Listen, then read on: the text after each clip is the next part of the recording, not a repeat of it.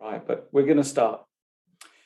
Okay, hello, ladies and gentlemen, and welcome to round 5 of the Prague Masters and Challenges, of course. We had a rest day yesterday, and today we're back with the action of these two fantastic tournaments.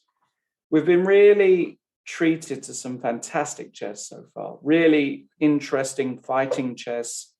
Even in the last round, we had 2 knights against pawn checkmates and all kinds of stuff, just fighting tooth and nail until the very end. And after the midway point, the situation is as follows. We've got Liam Lequang and Bintala Hari Krishna in the master section leading the way, closely followed by Nguyen, Navarra, and Vallejo. And in the challengers section, it's the German Wunderkind, the top-rated German, actually now, only 18 years old, but number 1 in Germany, Vincent Kaymer, leading the tournament ahead of Pechak Abdusaturov, who are on 2.5. Round 5 today, and I'm joined once again by the one and only, the greatest of Deutschland. That is. Don't overdo it, Lawrence. Hello, everybody. Lizzie, we've had an absolutely unbelievable tournament so far. Let's have a look at the pairings today and get your thoughts. So in the main section, we've actually got Hari Krishna against Navarra on board 1. What do you think about that pairing? That's very tricky because those two guys had been very, very close friends for quite a while. Those two guys had been working together, training together, and helping each other during tournaments for quite a while. So it's very hard to judge, to be honest, because for me personally, like to play against someone who I've been working with chess-wise, who is like besides a very close friend. Yes. It's not easy from all the aspects. Yes. So that's why I'm not sure how to judge that pairing, because I think it's not only from the chess point of view, it's also from the personal point of view. Yes. So I bet it will be, Hari actually is a very good positional player. He can try to push, but I don't think he will push too wildly today. So you think it will be quite a calm game then? I would suppose so, but I mean, I can't judge like how ambitious these guys are, like what is it about. I just know personally, like when I play one of my closest friends, it's difficult. Let's put it this way. Okay.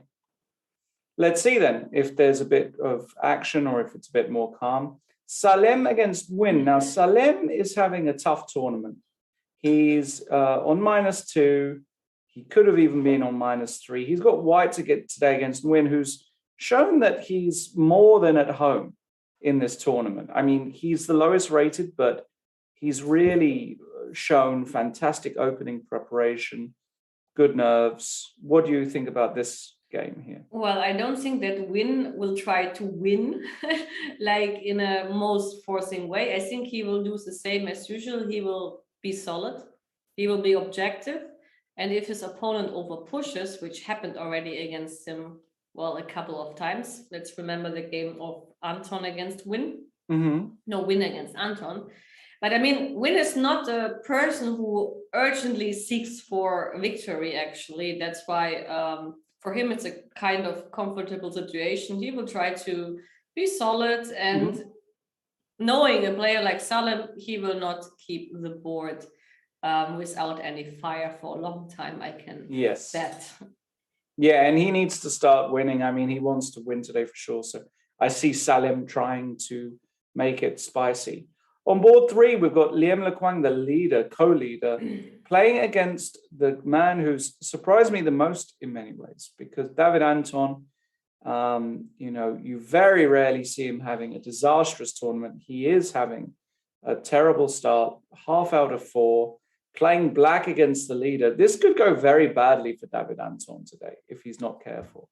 I think it depends pretty much on his approach, because in the previous Mm-hmm. games he was always, and really always, okay, against Vidit maybe not, but this was difficult. But in all the other games, he was risking a lot with his opening choice, and then he was risking a lot with his decision making Yes. in the middle game. So I think maybe it's time for him to try to not speed up on such a high level in the middle game. So maybe like it's a good strategy to be solid for once and to see what's going to happen. Okay, let's see if that happens. And in the remaining two games, we've got Vidit against Magsudlu. Vidit on, a very normal score, -1, hasn't really shown his best, in my opinion, playing against Magsudlu, who lost that incredible 2 nights against pawn ending against Hari Krishna, also on -1. What do you think about this one? Well, we have two very dynamic and active players, so I'm sure that this is going to be a very cheerful fight. Also, like since Makasudlu had a free day, it was maybe a good day to overcome this bitter victory, because okay, first of all, he lost with white. Second of all, he lost a position he never expected probably to lose. So it must have felt not so comfortable to be left with such a defeat like 2 days ago, but he had one full day to recover, so I'm sure he's back to the approach of showing some fighting skill in chess. Okay. And last but not least, Vallejo against Shankland. Now, Vallejo won a really interesting game against his teammate, compatriot, David Anton. He plays white against Shankland, who is having a normal tournament so far. Vallejo must be feeling good, though. So I'm very curious how that one will go. No, Vallejo probably recovered like his bitter draw from the first round. Now I think he also feels a little bit more the pace of the game, because, as you said there, you didn't have much practice in the last couple of months. So now after 3-4 days, you are warmed up, and now I believe that such a position as he had against Salem, he would not screw up again. Right. All right, and we'll have a look at the challenges as well very quickly as we go through. We've got a big game, Michalik against Kema. That's going to be very interesting. Michalik is not one to just try and make a draw. He's got white. He's going to try and push. Neiman against Sashikiran as well should be a very, very interesting fight. Abdusattorov Stochek as well. What a few games we've got here today. Should be great, as is Krisanovsky against Varmadan. Should also mention two very fighting players. And Pechak Hracek. Actually, this is like the most combative round in the challenges. A nice blend of players in each of those games. We'll, of course, keep an eye on those. Let's do as we normally do, though, which is start with the main event and board one. Hari Krishna against Navara. And we'll go from the beginning, Lizzie. We have got a Grunfeld, which we've seen this a lot already in this tournament. CD5, knight d5, e4, the main line, bishop g7, knight f3, and c5. This has, of course, all been played tens of thousands of times. And here we've seen bishop e3, but this time Hari Krishna goes for another line, the move bishop b5 check. He had been choosing against Shankland queen a4 check before the c pawn was moved. So I think it was without knight f3. Yes. But here, yes, bishop b5 check is another way of trying to release some pressure on the pawn on d4, I suppose. Knight c6 is not the blunder, apparently, because d5 here would be premature. Yeah, d5, I think, runs into queen a5 simply. And I don't believe this is anything. Although you still probably have to know your stuff here. I mean, this is the sort of position where a typical pawn sacrifice could occur, something like rook b1, you take on c3, and maybe you can just go bishop d2 and claim that actually there's still a pin. To be honest, I don't know. I mean, I remember that after bishop b5 check, also bishop d7 was a move, but I'm not so much familiar or closely familiar with the line with bishop b5 check, to be honest. Yeah, well, David is a very decently prepared guy. Anyway, he played knight c6 and Harry didn't do this. He castled. So clearly there's a reason why you can't just go d5. And in this position, David Navarra has just castled himself. And here, I guess the question is, because there's still quite a lot of pressure. Bishop g4 is in the air. So I wonder if actually taking on c6 is an idea, something like takes. I think I've seen this before, actually. I've seen this before. If you choose to give up a bishop, your aim should be to exchange the dark colored bishops as quickly as possible, if you can. That would help white from the positional point of view quite much. So there could be ideas like bishop f4 and bishop e5. However, I think after bishop f4, I can try something like bishop g4, and then it will not be so easy to force the exchange. So on the other hand, like if you don't take on c6, your alternative should be related to the move d5, I guess. Otherwise, on the long run, the pressure on d4 is too big. But as I said, I'm not familiar with the line. I know it exists, but that's about it. Yeah, I think I was about to say he takes in queen c2. This is the way it's played. You put the queen on c2 because you get out of this. And actually, if black takes and goes bishop g4, I remember I actually prepared this against Greg. I actually prepared this for one of my matches. I looked at this, at least, the move 95. And the point is that, if you move the bishop, white has gained quite a lot. Maybe just rook d1 or bishop e3, or even just takes, maybe.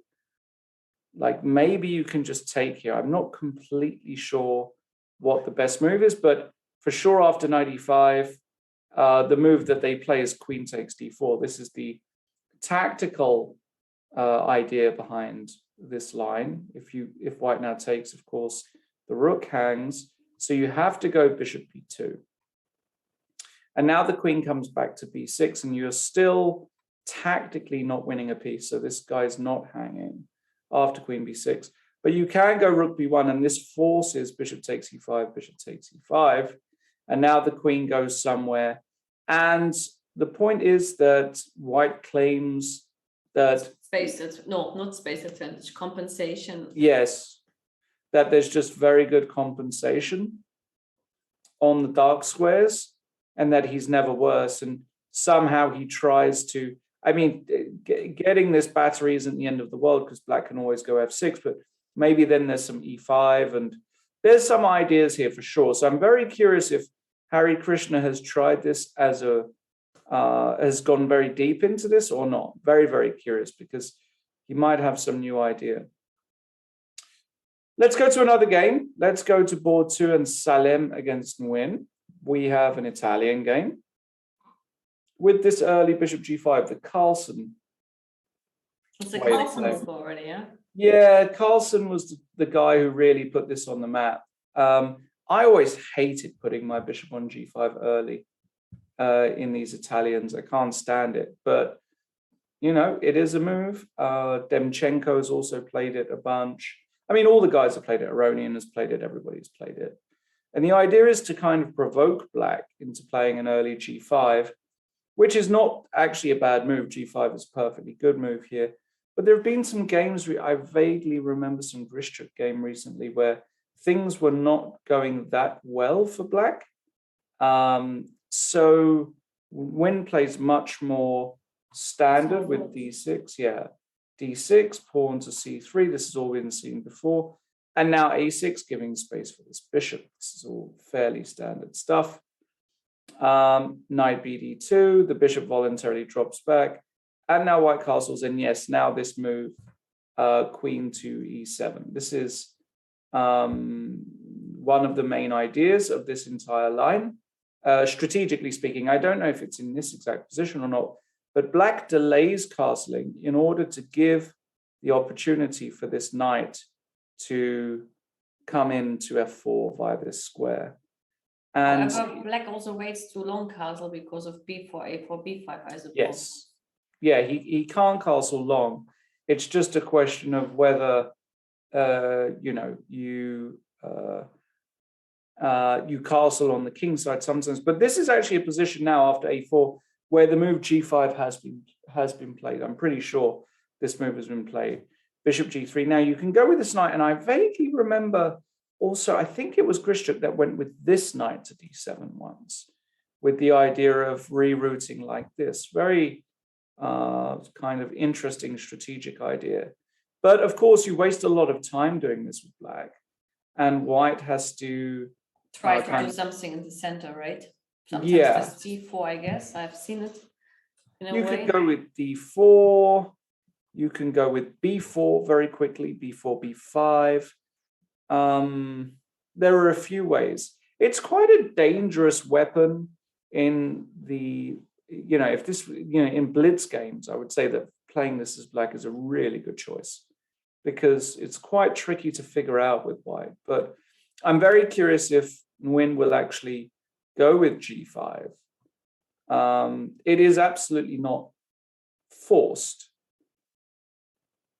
but and it's not his style because he's not the one who loves to push, right? Yeah, it's also somehow not his style. So I'm very curious. We'll keep an eye on that one. Le Quang against Anton. Now, very interesting. David Anton has decided to go for a Slav, which we saw in his game different against Slav. Navarra. Yeah, a different kind of Slav. But he goes for, you know, again, a very combative variation, the Botvinnik potentially, after bishop h4, the anti-Botvinnik, whatever it's called, with d takes c4. But Liem doesn't give him that chance and plays the very solid variation. Bishop takes f6, queen takes f6. So white gives up the bishop pair, and in exchange for that, he gets a very solid position, not too many issues with his position, and yeah, a very, very well, not let's say a non-eventful position at the moment. E3, knight d7, bishop d3, all being seen, waiting for the bishop to move before taking on c4. The same old idea. And we have a very, very theoretical position. Thousands of games played here. The main idea is to put the bishop on d6 and to try and play g6, bishop g7 is also happening. Yes, sometimes actually. Yeah, g6. Actually, g6 might even be the main line. You're right, g6. Yeah, to put the bishop on g7. Okay, white is very solid. Black has the two bishops, needs to find a way to break, but the position is in general, you know, obviously the majority of games do finish in peace.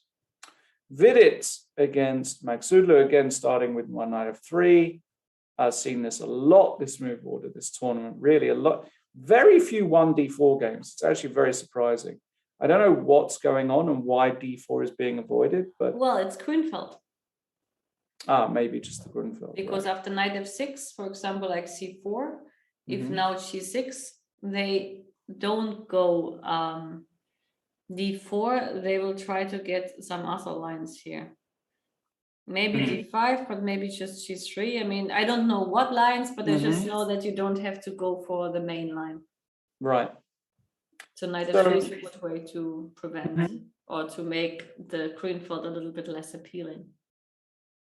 Absolutely. Yeah, so we saw c5, which I think is the first time we've seen this. Of course, also inviting white to enter a Sicilian, but Vidit says, no, thank you, sir. I'm going to play in English. And I'm going to play this line, d4, cd4, knight d4. And now a quick queen b6 by Parham. I've never played this with black. Have you ever played this? Could be that it's in some games, but I already forgot. So I never really did this as a main thing to do. So it depends against whom, but sometimes I like to get my opponent also out of theory in a quicker way. Because you could actually transpose into a lot of Sicilians, right? For example, it's a Maroczy bind, and this is not what you want when you understand that your opponent is also an e4 player. Right. Well, I mean, he's provoked this. So something like knight b3, knight f6, knight c3, e6. e4 is a very typical idea. Maybe you can even go a3 here just to stop bishop b4, but feels a little loose. I don't know. So I'm very curious what Parham has got cooked there. And in the last game, Vallejo against Shankland, we have e4, e5. We have a four knights with the move g3, not seen very much at all. But lately it became a little bit more popular, at least I think in the Blitz and the Rapid games, yes. And Vallejo, we have seen already, he is a guy who is not so much into modern lines at all. Yeah. Shankland goes for the principled line, which is to go d5, e5, knight d5, bishop g2. Now sometimes this is a threat, so black takes, and puts his bishop on d6. Very standard. Castles. Castles. And yeah, this position here is, by the way, I should point out actually that bishop c5. Yes, I also think that bishop c5 is a more fashionable reply. Yes. But bishop d6 is the old, I mean, when I think of the old theory, and John Ems, I remember John Ems did a fantastic book, 1e5 against, one e4, e5 book. He did a great book years ago. I vaguely remember this was the line he was promoting. Castles. Yeah, and in this position here after castles, I think the move d4 is actually a relatively it's not played as much as some of the other moves. For example, rook e1 is very popular, but also the move rook b1, just saying you can't develop your bishop yet. And then black normally plays rook b8. And the question is, has the inclusion of rook b1, rook b8 helped white? For example, if you now go d4, what are the differences? Some subtle differences there, but Vallejo playing this very quickly, so he should be expecting this stuff. d4, and now the move bishop f5 by Sam. This is a relatively unusual square for the bishop. I mean, bishop g4 is much more logical because of the pin. And now after d5, you can just respond knight takes e5. On the other hand, like if you play bishop g4, the first question is like, how much helps me or helps white the inclusion of h3? Yes. That's one thing to discuss. Because, well, I guess I can go back. Yes, but maybe, I don't know, you will need at some point this h3, g4 option, because if you don't play h3, then queen d7 is coming and you will never play h3. So, yeah, and here maybe d5, knight e5, g4 actually has to be considered, no? Could possibly be that this is one of the reasons why. But I don't really believe it. Bishop g6 takes. I mean, yeah, you can take on b7, but even if I trade queens, I'm winning a pawn back, I think. Doesn't feel like anything special for white. So, yeah, I don't really know, but bishop f5 is slightly unusual. It prevents queen d3. It supports at some point e4, but e4 is never in black's desire because that pawn can turn out to be very weak. So maybe bishop f5 is also like hitting a little bit on the pawn on c2. And bishop e6 is never really working. Bishop g4 you may not want because of h3. So bishop f5 is a good alternative maybe. Right. For this reason. Very possibly. All right. Well, some interesting games. Again, a completely wide array of games. No game is similar to the other. Let's look at the challengers. On board one, we've got Kamer playing black against Michalik. We had a bishop b5 check, Sicilian, Moscow, 97 castles. This is definitely not the most popular move at the moment. It was the old popular move. d4 is very popular. a4 is very popular. And my favorite, bishop a4, is also very popular at the moment. But castles, not so much. And after a6, Michalik plays the kooky old way of playing with bishop d3. This is a pretty cool line. There was a great game years ago, I think it was in the Sinkfield Cup, between Carlsen and Nakamura, where after knight f6 and rook e1, this bishop looks very strange here. And it looks as though you can punish it with the move b5, but then the idea c4 was unleashed by Carlsen. I think there was Carlsen Topalov as well. Is that some kind of continuation with rook b8, a3, and g5? That definitely exists. I mean, even g5 here, if I remember, exists. But one of the key starting games was that if you take and play e6, it looks like a Sicilian, but after d4, black is actually in really big trouble. He's got a few more weaknesses than normal. And there have been some games that show that black is actually suffering here. So Vincent, of course, knows this, and he plays a very solid line instead, e6. And now Michalek moves the bishop again, just to get out of the way. And now Vincent plays in a very flexible style with the move b6. I don't mind this move. I think this is quite a good move. And now Michalek does not miss the opportunity to set up his Marocci with c4, bishop e7, and knight c3. We have a hippo / Marocci, a very common structure. But black has a lot of tempos up, right? Yeah, black might have a few extra tempi. That is true. I wonder if Vincent is seriously considering g6 here to be able to get a double fianchetto and claim that the extra tempi that he has, he allows him to play this move. Or he can play the other move, which is a really nice move in this position, the move knight e5.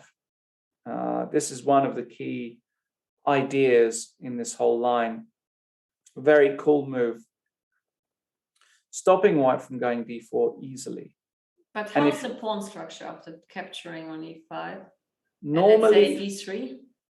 Yeah, normally with this big hole on d4, black is normally very comfortable with the space advantage, from what I've seen. But what's really interesting is Michalek has very quickly gone d4 anyway. Now, this is definitely the critical way of playing against it.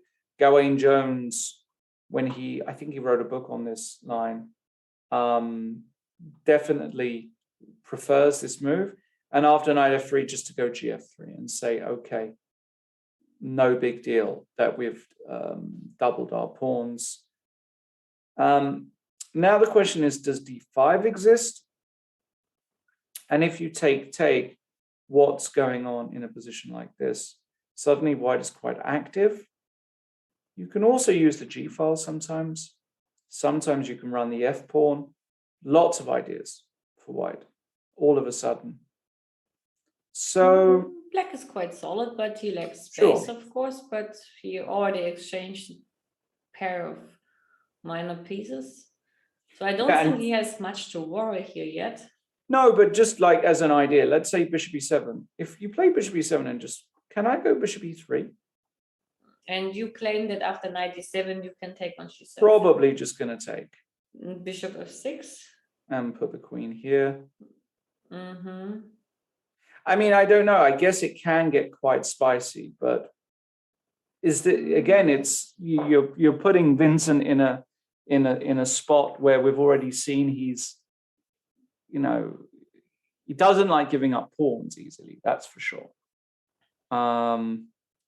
So this is an idea, absolutely. Yes. And if you can't play bishop e7, you can try like rook c8. Yeah, but it feels a little slow somehow. I don't know. b3, let's say. I don't know. But now b3, the knight on c3 is a bit loose. Yes. On the other hand, you can claim you play with bishop a3 at some point, and this or bishop b2. White's got a lot of space, right? I mean, yes, it's easy to play for white. I totally agree. So I'm not completely sure, and again, I'm not sure if this is theoretical or anything like that, but I think it's a really good choice by Michalik.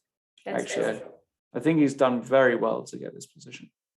Let's look at the next game, Neiman against Sasikiran. We had an English opening, famous kind of English, with the double fianchetto. So black has got a nice center, but white claims that he's almost ready. Like a Sicilian, no? Yeah, it's actually a Sicilian reversed. And we do have a Sicilian dragon reversed. That's dangerous, I think, from the black's point of view, because, for example, like, okay, Queen C2 was played, which for me was a surprise almost. Sometimes you might have ideas like Knight B5 and Rook takes C6. It's a dangerous position for black. More dangerous than for white, probably here even. Even so, when you play it reverse, it's the other way around. Yes. But this tempo may, of course, be useful. Yes. Black, of course, can think about trying to initiate a kingside attack, but at the same time, white is very, very quick to initiate his own ideas on the queen side. Knight e4, knight c5 is typical. A very quick d4. I wanted to say d4 is actually interesting because now we have it in combination with knight b5. So black should be aware of the move d4. Yeah, something like h5. Probably d4 exists. And if I take with the pawn, just go knight b5. d3. Yeah, this is a typical idea to give it back. I guess I take. And you can't take easily with the queen because of knight takes a7. No, I wanted to play like king b8. King b8. Now I have bishop f. Oh no, sorry, I don't have bishop f4. Sorry, but now I have. Can I play this knight to d? It gets. Maybe I can't. But I do like this counter pawn sacrifice. I do like it. I have seen it. And if I do this, you take. Can I take with the bishop?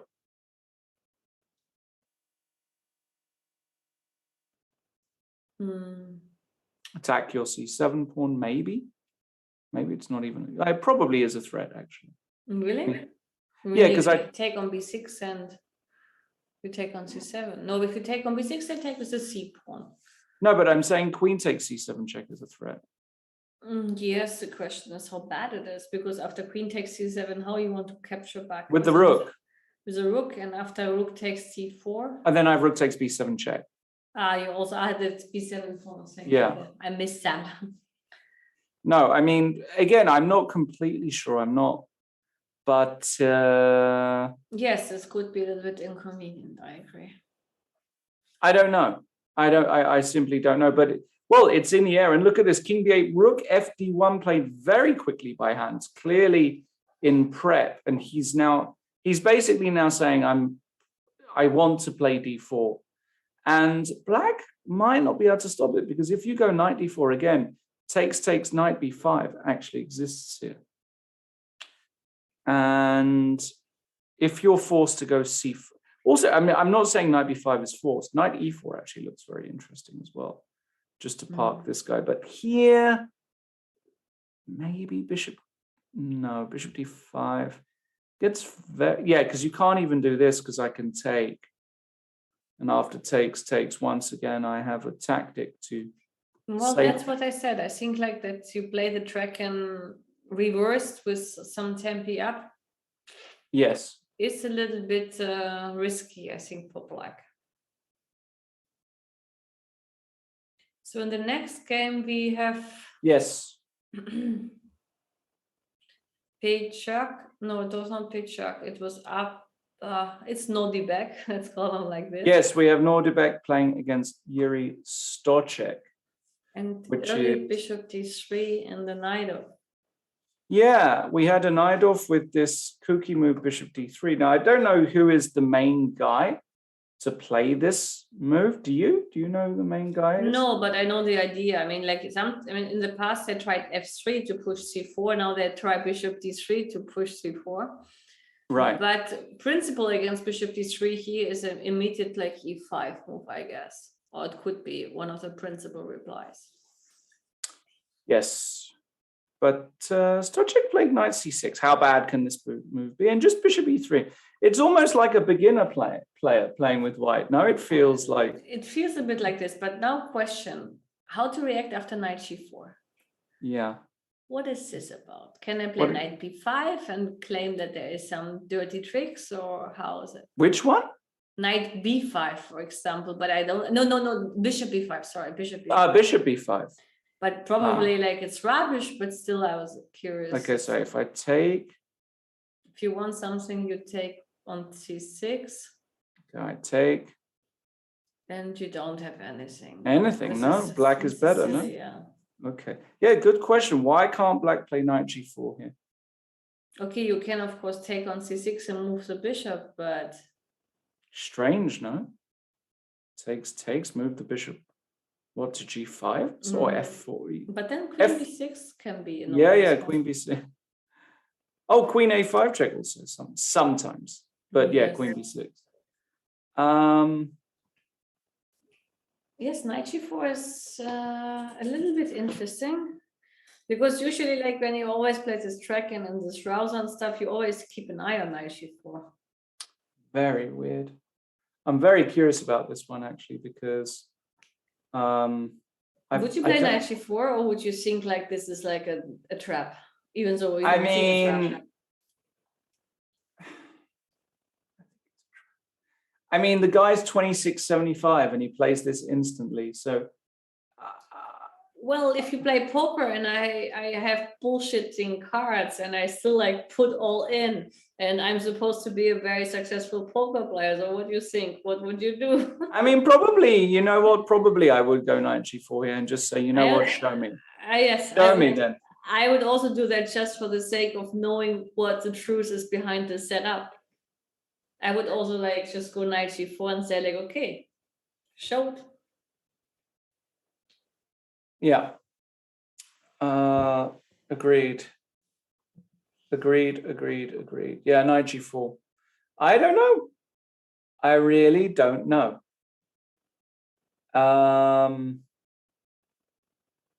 Let's see if Stochek plays it. Next game, Krzyzanowski against Warmadam. Another Reti to start. This time a fianchetto, double fianchetto, symmetrical position. And here, Max Warmadam, of course, does not go for c6 and d4, d5, where white has got ample options to... Krzyzanowski had this position, not this one, but the one like with c6 against Nordibek. That's right. I think Warmadam prepared either this line, because he also plays knight bd7 and e5, yes. And queen c2 was played in the first game. Yes. But of course, e4 is more principle. Yeah, we saw queen c2, well remembered. e4 is the main line of this fianchetto. Takes. This is all in play. Taking on d4 is not the most popular reply. I mean, one of the tricky replies here is to play with c6, h3. And now something like queen a5 is very tricky. And here I think the majority of people, they, oh, now I have to lie what they do. You see, that's how I tend to forget things, unfortunately. Oh, there's loads of lines here, like rook e1 is a main. Yeah, something like rook e1 is one of the main lines. Rook e1, rook e8. There's tons of theory here. But yeah, taking on d4 is playable with knight c5, h3, rook e8, rook e1, protecting the pawn, and now h6, simply preventing any bishop g5. Rook b1 is... No, it's prophylactic move. At some point you want b3, maybe you want b4, but you want to get out of any kind of issues on the diagonal. Yep, and a5, b3 has been played. And we have this position here, which, you know, is going to be a long game, I think. It's one of those where you can't really force things with black. You have to see how white sets up, but well, I say he doesn't force things, he just goes a4. So what is this move? Why can't I go b4 with white here? Well, before is like, it's not like that. Before is changing like much or black is lost.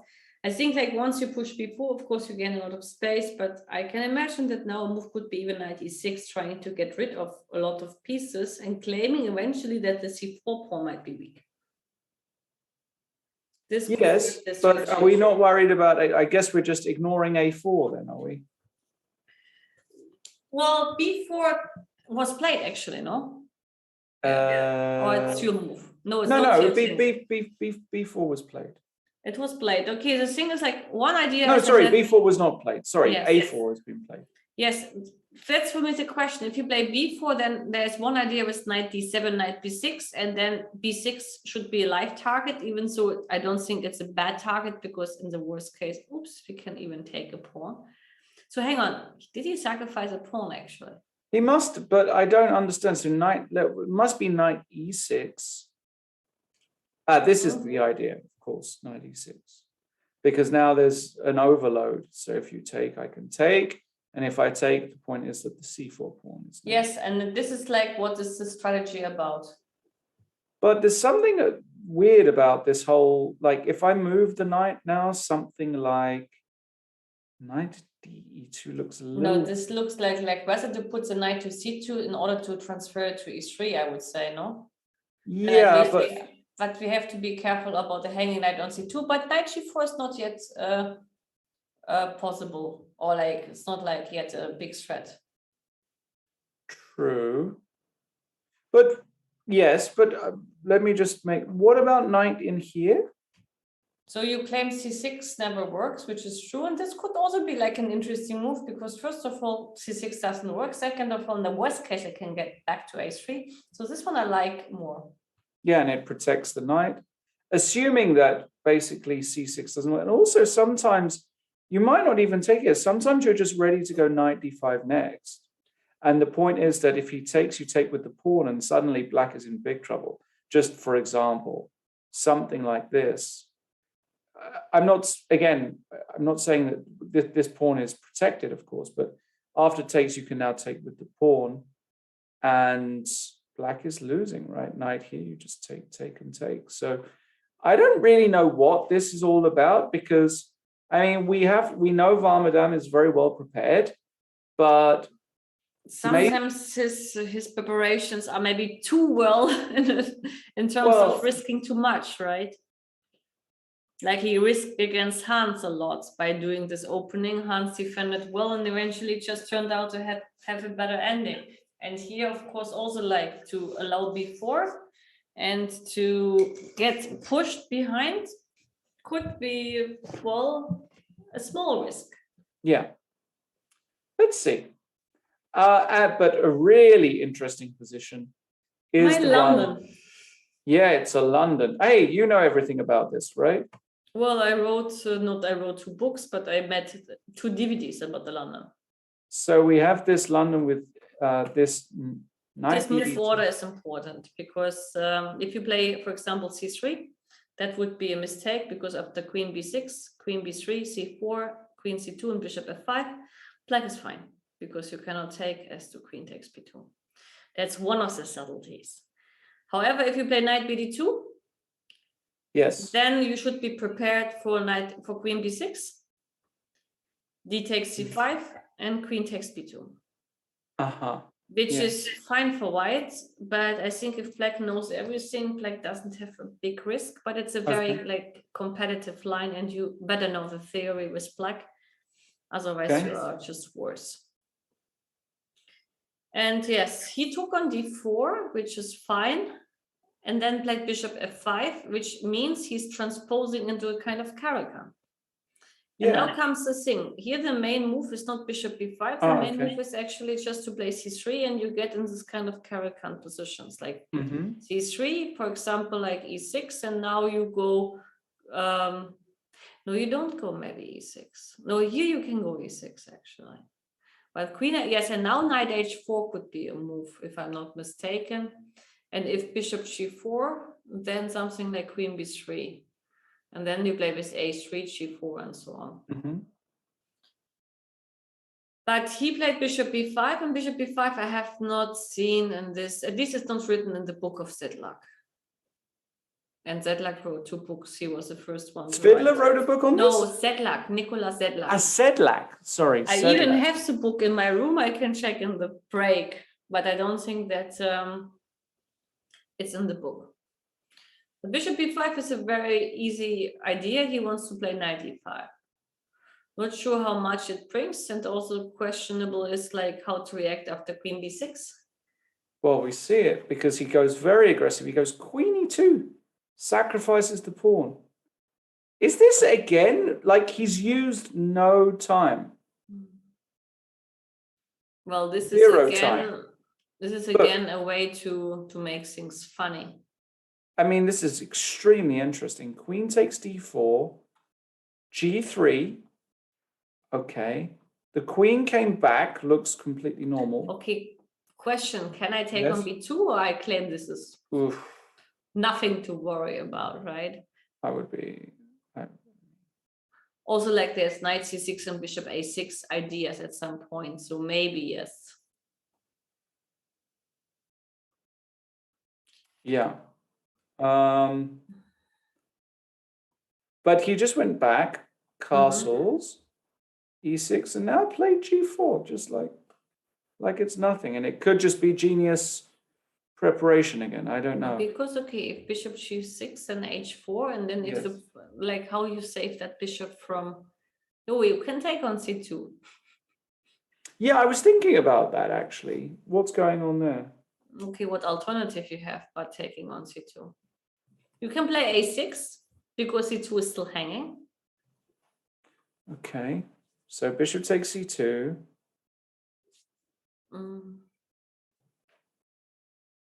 Okay, we can go rook c1 now. This is and yes, the bishop doesn't have squares. Yeah. So actually, this is a bit dangerous for black. Also, compared to other lines, you can't go bishop d6 because of the simple, oops. The simple takes and we win a piece. So what is black supposed to do here? What is black actually supposed to do in this position? Is this kid just a genius and we just... Well, the kid at least comes up with a lot of new opening ideas. I mean, incredible, yeah? I mean, he's played everything like just playing quickly. So it's just no surprise that this is in his notes. And actually, black has got a... This is actually a really nasty position for black, no? Possibly. But he does have an idea. Let's say I go bishop e7. Okay, h5, and I take. And I put the bishop on e4. And I cannot play f3. g5 probably is just crushing. Crushing is a big word, but it's dangerous because you don't have a square for the knight, no? Could be just crushing. Maybe a big word, but maybe Can I take on h5? Or you take on c6 with a check? What is this move? Well, queen h5, queen b5. I thought like I'm doing sheep tap. Oh, no, yeah, I take here and take here. But actually, you can maybe even take immediately because f7 is hanging. Oh, and also but, f7. Yeah. No, if you have to go knight d7 with the bishop on e4, takes. Ugh. Some check and king e8. I mean, this is just a catastrophe for black, losing. Yeah. Wow. The good old London. You're going to have to update your DVD with this line. My DVD is 5 years old almost. That's all right. But actually, like, you know, what is maybe interesting in this moment to mention, can you go back to the first move? Yes. The very first move, to the initial, you can get, for those who actually are interested in getting exactly this position, and they play against players who are playing the Caro-Kann, they can get it also by forcing them by the line e4, c6, d4, d5, take, and bishop f4, and you get to the same line as if you had started with the London. So if you're interested in this position to get it on the board, and your opponent turns out to be a Caro-Kann player, then you can also force him to get the very same position in the Caro-Kann, and you don't need to start with d4, where your opponent has many choices to face London. Just this as a side note, because you get into this exactly same position. There you go.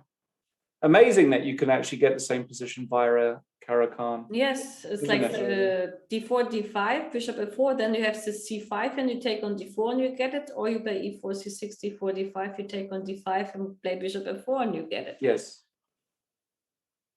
By the way, the move a6 has been played. This looks incredibly slow. Okay, but the idea is very clear. First of all, I get rid of the pin if you take on c6. Yes, which I probably am. Okay, so I take, and the idea now is that you want to be able to take, right? And then I have bishop a4 and bishop h5.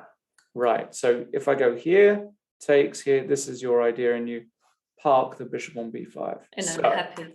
And you're happy. Does it take a lot to make you happy, Lizzie? Well, I'm a very modest girl from the eastern part of Germany, so we are not spoiled by birth. Okay, would the move rook to c1 make you happy?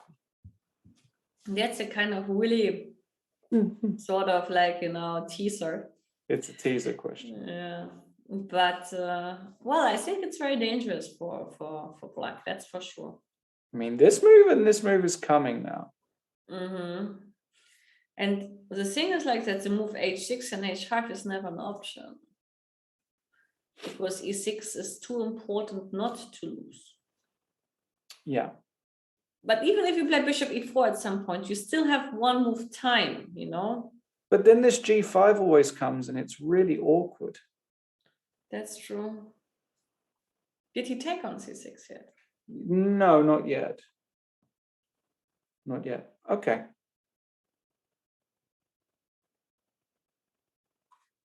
So this was the last game from the challenger group? Or I think this was the last game. did we miss something?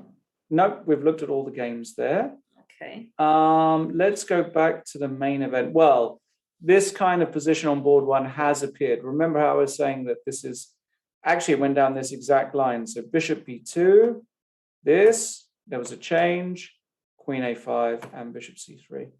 And I told you, Harry will never lose, risk to lose, and he possibly can't lose this. It's difficult to lose this as white. Yes. Queen c5. Okay, so this is just an important moment here because the queen's got a lot of squares, but just to illustrate, let's say the queen came back to c7, very normal move. Now I think white's idea is to go bishop a1 and to be able to just tease this move, basically. Yeah, that could be an option. I don't know, which is why the move queen c5 makes a lot of sense. Pinning here just for the moment and making white's task a little bit more difficult. But still, it seems that Harry's in book. Yes.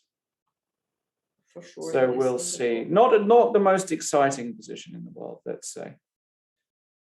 Salem.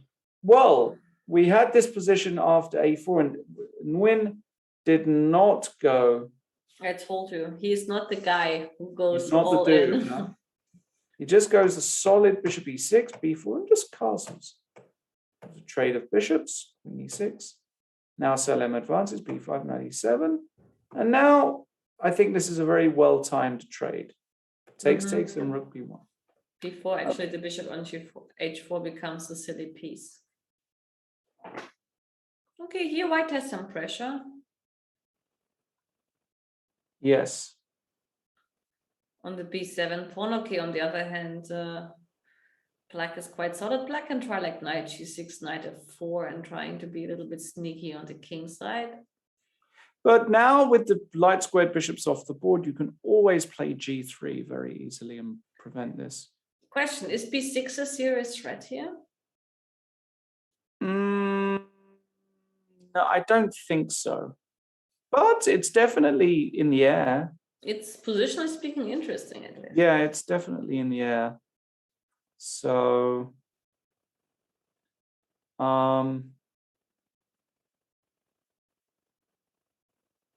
yes, it's certainly interesting. I don't know. There are lots of ways to play. You can go with b6. I don't think you ever really want to take. The question is, do you want to expand in the center with d4? That feels like the most classic way of playing this position. I like white's position. Yeah, I think it's easy without the risk. But black is not doing bad. I agree. I agree. Okay, next game very quickly, Liam Le Quang. Okay, we had it was this very well-known line with e4, and then very important to go e5 here is black. If white plays e5 and knight e4, it's not nice. Yes, you have to go e5, but now white can respond d5, knight b6, bishop b3. I'm sure there's been a bunch of Iranian games. This is actually a well-known position. Yes. Couple of games here. Rook d8, h3, and a5. Pretty standard as well, gaining space. Rook c1, not threatening a4 just yet. Bishop d7. Now maybe some a4 might be a threat, so he gave some space for the bishop, and the bishop sits on a2. Looks like a perfectly pleasant position for white. I mean, I like white here, but also it's not that easy to suggest. I mean, there's a plan here for white doesn't come easily, I would say. Do you know what I mean? Like, what is the next move? Well, I think from the logical point of view, the queen on d1 can be placed better, and the knight on f3 is not doing much. So, I mean, like one aim could be, even though it's a long aim, to get to the knight from f3 to c5. I know it's a long route. Long way. But it's interesting. Like you can start with rook e2. Idea could be rook d2 to get some pressure on the d file, and the other idea is knight e1. What I think is maybe problematic that even black can play at some point h5 and bishop h6, which may be helpful to be a bit prophylactic against. Yes, I like this move, h5, bishop h6. It's important to him. The other idea is to get the queen to e3, like to start with queen d2. And then trying to place the queen to e3 and put some pressure on b6. Because this knight is a little bit loose, huh? Yeah, so this I can, well, suggest as possible plans for white. Possible plans for black? I don't know.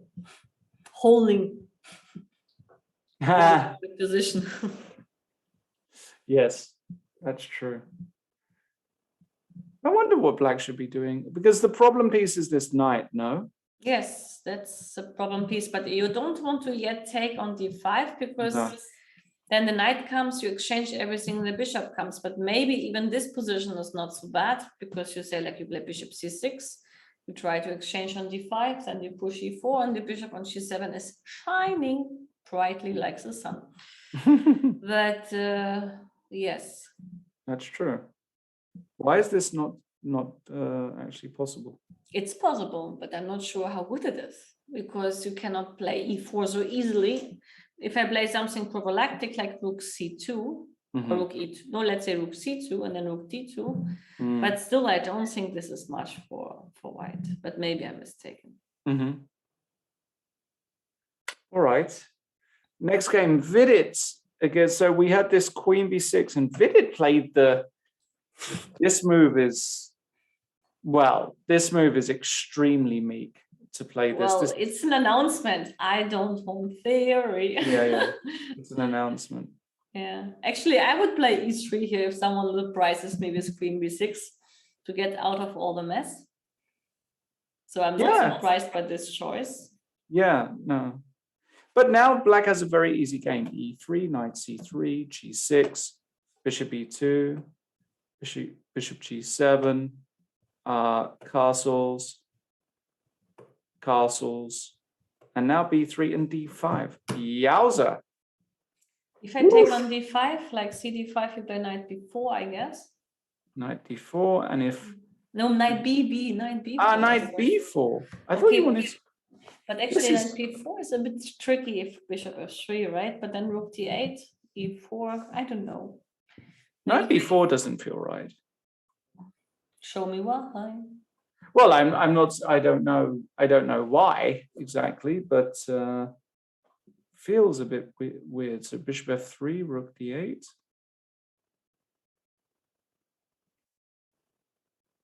Maybe. And e4, knight e4, I thought, because I indirectly attacked d4.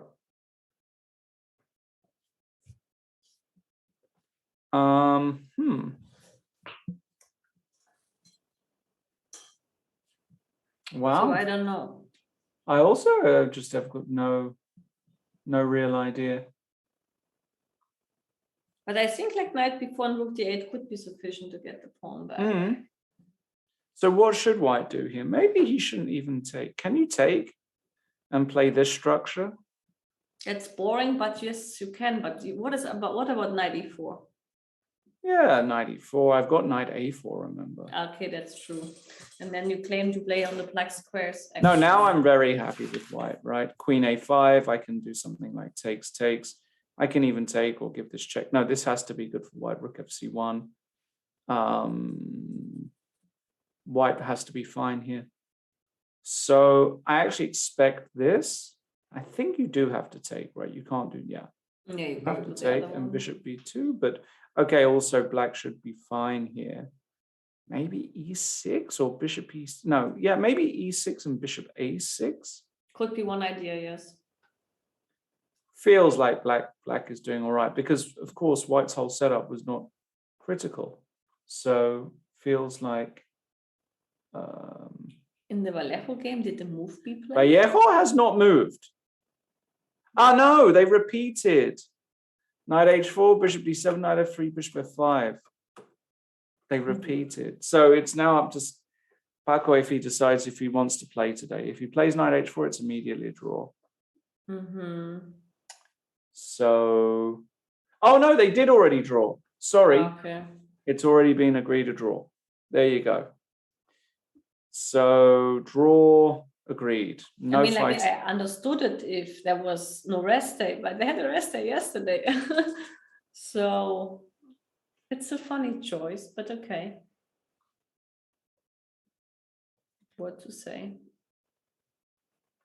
Okay. Well, maybe he had a big rest day, knowing Paco, you know?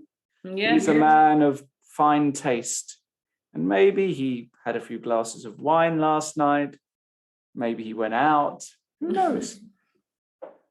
It would not be surprising. And girls from the Czech Republic are very pretty. Well, let's not talk about that, huh? Because my Paco, he's a saint. He's a saint, I tell you. He is a saint. Okay, I think now is probably a good time for us to take a short break. We've seen all the games. One quick draw in the Masters, all the other games still going on. Lots of fighting. I think today is going to be a big Challengers Day. That's where I see a lot of the decisive results. So we'll be back in, well, just a few minutes, assuming we're ready to go for the break. I'm very curious to see what happens in this game, especially because we've got real action here. By the way, interestingly, he didn't go b4, which for me is just, I mean, I don't understand how this move is not played. It's just the strategic. Well, I understand. Okay. The worry is the pawn on c4 on the long run, and it's hard to judge how much you have to worry about that. But okay. Okay, he just decided to go knight db5, and after takes. Now the black enjoys the a file. I mean, I'm not a big fan of this decision by Krysanovsky. And we did have some knight g4. So after bishop e3, e5, there was takes. Bishop e3, e5 by Stochek. So not knight g4, he went e5, takes castles, and now knight g4. And the bishop just comes back to d2 and rook b8, attacking this pawn. Well, I don't know. It's a game. It's just a random game. I mean, Abdusattorov clearly just saying, let's play a game of chess. So let's see. All right, we will take a break now. Be back in a few minutes. Don't go anywhere. See you soon.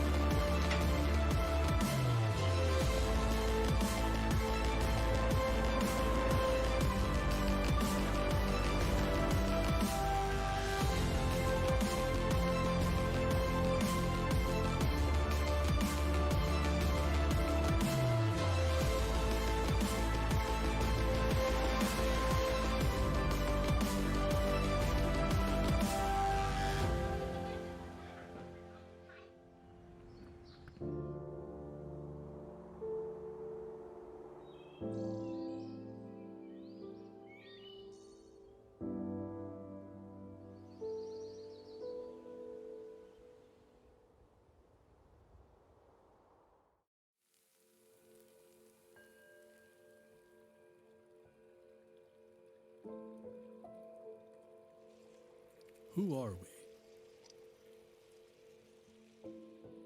As a company hailing from Bohemia, it is easy to assume we are a glass company.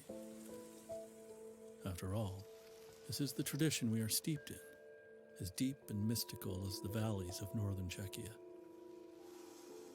And while it is true, it is incomplete.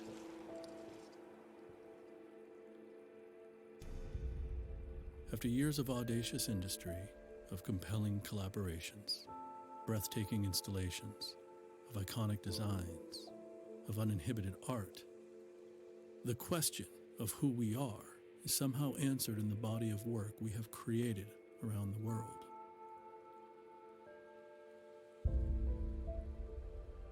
We are not a glass company. We are a spatial company.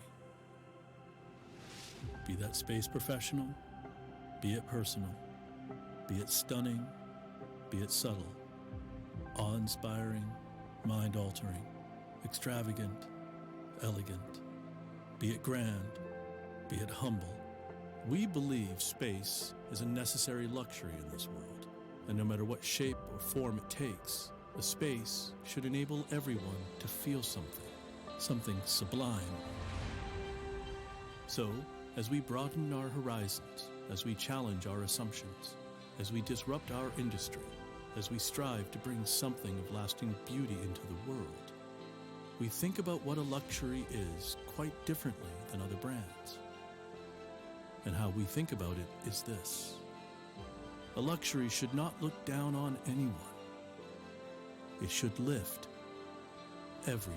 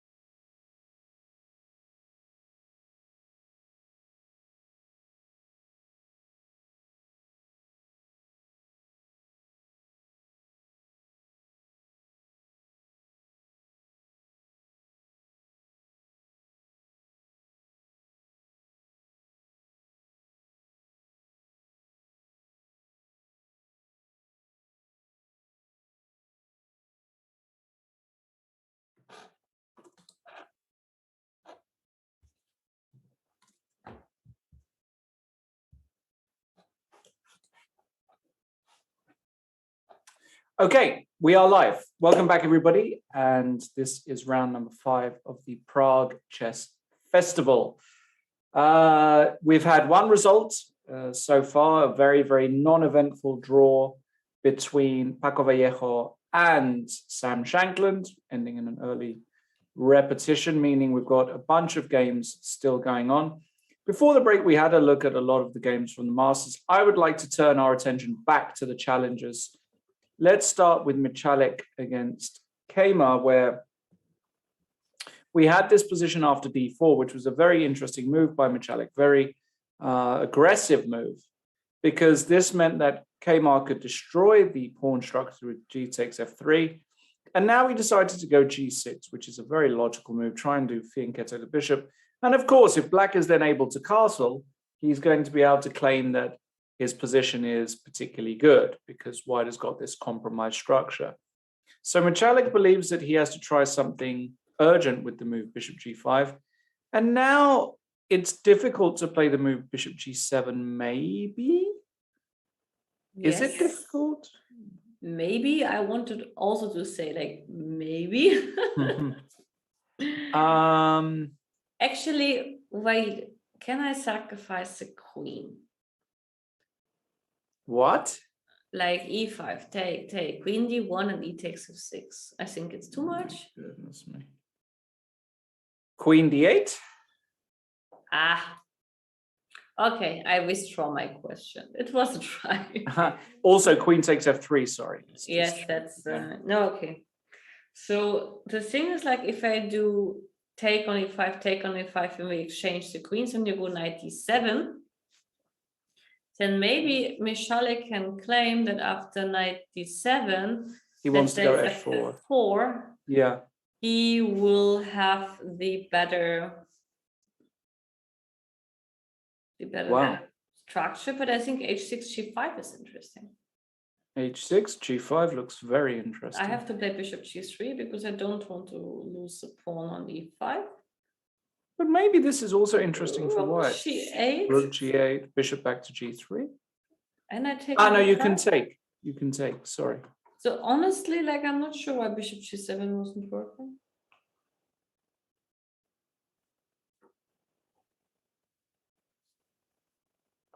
Tell me. Tell you? I don't know. I don't know. I don't know the answer. Queen a4 check. Yeah, I was also looking at queen a4, yeah. Queen d7. Which is not the only move, but let's assume that.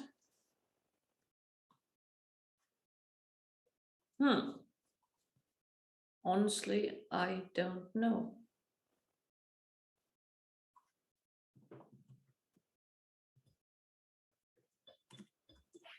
Really have no idea. But what's happened in the game is extremely interesting, actually, because he went bishop e7 and bishop h6.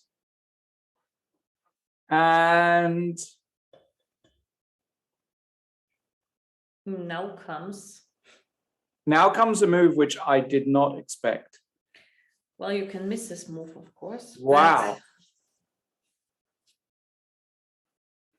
Black has a very simple plan. Rook g8 and rook g6 and bye-bye, my PC piece. Rook g8, rook g6, just threatening to win this piece. And I cannot play g5. I cannot take because of rook g8 and h6, I suppose. Just the pin is going to win the piece. So suddenly, hold on. Actually, what do you do against this? Looks very dangerous. Okay, I have a couple of candidate moves. I have e5 to try. E5 I was looking at, but if I take. And if I take with a rook. And go knight h5. Yes, it doesn't. Well, you can go rook e3 and bishop d3. No? Rook e3, knight f4? It looks suspicious. I agree. It looks horrible for white.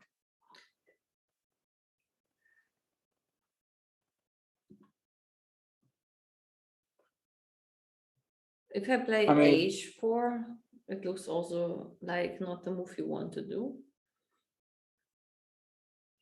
F4. Oof. 4 looks like a death knell. I hate this move somehow. No, F4 looks wrong, but still we have to try. Of course we have to try. Because it looks quite suspicious. Opening that long diagonal. Okay, so I take.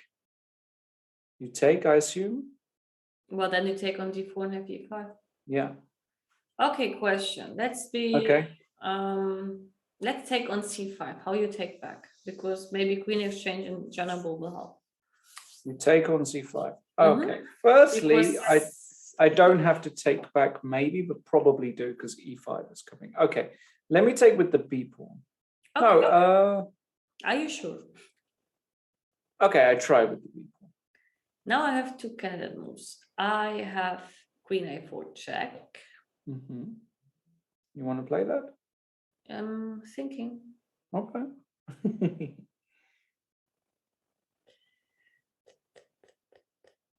Because, okay, I have to save my piece.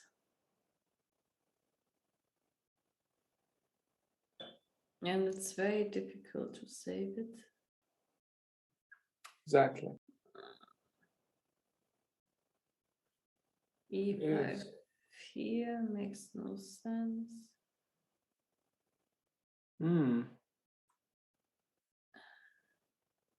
Yes, I agree. It's difficult. It's actually. really difficult to actually just find a continuation here for white. What a fantastic move by Keiman. Michalik now really with a difficult task. Well, you have to play f4 at some point. I don't see a solution. Maybe dc5, bc5, f4.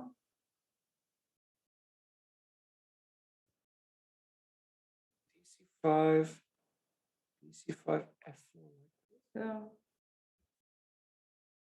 Something like that. Even these positions are like, even positionally, takes, let's say check. I guess you go king h1. Yes, otherwise you mean like after bishop g3, h5 is coming, right? Yes, and now maybe just something like knight g4, controlling this square. But I don't lose a piece. You don't lose a piece, Lawrence. that's true. You don't lose a piece, that is very true. So that could be one of the ideas Yeah. behind it. But I would be very happy here with black. This is a wonderful Sicilian. All right, so Michalik maybe has some questions to answer. Now, what happened in the Neiman game? Because he did finally get in this move d4, which we were talking about. Very powerful break. And here, Sashikiran decided not to win the pawn. So the assumption is takes, cannot be good for black. And Knight b5, no? Yeah. Because you cannot take on b5 because you're made on c7. Mate. And now d3 just runs into the very easy rook takes d3. Yes. So that's why. So that's why he took on c3 and now made the positional pawn sacrifice, e4, queen takes e4, and bishop f5, claiming he can get some light squared control. But queen f4? Well, I'm not convinced, to be honest. I'm also not convinced. It's a central pawn after all. I'm really not convinced.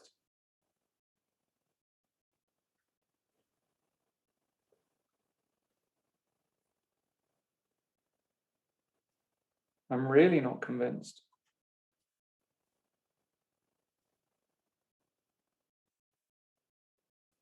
No, I don't believe it for Krishna. I just don't. There's something about it. A pawn is a pawn. Like knight d5, queen d2. Where is the compensation? I don't see it. I just don't see it. Yes, it's very difficult to say. It's just a pawn, and actually, I don't know, but I mean, like I told you like beforehand, that to play the reversed dragon and tries the same like with the setup like for white, but you have 2 tempi down because he played knight b6 as 1 tempo loss, which is not played in the dragon. Yes.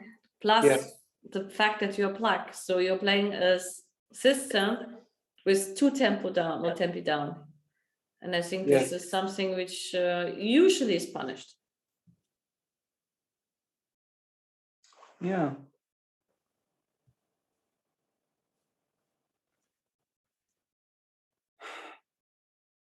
No, I think Krishnan is in big trouble.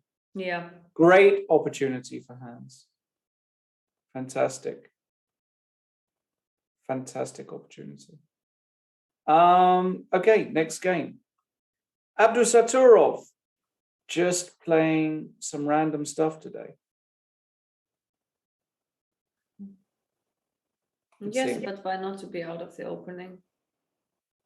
Even though the choice is quite unusual, but he gets some kind of Sicilian with some blockade in the center. Yeah, it's a random Sicilian position, but feels as though Stochek has got a pretty fine position here. I wonder if he's thinking after h3 whether to play h5. Yeah. It's typical Stochek style. Likely it's very dangerous now to take on g4 because it's very hard to prevent. But it's interesting even. So if I play g3 here, am I mated? Probably not. You don't get to h5. I can't get anywhere.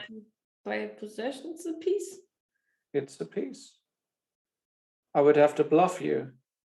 Well, you bluffed, but I didn't believe your cards.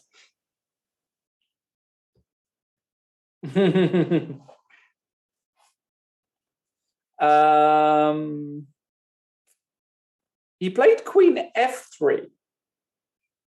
I like this move because I was thinking about it beforehand. Idea is simply to play h3 and queen g3 and claim that you have some attack against. No, here I wanted to play h3. H3 simply. But then you play h5. And we have, but then I can play knight a4 perhaps, and then it's not clear like how long you. But why can't you just take a pawn also? Well, actually, yes, I take the pawn. I agree. Unless you're Stochek now and you play f5, you know, and then is like all in. Yeah, but he might be all in soon, Stochek playing like this. I mean, like if you take on d5, I play f5, but probably like I can even take on f5 now. Queen f3, queen h4. Okay, instead of queen h4, can I play f5 immediately, or you just sacrifice everything? Yes. Right? I think so. But I'm just trying to think of a more normal way to play this position with black. Define normal when you are a Stochek. Like, what about castles? Oh yeah, that's a very normal move, especially for him. E5, f5. Is this possible? Yeah. Looks pretty possible to me.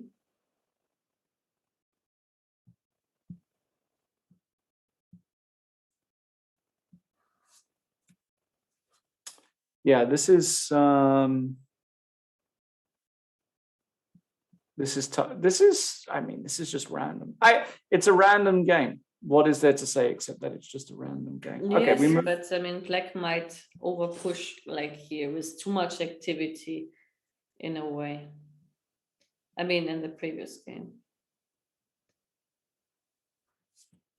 Here, actually, like we had what we expected with the knight on d5 coming. Yeah, it's one of those typical positions where the knight has found a place on d5, and as you said, knight d5 is coming. And I have to say, these positions tend to be very difficult for black in the long term. Yes, for this reason, probably like Krysanovsky never played before because he didn't want to get like a problem connected to the c4 pawn. And here he can play b4 still. And this is like something, of course, which never runs away for him. Yeah. No, I like white's position. Yeah, It's solid. You can't play c6. That's one of the things which is quite annoying. But honestly, like this kind of choice, if you play the King's Indian line against a fianchetto with 97, e5, I'm not convinced. Even though you have some dynamic chances, but I mean, like only because you play against the weakest player of the tournament by rating, it's not a justification to always try the most dubious lines. Absolutely. Totally agree. But okay. Yeah, I like it for white. White has nothing to worry about. I mean, some plans with black could be sometimes to play h5 and to push h4. This is one of the common things. Maybe h5 actually is a good move here. What do you think, Lawrence? h5 I play. I think that's what I played. It was just late. No, you played it, right? No, I played it. Okay. So what do you think of h5? You like it? You know, I mean, like my idea is h4, and if you play g4, then maybe I'm getting hold of the square f4. So, and if you play h4, you give me the square g4, which maybe is useful. So h5 is a move which is actually here very decent choice. I like it. I really like it as well. I think it's a good move. Because you think twice if you want to play a move like f4 here or not, because you may get issues with h4, g4, and something like, I don't know. Yeah. Sometimes there's a sacrifice on g4, right? That exists sometimes. Yeah, I like this move, Lizzie. I think it's a good move. Yeah, it would fit to the spirit of this position. Yes. Okay, maybe we go back to the A tournament. I know we had the most thrilling game left. But there is this amazing game. What happened here? We had he won a piece. So what happens? So bishop e4. So we had this a6 takes h5. He pushed this, and now he just sacrificed the piece. King h2, bishop f5. That can't be enough. This has been a huge success for white. Queen b4, c4. No. Bishop d6, bishop g3, solid as a rock. I don't believe it. How much material has he got for the piece? 2, 4, 5, 3, 6, 7, 2 pieces, 2 pawns, not quite a lot. You can claim that his king is slightly preferable in the center over h2, but I would really underline slightly. No, but this is like, usually the rule is like that the piece is more valuable when A, you don't have a king's problem, which is not really the case, and B, the pawns are not having any impact. And here they don't. Why are you smiling? It's just I just love the way this guy plays. I mean, he's original. He plays exciting chess. He plays dynamic. He's like the sort of player I would love to be. You know? Yes, he's a player where you can copy a lot of new opening ideas, which might be great. I'm definitely going to copy his ideas. I'm definitely going to copy his ideas. No, I just don't believe that. I just don't believe that black. I just don't believe that there's sufficient compensation here for black. No, I don't. Not in the real. I mean, I don't know exactly. Even here, like it's not clear how black should continue. I don't even know what I would do here as black. Rook g4 or some. It's all random. That now random. You have to make it random, and yeah, I don't believe it. Actually, I'm just checking the evaluation of this position, just for the curiosity, and I can tell you it's only. I mean, it's a weak engine on the app, right? I mean, not weak engine, but it's not the advantage for white. It's like plus 0.22. So it's not as huge as we thought. Because how much only? Plus 0.22. 2.2? Or plus 0.3. Now it's getting up to plus 0.3. Yes. Maybe with the deeper engine we have plus 0.5 plus 0.6, but this is all what we can hope for. Okay, I mean, let's evaluate the position according to the rules of evaluation. King safety, it's a plus for black. You agree? Yes. Well, clearly, clearly. Then the next thing is pawn structure and material. So material is a plus for white. Pawn structure is a plus for black because we have total control of the center. Of course. And activity of pieces, black cannot complain either. Yes. So objectively, the only black has got the better position. No. I wouldn't say that. But objectively, the pluses black have for the material are not. No, the pluses black has for the material are quite good. And for this reason, we cannot say that this is a plus minus position because the king on h2 will be weak forever. And the king on e8 compared is quite safe. That's true. But you do lack a piece as black, right? No, I like the piece and I would clearly prefer white here from the practical point of view because black is in the need to prove. And it's always like, some people, of course, the dynamic people, they love to prove all the time playing down this material. But I'm not like a person who loves to always show why I had sacrificed or why did I lose some material. So I would prefer to be the one. Who would you take in a blitz game here? Black. You would take black? Yes, because in the blitz game, actually, king safety is very important. And it's totally underestimated. But only in the blitz game. In the rapid already, like I would take white and in classical too. Okay. Oh, actually, we had some moves. Wait. So he took on g3. Which looks to me wrong.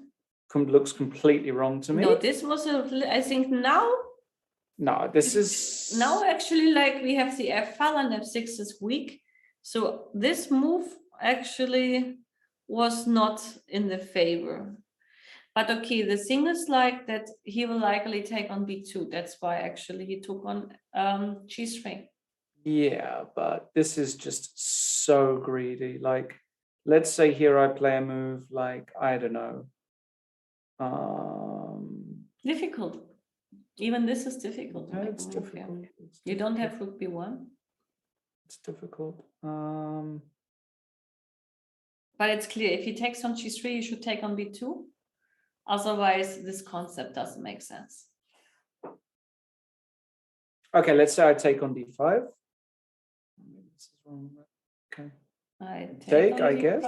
I take on a6. But now you're telling me who's greedy. No, I'm not. I'm trying to checkmate you. If you go rook c2, I might be able to just win a rook. Maybe. And you're not afraid that you're mate first. No, like let's say here I give check, I take, and if you take, but you have queen d4 check. I was looking at queen e3, rook f2, and there are no more checks because I protect. But this is already a draw, no? Queen d4 is all. No, queen d4 is just a draw. Yeah. Yeah, so I've got to be a bit careful. Okay, so the queen takes b2 is on the board.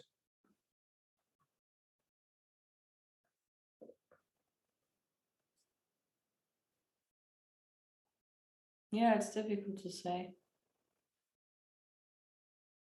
I mean, Hacek has for sure compensation. Yeah, no, I mean long-term compensation. Well, the point is, does he survive the long term here? I don't know. And again, this line is not forced, so maybe White has got another way of playing a move like rook f2, queen e3 looks like a nice kind of trying to control some dark squares. Maybe try and play knight d4. Rook f. Sorry, we can't go rook f2 because we dropped the rook. But no, I don't believe it. But yeah, stranger things have happened.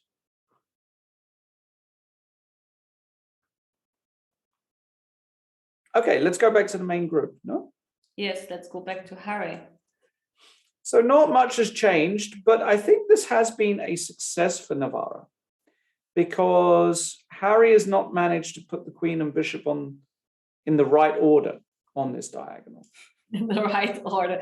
You mean the battery, like usually, like, yes, the battery should be the queen ahead of the bishop.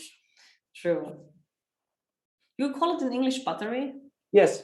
Yeah, okay, I was just worried. I mean, like sometimes you cannot translate 1-to-1 That's Yes. why I was wondering. No. So No, I think actually black is doing fine here. yes. Maybe even black is playing already for something. I don't know.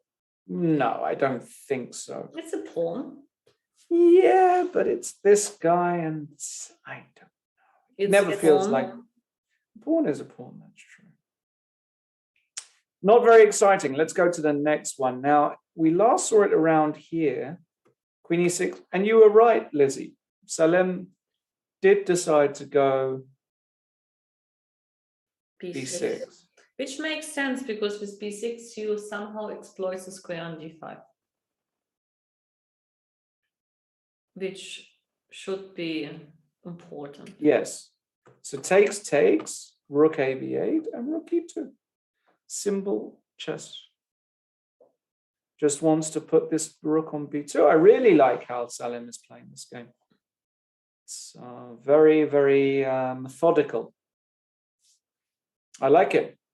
Yes. I think white is slightly better for white. Now let's go to Le Quang, because this one, everybody is listening to you today, Lizzie. Yes. They're all playing your moves. No, So h5. By the way, actually, like what we missed was like here we discussed that c takes d5 and bishop c6 is good for black. But after c takes d5, likely the problem is not that I take with a knight, but I take with a pawn. That's why actually, like instead of h5, because we discussed c takes d5 for black, likely I take with a pawn on on d5, and then I have knight e4 moves. And this is perhaps the reason why to take on d5 immediately for black is wrong or premature. And queen e2, bishop h6, rook c2. So again, an h4. Fixing the pawn structure for the ending. But maybe he wants to. Well, he wants to establish his bishop at some point on f4, maybe pushing g5 and not losing that bishop.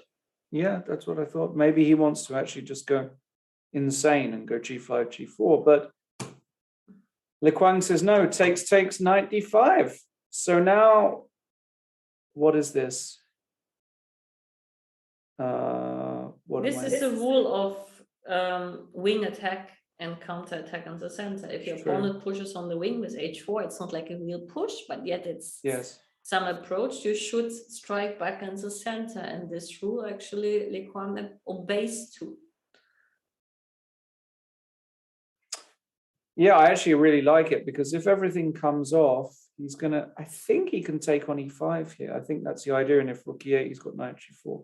Yeah. An important Zwischenzug. And white wins because rook takes queen, knight takes f6, check. And followed by rook takes e2. Yeah. So that means if you can win in the center here, now, does black have another move? We can play bishop g7. But now I wonder if I just go knight g4.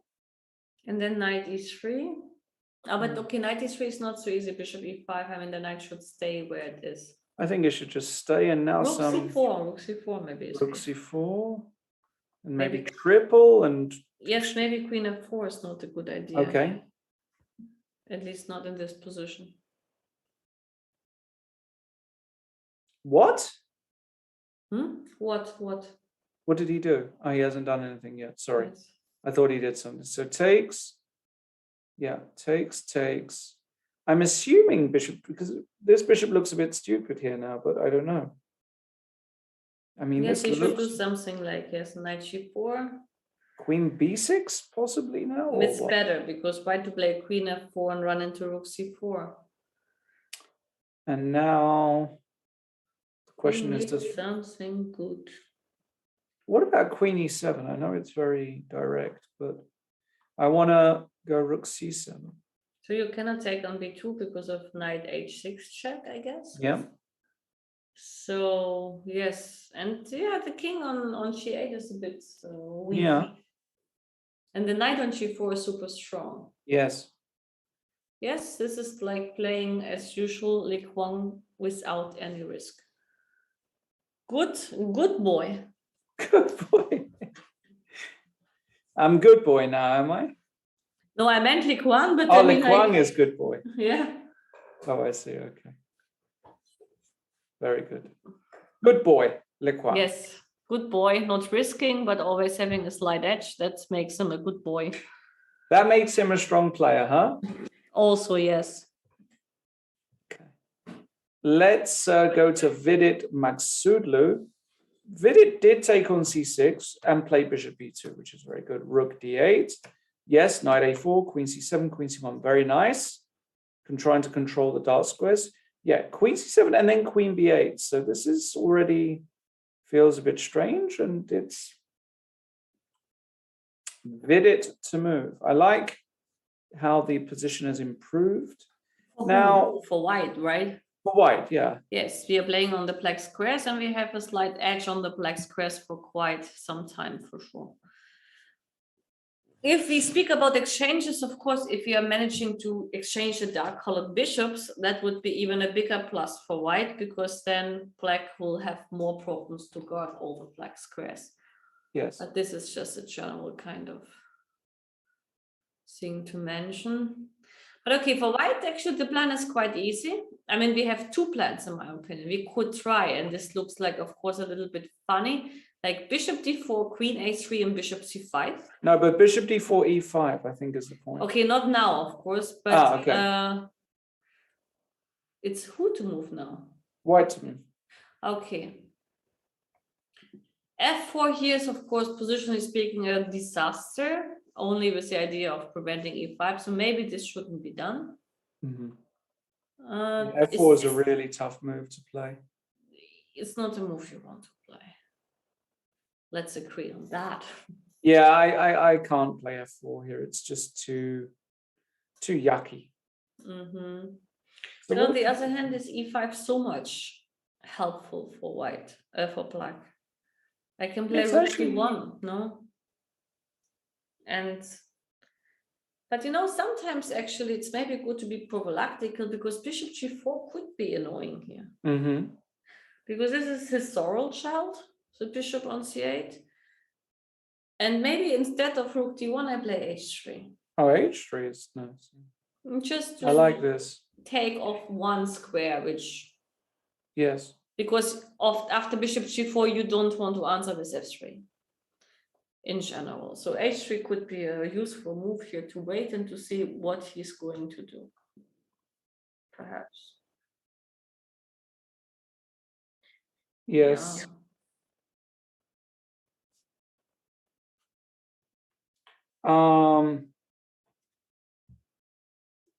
Yeah. Queen c3. Well, that is a. Is it a draw offer? Yeah, because 98. He has to go back, no? Yeah. He has no, because here he runs. Ah, no, the rook is pinned. This is genius. He can't take. Mm-hmm. So 98, he wants to go queen d2. Is this his idea?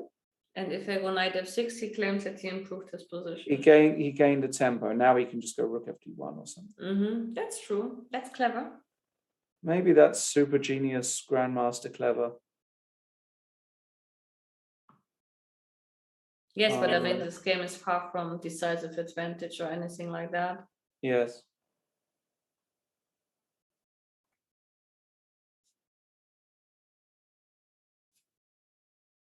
Okay. Interesting. I can tell you that actually Michalek listened to me. Michalek listened to you? What did he do? He took on c5 and played f4. Michalek.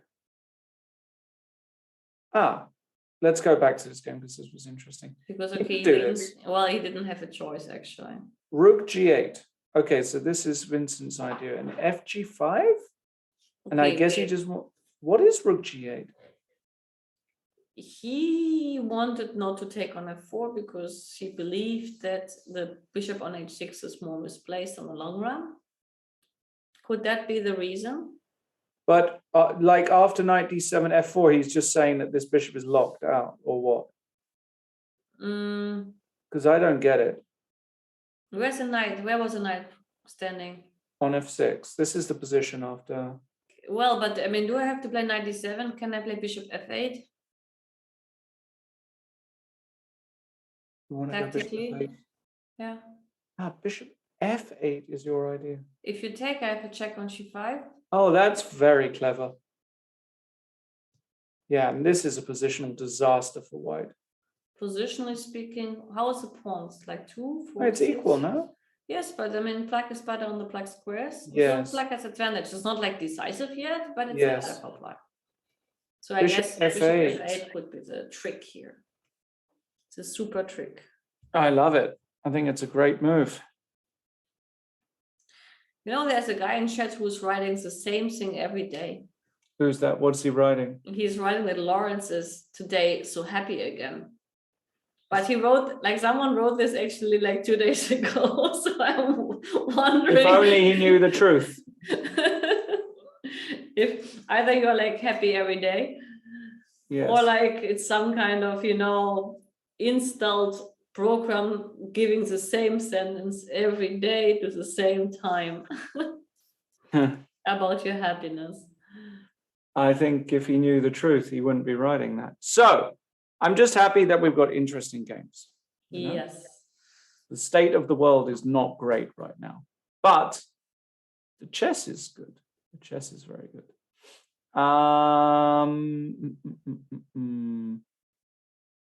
What's your Chinese symbol sign? I am a tiger. A tiger. I think, yeah. But we have the year of the... I don't know what year we are now. No, we had the year of the bull in 21. We had the year of the red in 22.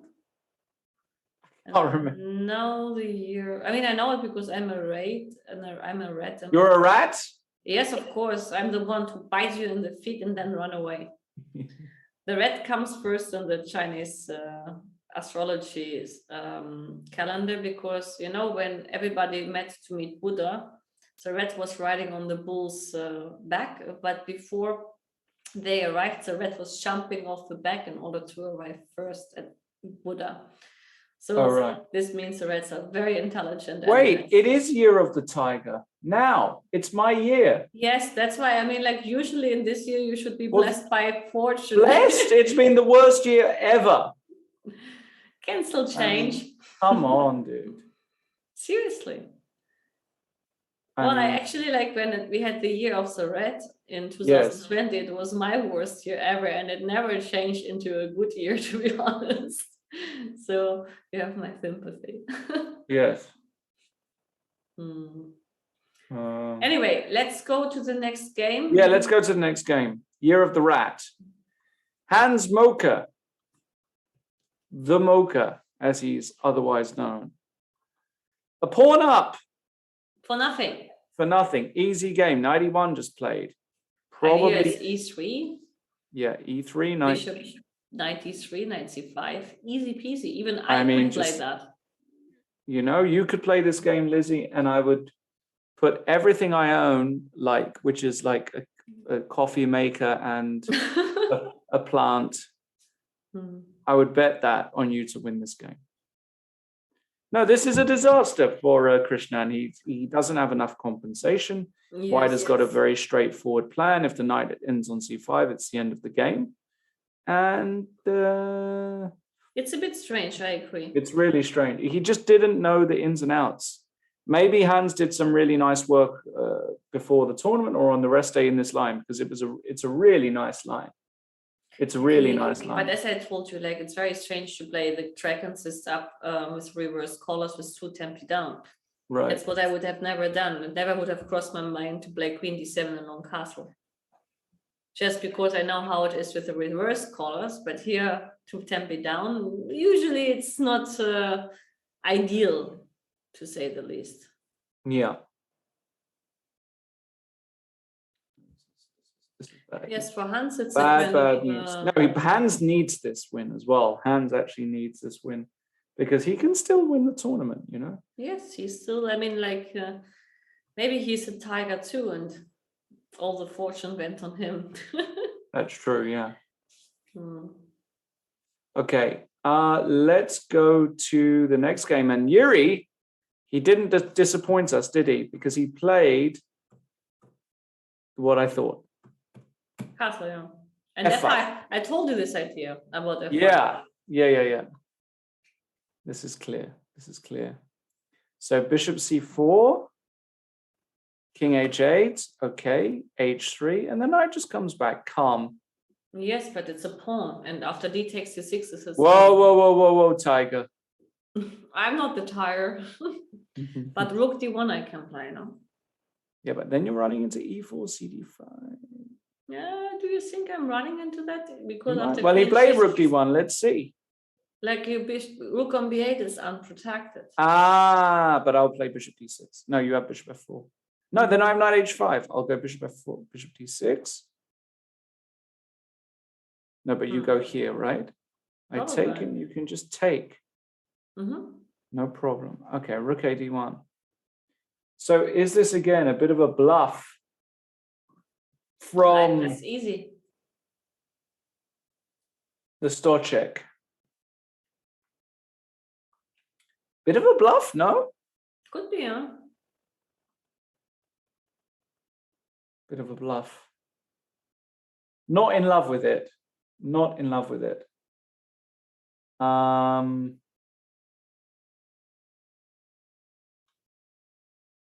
Yeah. No, I mean, I think objectively speaking, it's not enough compensation. Probably not enough, right? Okay. Looks like I mean, I don't know. Takes this. Can you play like this? This is Bishop g5? Yeah, bishop g5, bishop c3. Bishop g5 looks very. Also, f5 is hanging at some point. So e4, queen 6. No, I don't believe it. I don't believe it for Stochek. It's a good blitz attempt, but not more than that. Yeah. By the way, we got the exact position in Pechak. Actually, I wanted to say this looks incredible. Brazilian. Oh wow! Wait, what? No, sorry. We have rook c2? No, not yet. Okay. But actually, after rook c2, wasn't it all forced? Well, no. So how you can play rook d1?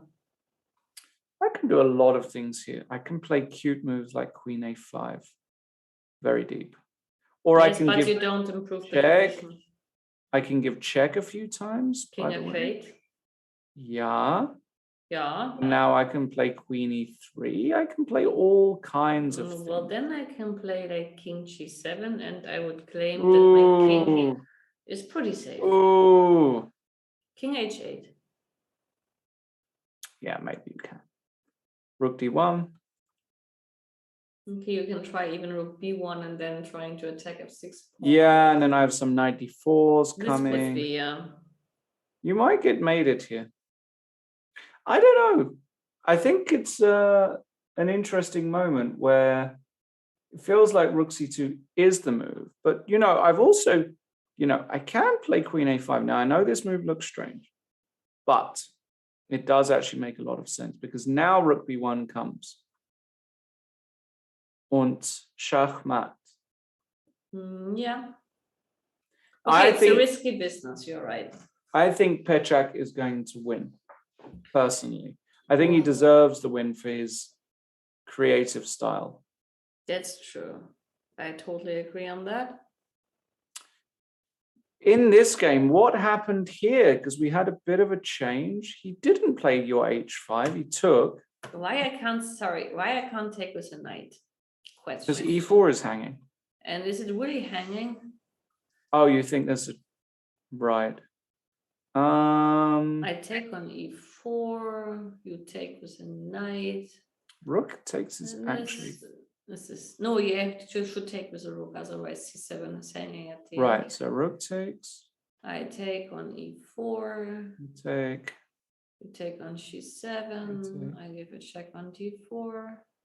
And here I claim some magics. Rook e1. Probably do. Rook e1. It still looks particularly dangerous for black. I mean, it wouldn't surprise me if this works for white. Yes, but I mean, like it wasn't played. Yeah. Let me check if it was working. I'm just curious how Okay. we are. No, apparently. Well, it was equal. Oh, okay. It was equal if you had gone this way, but not because of what we've seen. Okay. Because our line, the computer doesn't like so much. Even so, I totally disagree because it looked tempting. Okay, but it's not much of an advantage. Apparently, it's only like 0.2. Okay. So what about the game? Because he took with the pawn. This looks, yes. No, but this looks interesting actually, because now you have b6 ideas. You have play down the c file. It's not completely clear that this has damaged white's chances. No, that's okay. Queen e6, b4, knight d7. I still prefer white, but we need some. I mean, it's a weird one. You need something here somehow.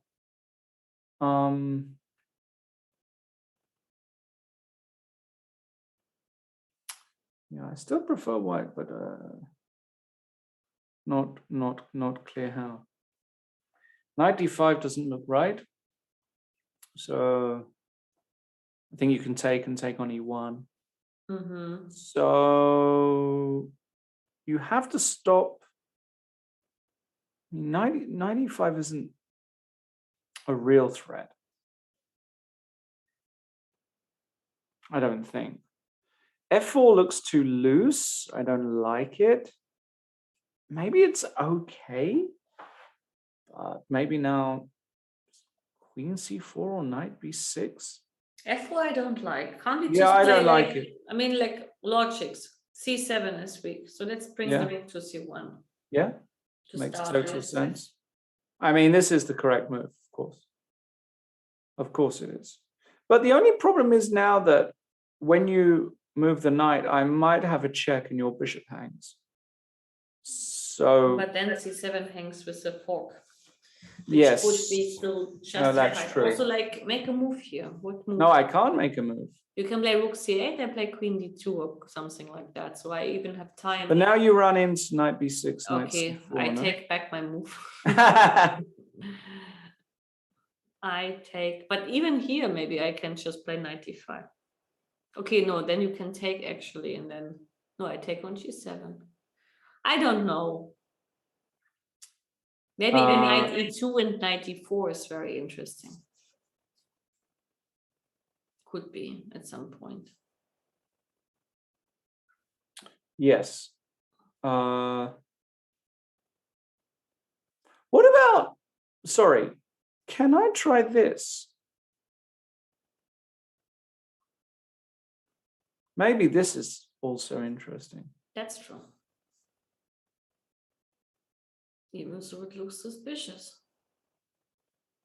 Like you take on e5, but you with what? Because I'm not sure you can take with the knight. Yeah, true. If you have to take with the pawn, I take and I put the bit. No, this is real. It's always real. But okay, rook d8. I mean, yes, I agree. But okay, it depends like how strong is the e pawn if we push it to e4 and then knight e5 is coming. This is very, very how to say, it's a bit also like risky. Because objectively speaking, we are pawn up in the center. Yes. But yes. my pieces can't move here as black, so I'm not in love with this position.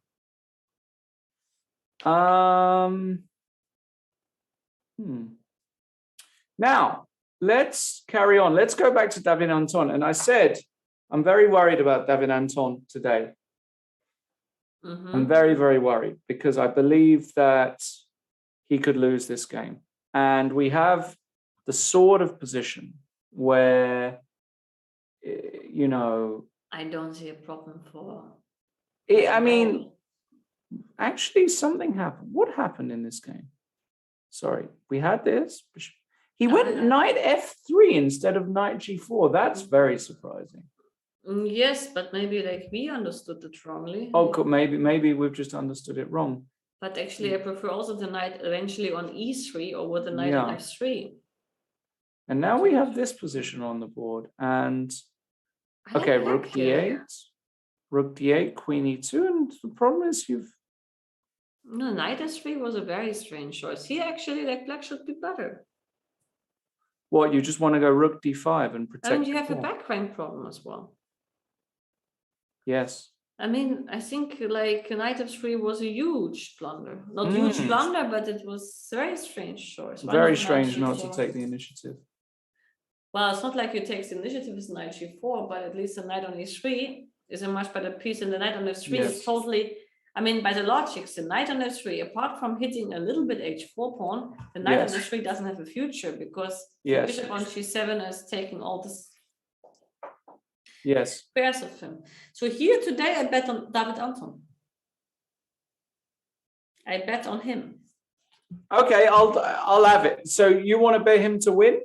Yes, I bet to win. Okay, can we go back to our breakfast bet then? Is that all right? Yes, you already equalized. This is okay. I equalized, so we're 0-0. So it's fresh. Yes, I go for it. Okay. Breakfast bet. I'm going to say Le Quang doesn't lose this position. Yes. I have a good deal, I think. Yeah, okay, but he will never win this position for sure. No, he won't win. So we at least speaking about two results. Yes, almost certainly. Okay. What more can we look at? So, okay, Nguyen, I've just seen, has played the move f5. So this is do something. Yeah, he has to do something active. I think he correctly understood that he can't just sit here. He'll get squeezed. So he decides to go active. But you know,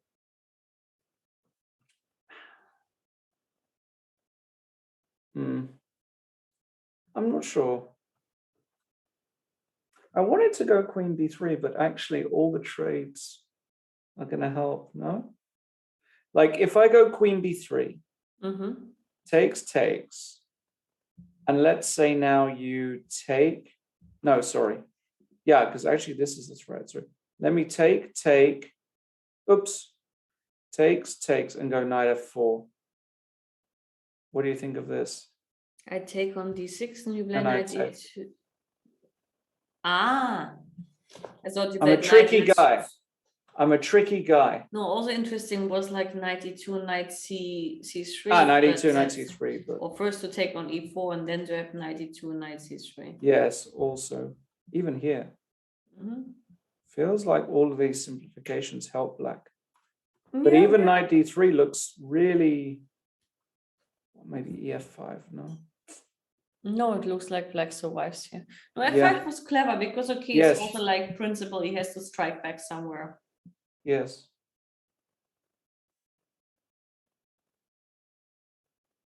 He should strike back somewhere. Yes.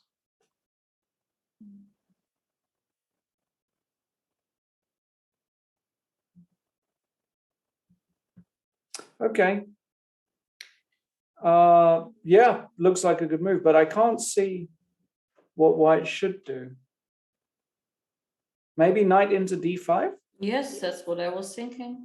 Rook f7, I guess, to protect. Can I? No, knight d3 you can take. Oof, knight e3. No, you can take. This is rubbish. Okay, you have the problem that f2 is like. Yes. Queen b3. You will sacrifice the exchange. Oh like wow! You want to take on e4. You take on f3. Take on f3. And you play knight h4 and say like, let's start the party. And then I say, which party? Jesus. Okay, maybe I will delay the party and play like king h7. Yeah, you delay the party. That's fine. So you gave me a whole move here. Wow. Yes, but knight e3 could be. No, then you play actually like queen h3. Maybe I should play queen d1. Queen d1? Yes, but it looks very suspicious. And Salem, yeah. I mean, you can still play like this as white. Yes. This is fine. Rook takes b7 comes and Mm-hmm. no, this is fine. No, I don't think you can do this. Okay, so queen b3 like this. Still looks wrong to me. Still looks wrong to me. Maybe I can take and go knight f4. Maybe you can also like just play king h8 and wait and Or see. king I h8. don't know. Bring the rook. No, I don't like this. It feels like I don't like this, Lizzie. Sorry.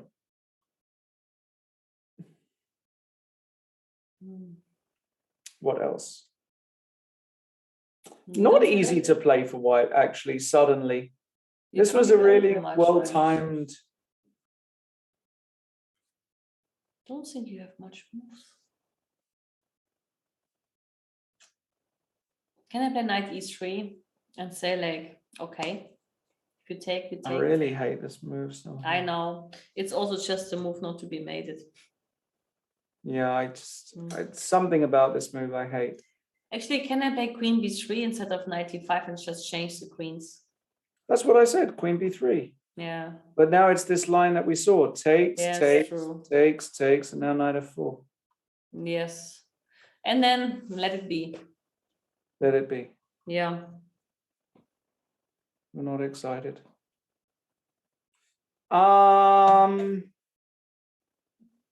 Okay. Wow, Stochek really going for it, huh? All in. He's all in. f4.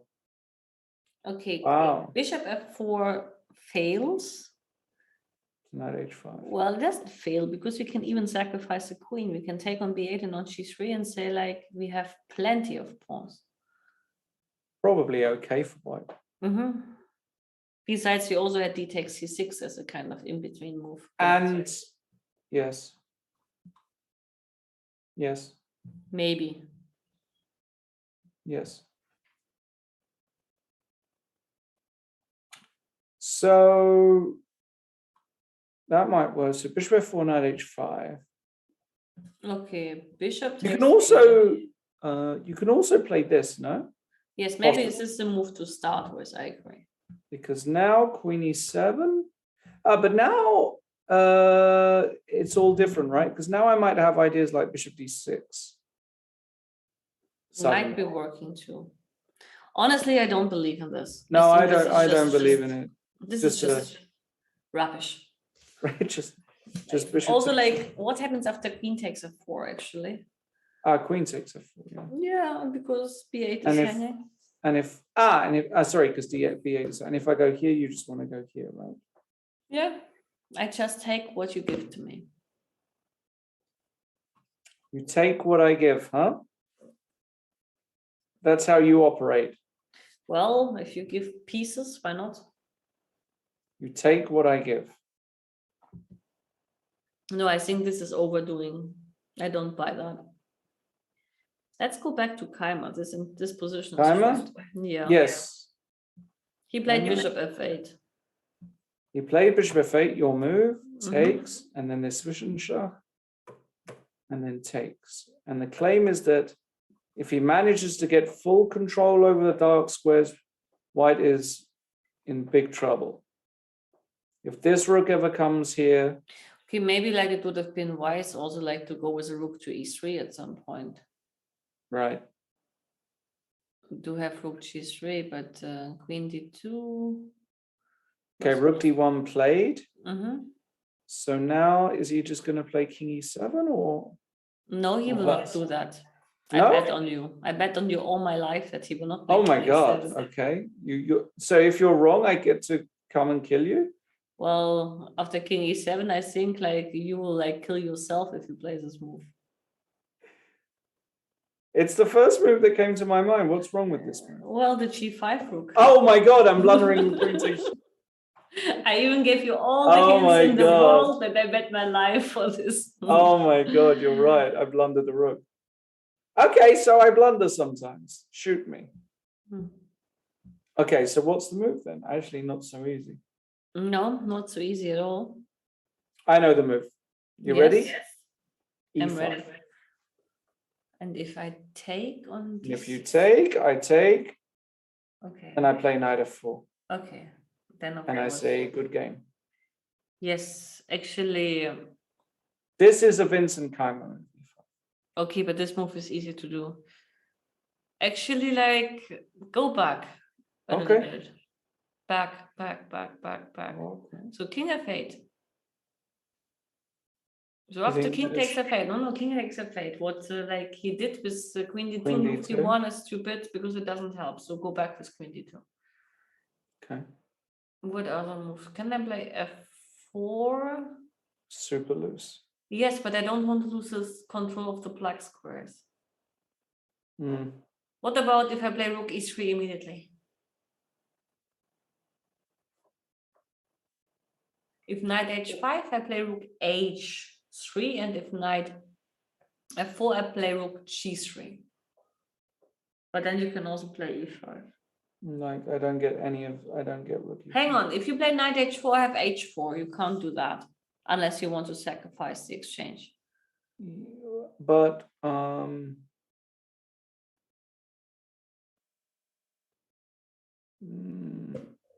I don't like it somehow. But maybe you're right. I don't know. But okay, what we have now after e5 in the game position, maybe. I also don't like. He played e5. You see, I know my Vincent.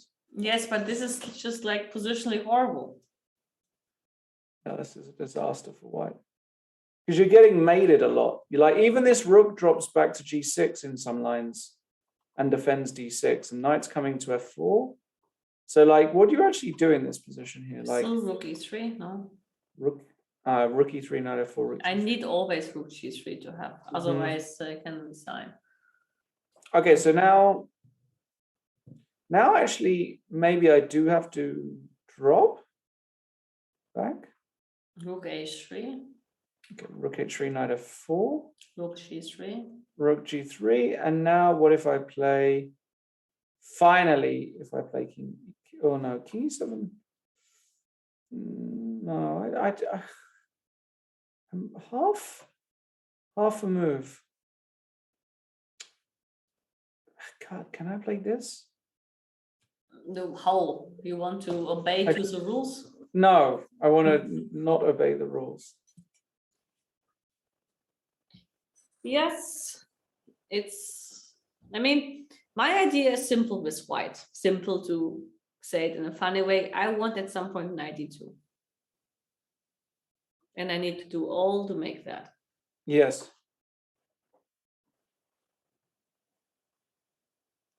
I need 92 to have a chance not to lose. I like your rook e3 though here. It's a good... well, you have to always play rook e3, otherwise you lose on the g file. That's clear, but maybe he should have done it earlier before this queen d2 and rook d1, which didn't help much. Possible, yes. But Keimer definitely in the driving seat here. Yes. No improvement for Krishnan. Hans put his rook on c5 instead of the knight, which is... Well, he has a simple plan. He can play rook c1 and then rook takes c6 and knight c5, stuff like this. Could be. Yes, and he's hitting here. No, this is... Oh, and also this runs into e4, which is relevant. No, this is a catastrophe for Krishna. And actually, in the Stochek game, we have exactly this: d takes c6, and Abdusaturov has correctly calculated. No, this is over for Stochek. So, oh, Krisanovsky played f4. Look at that. We both don't like it, but he played it. Yeah. Oh, and by the way, look at what we got in this game. Check. Queen f4, similar. Rook g5. This is beautiful and creative. Well, not many options, but okay, if I manage like king g7. This is maybe a genius move, just so you know. If I can go rook d1 here, if I can take just on h5. Yeah. No, he did something wrong here. He did something wrong here, didn't he, Pechak? Well, I can take on g5. I Yeah, know, but I know, I thought like I had king h3, but I don't have it. No, you get mated. Yeah, maybe he missed. I think he missed rook g5. He missed rook g5. This is upsetting. Can he do something else? Or is Well, he has to usually... attack the queen like this. But check. Let's say king g1, queen c3. Oh no, I'm not getting mated. No, this is a catastrophe. Oh man. Yes, PICF maybe misplayed it. g4, can I? Oof. Well, you always can. Can I play rook g5 back? No, then you can seriously take. Yeah, I can take. Actually, even that's not completely clear, or is it? Is that clear? Because you can't take because of check. Check, king g7, gf, queen d2, f6, king g6, queen g3, check. Draw. Draw?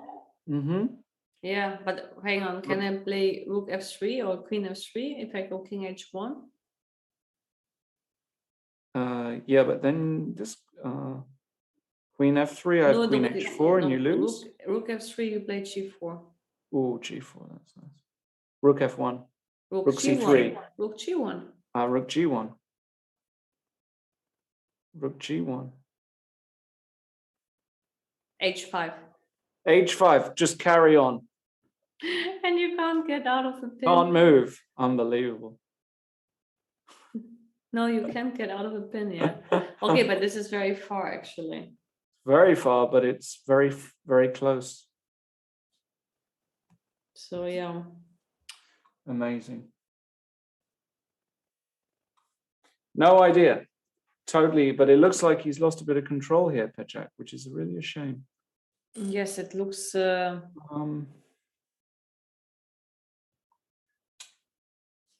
looks a bit dubious. Wow, we got this position in the Saleh game. We got this position. So Nguyen is doing just fine. David Anton doing just fine. Parham looks like he's doing fine with black here. Looks fine. Black is okay today. Who said that? Adoyan? Black? I don't know. Someone said it, like black is okay. Black isn't that the name of a book? I think it is. It could be. Adamski. Adamski, yeah. Adamski said something like maybe not black is okay. No, all is good. No, I don't remember. I will not get now into that. Yeah. But yes, I agree. All right, guys, we're going to go for a short break. So we are currently 2.5 hours into the round and black is okay, it looks like today. Looks like we might not get many white wins at all. Hans is winning with white. I'm sorry, Abdusattorov is winning. Kristinovsky, we might get all. Ignore what I said. But Vincent Kmar looks like he's doing all right. Maksudlu, Anton, Nguyen, David Navarra, all look fine to me. So we'll see how things pan out. We'll be back for what will be the time trouble portion of today's round. Don't go anywhere. See you soon.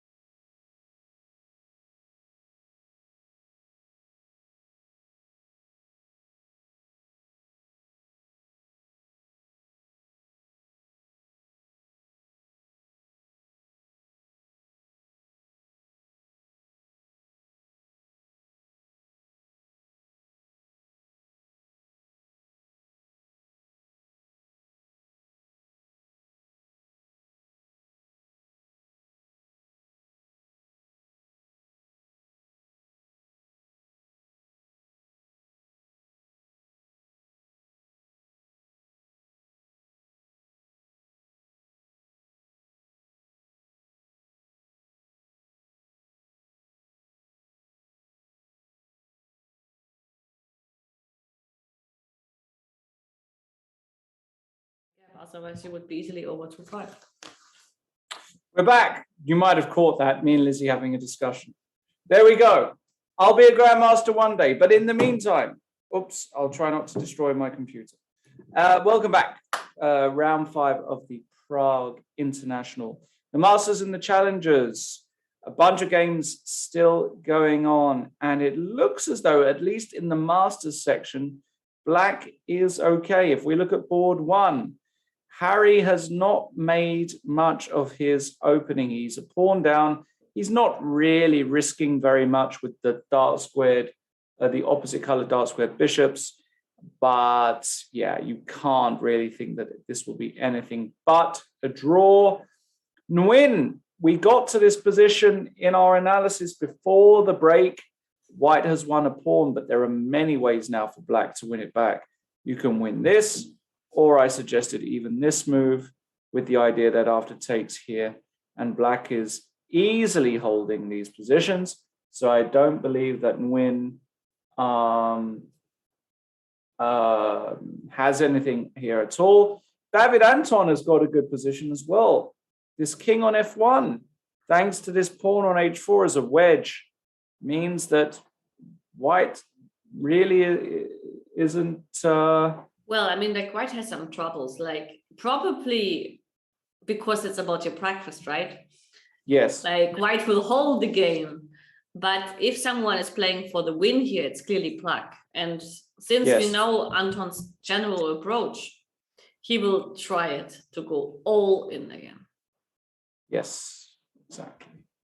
So definitely, I mean, Anton, who's had a horrible tournament, half out of 4, he needs it. If he wins today, he's really going to be happy because finally his approach of like going all in paid off, especially against the tournament leader. It pushes him straightly back into the tournament.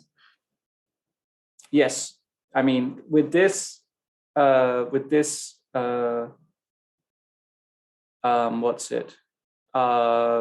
win, if he gets to 1.5 out of 5, you know, if he can finish on something like -2 this tournament or -1, it's a success. Yes, I mean, like from what we saw as a starting point, it's more than a success. Even so, I think his aim is still to get back to 50% at least. And we will see. Today is a good chance for him to strike back and then to recover also emotionally from everything. And, you know, sometimes this kind of free day may help in order to get some new energy, some new spirits, and say like, okay, the first half was not great. The second half is a new start. Let's try that. And maybe that's what he's doing. Yes, indeed. It's a tournament of 2 halves, but no, I mean, it must be very difficult, of course, because, you know, he still has to play some class players. And he still has to win this game. By the way, we have a breakfast bet on this. Don't forget that. Yes, that's why actually, like, I'm rooting and crossing my finger for Anton. And even if he hadn't had this breakfast bet, for me, like you know, it's always good to support those who are at the bottom and not at the top. Yes. Because for them, it can change the world. But I think with Liam, he's difficult to beat. You know. That's true. You know, he's not the kind of guy who just collapses. I totally agree on that. But still. We need to check how things develop. And the other games also, Magsudlu.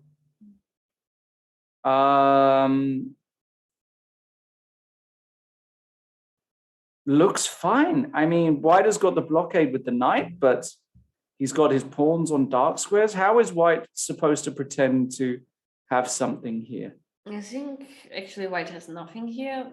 I would actually take Black, you know. Well, question, can I play b4 and just claim I exchange everything and make a draw? Mm-hmm. That's okay, rook d2 was played, so basically the answer was no. I think the c pawn was hanging. That's the problem. Yes, but after rook d2, the c pawn is still hanging. The only thing is like that if rook b8, I can play rook b2. But apart from that, yes, Witte didn't get anything out of that. No. No, I don't believe that Parham has any problems. And we already know that Sam made an easy draw. So it really is today. The day is the color of black.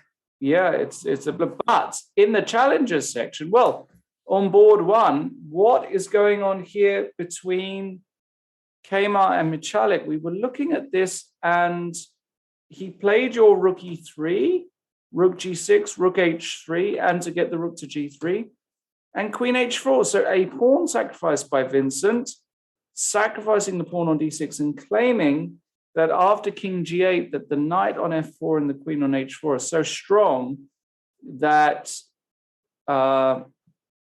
it's worth the pawn. Now, queen takes e5 loses immediately to queen g4. Easy to figure out, yes. Yes, so he plays f3 in order to be able to protect this way, queen g5 and rook d2. And now Vincent simply plays knight e6. I really like this move. And now question, what to do against rook d8?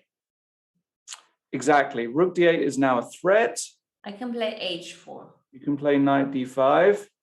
No, yes, knight e5 I can also try, but knight e5 you may take. And no, if you take, no, you can take, and then how you take back? If you take with a rook, then still like knight f4. Well, knight f4 is not doing much. Wait, you mean after h4? No, h4 is a move which probably, well, then you have queen e3 check actually, and then still rook d8, rook d2. It looks very close to be lost. Doesn't it? What about knight d? Oh, my queen is nearly trapped after rook d8. Well, it's 97 check. No, sorry, what? I was more worried about the hanging rook on d2, to be honest. Oh, damn. Wait, but I tricked myself, yeah, because it's... Now it's too early, but after rook d8 and the queen moves, then it's working. Yes, actually. yes, then it's working. You can just take, exactly. Okay, let's find a move. For white here, no? Well, yeah, go back. Okay. Go back. So, I mean,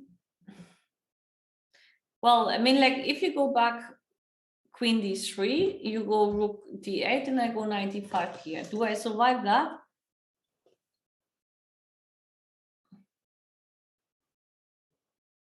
You can go knight f4. Or I can take first. I don't know what I would. Let's say I take.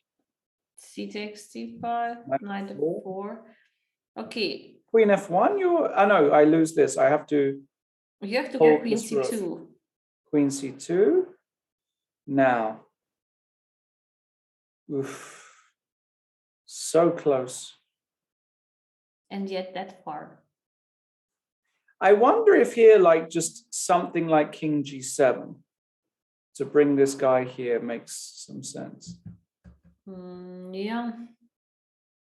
It looks very dubious, but maybe actually like Michalik is lucky enough. I mean, I'm just checking it. It's not lost. It's not lost. Okay. No, according to the engine, actually, white can still survive here. But it seems that queen d3 is the only move to survive. Which makes sense because everything else we see like wouldn't work out. Yeah. Okay. Well, very difficult, practically speaking, to defend. By the way, I'm just looking that the Niemann game, so much has happened. Did something change? Well, it's not that something changed, but I want to know why. I mean, rook c5 is fine, but I mean, yeah, maybe I don't know. Knight c5 just looks crushing, so I don't fully understand why this move wasn't played. But okay, rook c5, queen e6. And now he just took. And now knight c5. So he found some tactic to win the exchange back. Takes. Sacked the pawn and won the pawn on f6. h3, bishop f1. Okay. This kind of all makes sense as well, it must be said, right? Because yes, but it's a very strange choice of transposing the position into a totally different picture. Yeah, but I think his idea is he just wants to take and claim that this ending is completely dead. Bishop c4, f3, g4. Yes, but f3 square is a little bit loose. Yeah, but there's always mate, and it's you have to be a little bit careful, but it does feel like you win this position. And we will have a guest. So who will that be? We are not done with the games, and we don't know, or we didn't see it. Maybe like Hari Krishna is done in this game against. Sorry? Could that be? No. No, they're still playing. Who is the guest? Maybe Absudurov won. Maybe Abdusaturov. Yeah. I don't know. I just check which games are done. No, yes, Nordibek won the game, so it's probably him. Okay, we'll be back in just a moment. Short break, and we'll set up this short interview. Let's see.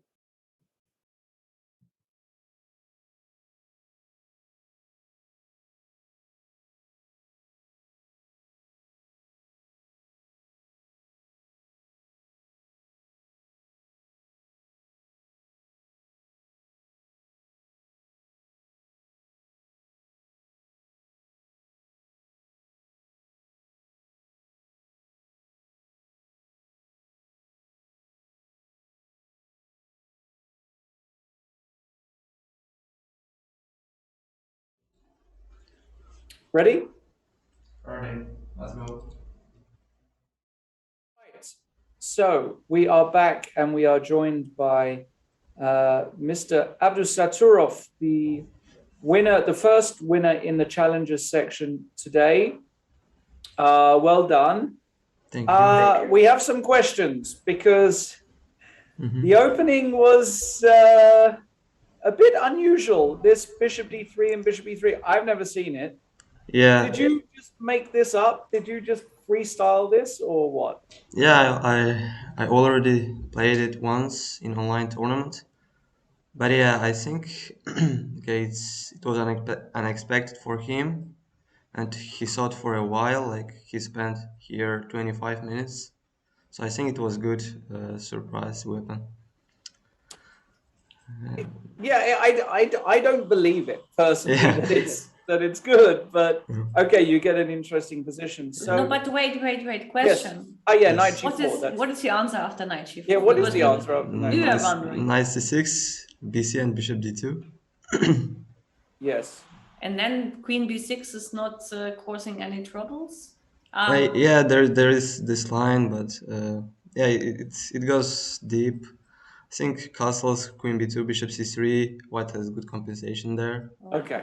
Okay. So you've done some work on it then. Yeah, I mean, it's not course. completely made up. Yeah. Okay. So my next question then is, this happened, this all looked kind of interesting. Yes. Yeah. Knight c3, bishop c5, queen f3 we liked. Castles. Yeah, and then did you have a feeling he was going to play this with f5? This is his style, no? Yeah. As soon as he played this castles, I thought he's going for this f5, but I didn't believe it. Here, maybe No. Yeah. So maybe does here, he have another way to play? What are his other options? Already this rook b8 and d5. Yes, I think kind of d5 looks very dubious to me. Yes. Dubious, yeah. Yes. d5 is opening up. He's Yes. not even ready for that, and I also had the feeling that after d5 things went in a little bit wrong way. Yeah. Yes. So here, yeah, of course, bishop c5, and here he's writing queen h4. So yes, if I play queen e2, there is funny line. If I play queen e2 here, he has this queen h4, h3, and queen g3. Yes. ag and bishop g4. Wow. And bishop Queen h3. bishop yeah, here bishop f3 and then bishop that's e3 just beautiful. bishop takes e2. Yes. I think white can go for this. Here maybe bishop e3, bishop e2, bishop c5, but You mean knight e2 first? knight it or maybe directly bishop c5 also. Okay. Yeah, but I don't see any reason to go for this. I mean, Yes. yes. So Okay, so queen f3. yes, so queen f3. Yes, it was logical. I think maybe knight f6 he should have played, but I have so many It's options. difficult to go backwards, huh? It's difficult to. Yeah, maybe yeah.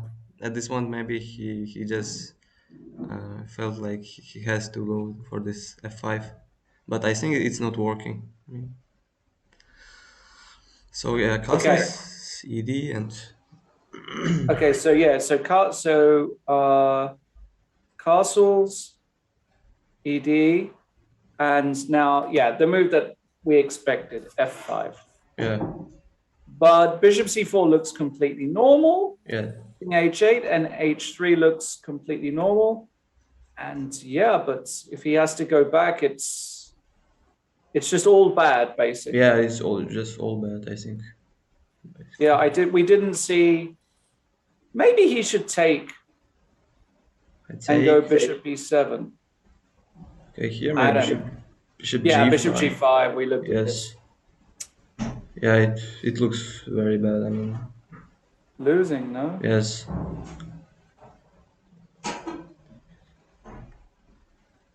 Yes, I think he was taking the whole game a little bit hyper ambitious. Yeah. Maybe he thought like he has to play some dynamic after my opening, but it didn't feel like this is the way to play. So yeah. So that then, in terms of the tournament, because yeah, just to show the end of the game, I mean, it happened very quickly. E4, Queen G3, F4. I think you have many wins here. Bishop F4, Queen F4. Queen F4, yes, also wins. Yeah. Also wins, but this was very nice. Bishop takes F4, Knight H5, and now he takes C6. Yeah. Very nice. Queen E8, and now this lovely move C7. Yeah. Rook A8 and Rook B8. Very nice. Just punching him. Yeah, and you have got three and half. 3 pawns, but with a dominating. And this B4 is very nice as well. Yeah, before, yeah. Also, yeah, many moves wins. Just flowed. I mean, the whole game, yeah, Rook D1, Knight D6, and just no moves. Yeah, I mean, Right. A4, A5 is coming. yeah, Rook D7. I mean. Rook D7, Knight D6. Rook D7, Bishop E5. I mean, just crushing. So that means with that win, you are on +2. Yes. That's pretty good. Yeah, That's pretty good. Are you happy with that score? Yeah, I am satisfied with my today's game, but overall, previous 2 rounds, like third round and fourth round, it was very shaky, and I was lucky. So yeah, but I would say like it's okay, but it could have been better. But you've got 4 more games, and Vincent has got a very interesting position. Maybe he's just going to win this position. Yeah, this looks very good for black, I think. But he needs. Feels like he 93. 93 is very strong apparently. 93, yeah, because if Rook E2, Queen C1 wins, and if Rook F1, can you just go Queen E3 and not worry about this? No. Queen D8 is we are missing the Rook. Oh, sorry. Excuse me. Sorry. Yeah. Sorry.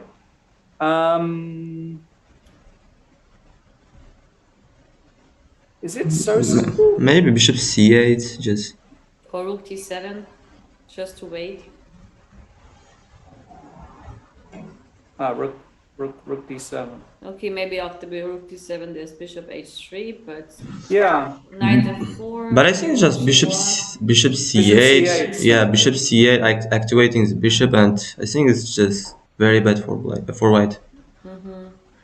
Like knight d5 maybe.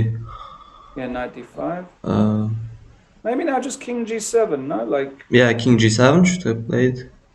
King g7. and just Yeah, just attack, like rook h8 is coming rook literally. h8 is just mate, yeah? Takes Yeah. queen h4. Yeah. Yes. Oh, no, sorry. Yeah, rook h8, queen h4 is. It looks a bit too easy for black to play it, playing from the practical point of view. Yeah, so it looks very bad for white. So that means that probably if Vincent wins, you're not going to be the leader. You play Vincent in 2 games. Yeah, So that could be a critical in round 7, yeah. critical game. Tomorrow you've got Max Varmadam, a very interesting player. And by the way, Max, let's check his position. Wow, this got completely insane. But it looks good for black, no?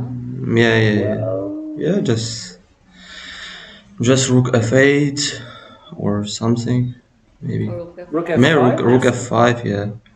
Rook f5. Because this is, I mean, well, rook f5, the queen goes somewhere. Some light square. No, this is on priest, sorry. Maybe So, queen, yeah, maybe queen d1. Okay, queen d1. But maybe rook a2 now. Yeah. Rook a2, yeah. Yes, This is actually very dangerous. it's too easy for black, it seems. So he lost control there, Marcin lost control. And in this game, this is incredible. Yeah. I saw it during the game. Yeah. It was like total mess, I think. Total mess, but it would look fantastic for white earlier at some moment, but Pechak lost control. All right, well, look, thanks so much for coming. Nice game thank today. you. Thank you. Good luck, and we'll see you hopefully another time. Thank you. Thank you very much. Okay, very quick break again now. We'll be right back with continued coverage of the rounds. So don't go anywhere. We'll be right back.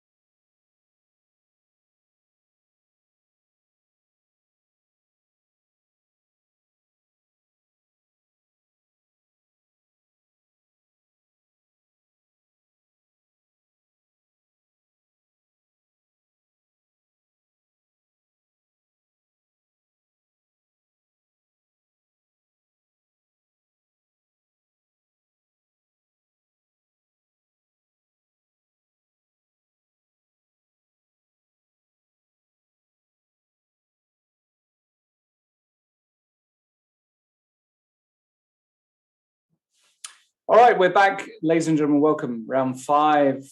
We've just seen the analysis of Abdusattorov. He had a pretty simple win today against an over-ambitious opponent in the form of Yuri Stochek. But good win. It means he's on +2. He's not, as he said, he's not been overly convinced with his own play. So clearly... he's got very high standards. He's world rapid champion.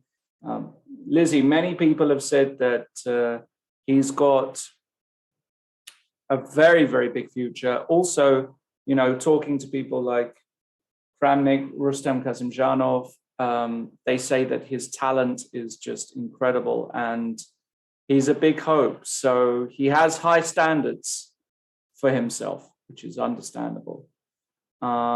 Still got great chances to win the tournament. Where do you want to go next?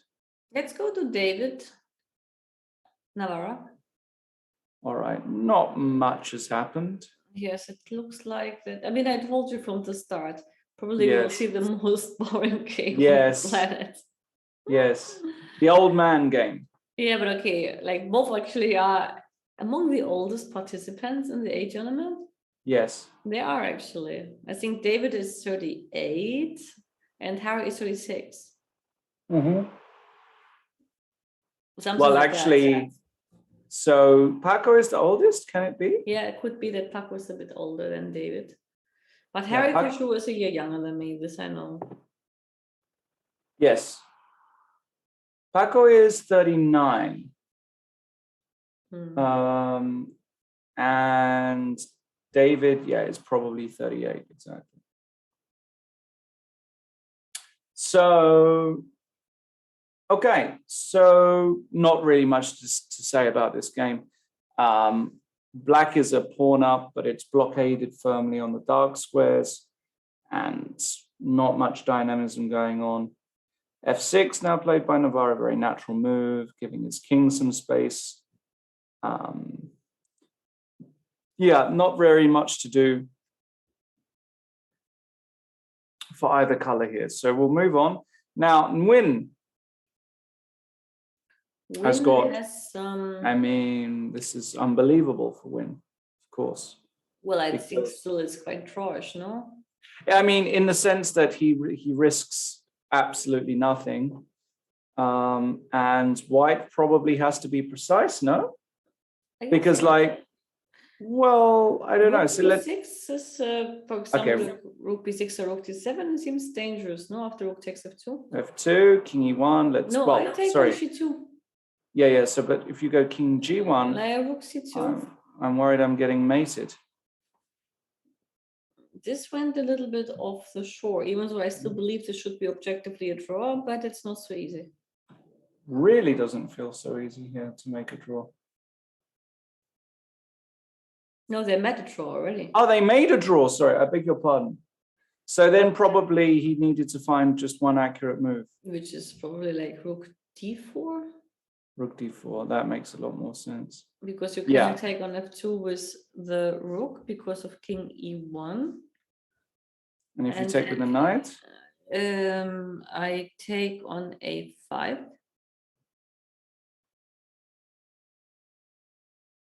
Okay. Still feels, I don't know, I can play check and knight c5.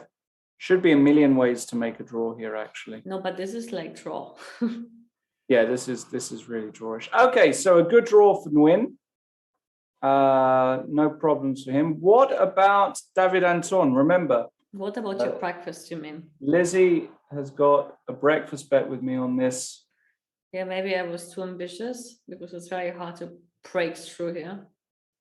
Yes.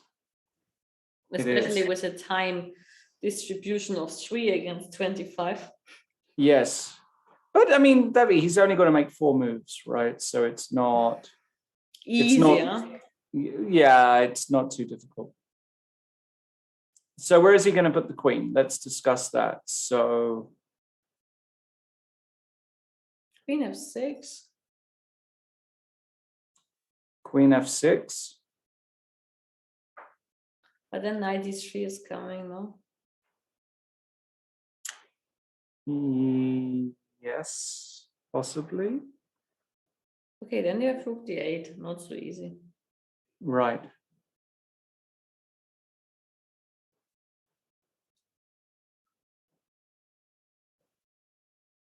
Yeah, it's still okay. So we have queen c, rook c2. Okay, queen d6. Ooh, is David Anton going to repeat before the time control? Because here you play rook d2, of course.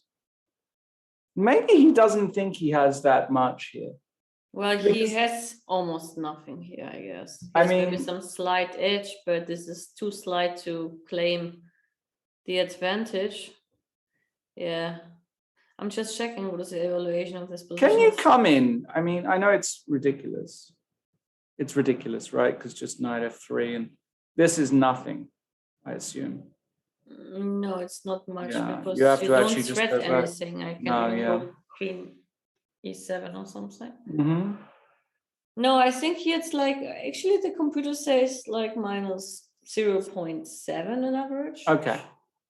So that feels about right. Mm. Well, yes, but you have to avoid the molestation of the queen. So where are you going to put that queen? That's a good question. Because if you go like queen b6, my thought is... I wanted to go queen f6, actually. Okay, queen f6. And if I go... Oh, I see. Rook d8. Yeah, knight e3, rook d8. Yes. Okay, queen f6. To tangle you a little bit. Okay, and if I just go... yeah, I see.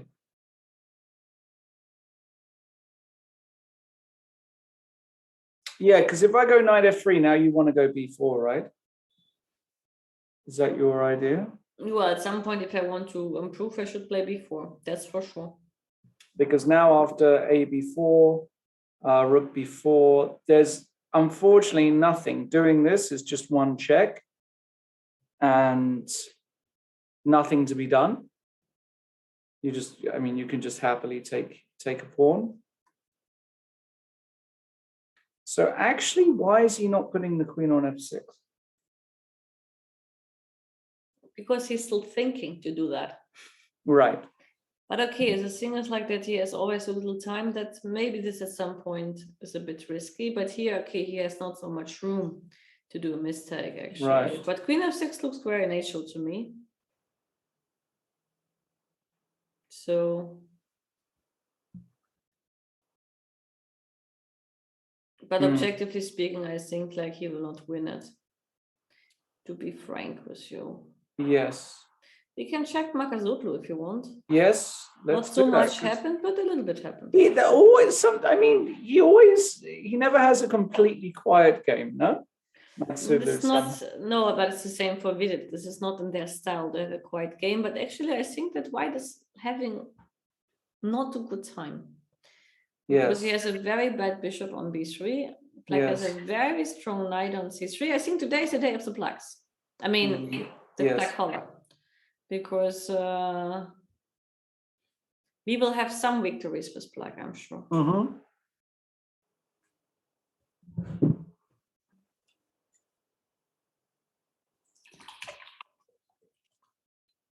Okay, king e7 played by Parham. So looking to bring the king to d6 to be able to free up this rook. Looks very sensible. And okay. Looks good for black. Indeed, yeah. King d6, rook a8. Try and win a few pawns.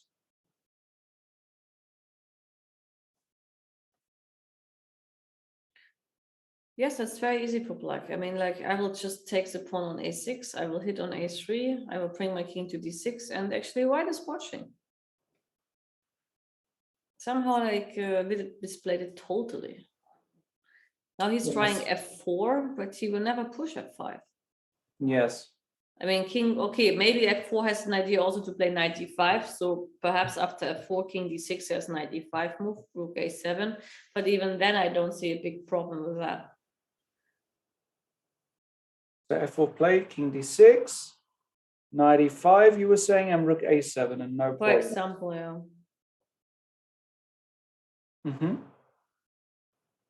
Looks completely okay. Yes, it looks like a good way to do though. Yes. We get Hans. We get Hans. Hans has won. Hans has checkmated. Has he? What's that? Oh, that's cute. That's really cute. That's nice. Okay, so again, we'll go for a break, I believe. We'll just double check that. But Hans has beaten Krishnan in a very convincing game today. Yes. It was never really in doubt. We should learn from this lesson today that we should play the track and with reverse colors and 2 tempi down. That's right, yes. Okay, so we are going to go for a short break. We'll get set up and we will soon have Hans Niemann with us. Don't go anywhere.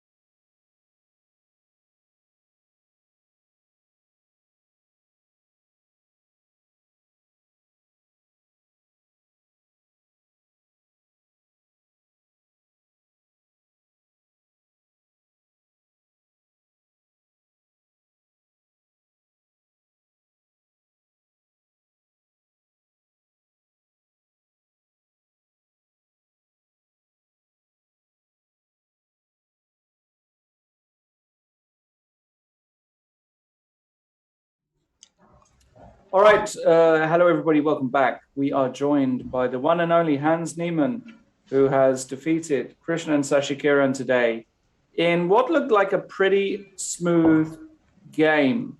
Hans, congratulations, of course, first of all. Tell us a little bit about the game and what inspired you to play this system, because it looked brilliant. It looked like it worked a treat. Well, it's pretty well known. Sure, the system to some is well respect. known, No, but- well, we can go just through the opening. So okay, so just starting at the point where this is the first critical position, you could say. Yes. So there's Queen C1, Rook D1, which is very interesting as well. And this Queen C2, Rook C1, Rook D1, this idea has been played once or twice. I think it was Nepo against Ding or Ding against Nepo. And it went Knight D4. Yeah. Knight D4, E D4, Knight E4. No, Knight E4. So Knight B5 doesn't work I because think that's D3 what... is the point. I'm not totally sure. Yeah, in this position, D3 is very annoying. Maybe. Yes, so I'm not totally sure, but I think I remember Knight E4, D3. Yeah. ED, C6. Yes. Rook E1, H5, something like this. Okay. And it goes quite deep, but Okay. I didn't check. I was not expecting him to go Bishop E6, F6. If we go back to like after I played B3, Yeah. there's so many options after B3. I would not. The reason I went for this, he shouldn't be expecting the system. I played it once in July of last year. I played it in Champions Chess Tour events, but the fact that I definitely think he checked C4 because I'm playing C4, D4, E4. It's really hard to. Yes. Recently I haven't been as predictable. There's one tournament where I literally played E4, D4, then C4, and then E4, and then D4. So it's it's hard to prepare for you. Yeah, but he certainly checked it, Bishop E6, this idea before the game in some respect because he played it somewhat quickly, but then he started thinking. And I was like, why do you play it quickly and then not know all the details? Because in this specific line, we can go to after Rook D1. In this after Rook D1, there are like Knight D4, D3 is definitely not easy. I think Knight D5 is also okay, but Bishop B4, I'm not sure. So if we go back to the position with Queen on C1 and Rook on D1, so let's say Queen C1 castles, Rook D1. Bishop B4 is the best move, I think. And now if you play D4, you have take and E4. Okay, this is theory itself. No, take on D4, C3, and then E4. Take. And this is the problem. So the main issue behind this idea is Bishop B4. So Perhaps I think queen c1 might be slightly more popular, so he thought this idea would be fine, but in the game, I think it's just a It just very big. doesn't work, right? No, it just doesn't work at all. So bishop b4, d4, takes, bishop takes. I'm assuming then that this is just end of days. ed, basically. knight b5, like just so bad. Maybe okay. There's bishop d5. You can try to hold on, but a really nice move. I think I remembered this from my analysis as I actually play a3, and then bishop b7 I played b4. Mm-hmm. And from what I remember, it's just zugzwang. Because a6. Well, okay, you can play a move, but any move that you play is just not really going to be that productive. So I can Something like this. maybe even knight takes d4, but I can include a3 b4, which is great. Right. Yes. So this slight nuance with a3 b4 is what I vaguely remembered, but I'm not 100% sure. But already bishop b4, this definitely didn't feel right. And then okay, when you went bishop c3, e4, Yeah. I'm like, okay, come Shocked. You take. You just take a pawn. Yeah, it's just okay. I was looking after bishop f5. I was looking at ideas of okay, queen h4, g5, and even this. There's like okay, I thought knight g5, fg5, queen g5, and okay, he has rook hg8, queen d2, knight d5, and this is bishop b2, and even bishop b2, rook de8 or rook f8. And I wasn't sure because if I can get the pawns rolling, 2 bishops, 3 pawns, it's just game over. But okay, it didn't quite work concretely.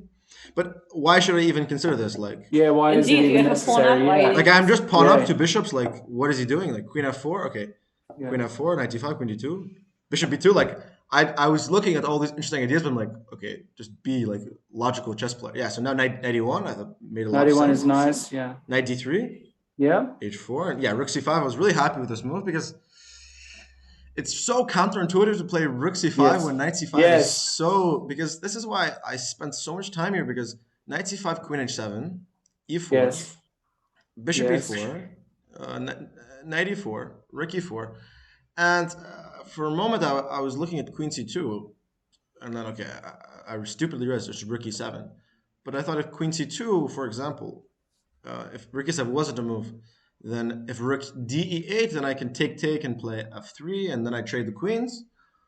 And then if f5, there would instead of protecting f5, then I can take and go rook e1. And I thought I was in time, but of course rook e7 exists, and even there with the 2 bishops, certainly I'm better.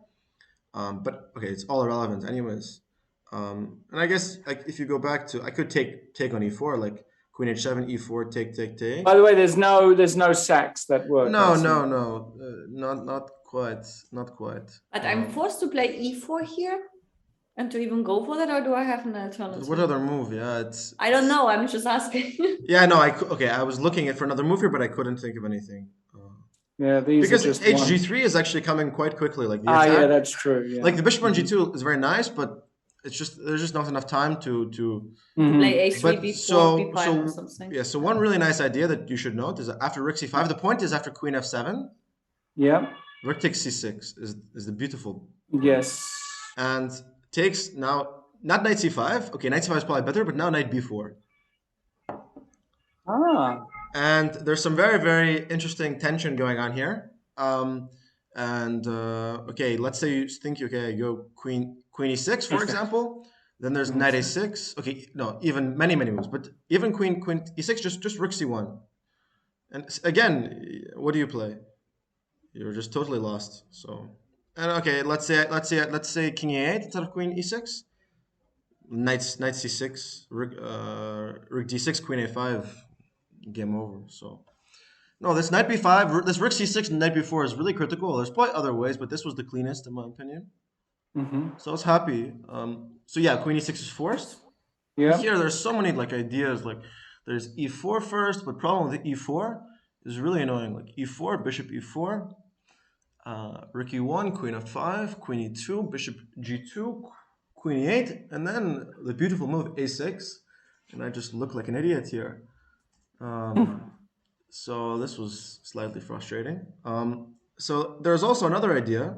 If we go back to before I played e4, okay, after rook takes d5, rook takes d5, there's e4, bishop e4, and rook e1, queen f5, and there's problem is like, okay, if queen e3. There's queen d7, maybe. And then if bishop takes e4, there's f5. Again, maybe there's something. I but- can take on f4? What do you mean? Take on. I know I'm ending up as an exchange. No, you're right. But maybe there's something ridiculous here. But I just didn't see the need to take any risk. There's also Right. an idea, instead of queen e3, like e4, bishop e4, rook e1. Knight c5 here is really interesting. But again, the problem... No. With rook e1. With rook e1. Queen f5, knight c5, take. And here the problem is h3. Bishop h1. Only move... Okay, maybe a6. Queen e3, bishop takes h1, queen e8, king a7, and no king h1 because of queen f3. And I might have to worry about being worse now. So I was calculating some things. They weren't really working. Then I just saw why not just play what I played in the game, which is just very logical. Just take the pawn up. So I played knight c5, take. Yeah, I think queen e2 might be a little bit hasty, but... And this ending is basically, well, he threw in h3, which is probably good. Bishop yeah, f1. if hg, you should know that I play fg.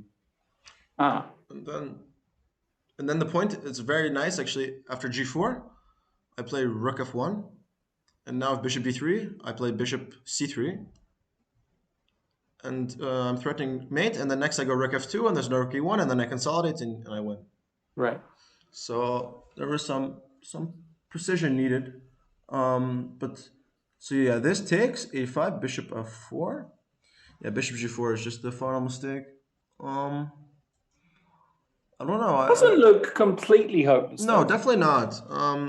Definitely not. I wasn't totally sure What about a move like rook b2? Yeah, then Try and win. yeah. So there's a lot. Yeah. So I can give the pawn. I was really not totally sure. It's a very delicate position. I could play f3 but I wasn't a huge fan. I also was looking at the rook e1. There's also rook d5. There's so many moves like rook d5, bishop e6, rook h5, and if rook b1, I give a check, and if king a7, bishop c7. And you mate him? Yes. So there was always these mating ideas, which gave me some optimism. But yeah, bishop g4, f3, and take has to be lost, I suppose. Yeah, once you get the rook to d7. And Yeah, you bishop, keep the bishop c4, then it's just really over, nice. but I don't know really how to improve. Yeah, this was just a mate, yeah. No, I think it was pretty clean. And his time pressure compounded the issue. Yes. Well, he definitely made your job easier by, this bishop b4. Yeah, but I think I played quite precisely. Like, it wasn't as bad as it looked. I think, like, when I look back at the moves I played, I think if I would have played a different move, I think things could have gotten very messy. Because a lot of times I was trying to cleanly establish and like clarify things, and I was really struggling. So I think maybe practically it wasn't such a bad choice, but okay, I think it doesn't take a chess expert to understand that when you have a pawn and two bishops, that you should be doing well. All right, well done. Nice game. So that means with that win, you move to +1. And so you're still in the hunt. Tomorrow you play against Pechak, who's a very interesting young player. I mean, he gets into all kinds of funky positions. In fact, he's got one right now. What on earth is going on here, you ask? And my answer is, I don't know. We've just checked into this position. No idea. Well, I'm sure the position's still on his computer. No, I mean he's incredible. He does have a lot. Not after 38 moves. But would you define him as a strong player, Lawrence, or how is your definition of a strong player? The guy is like he's like what I wish I could play chess like him, but I don't know if half of it is. But what rating would you say? What rating do you become a strong player, Lawrence? 2679. But you know what my That's live rating is? what is it? 2679.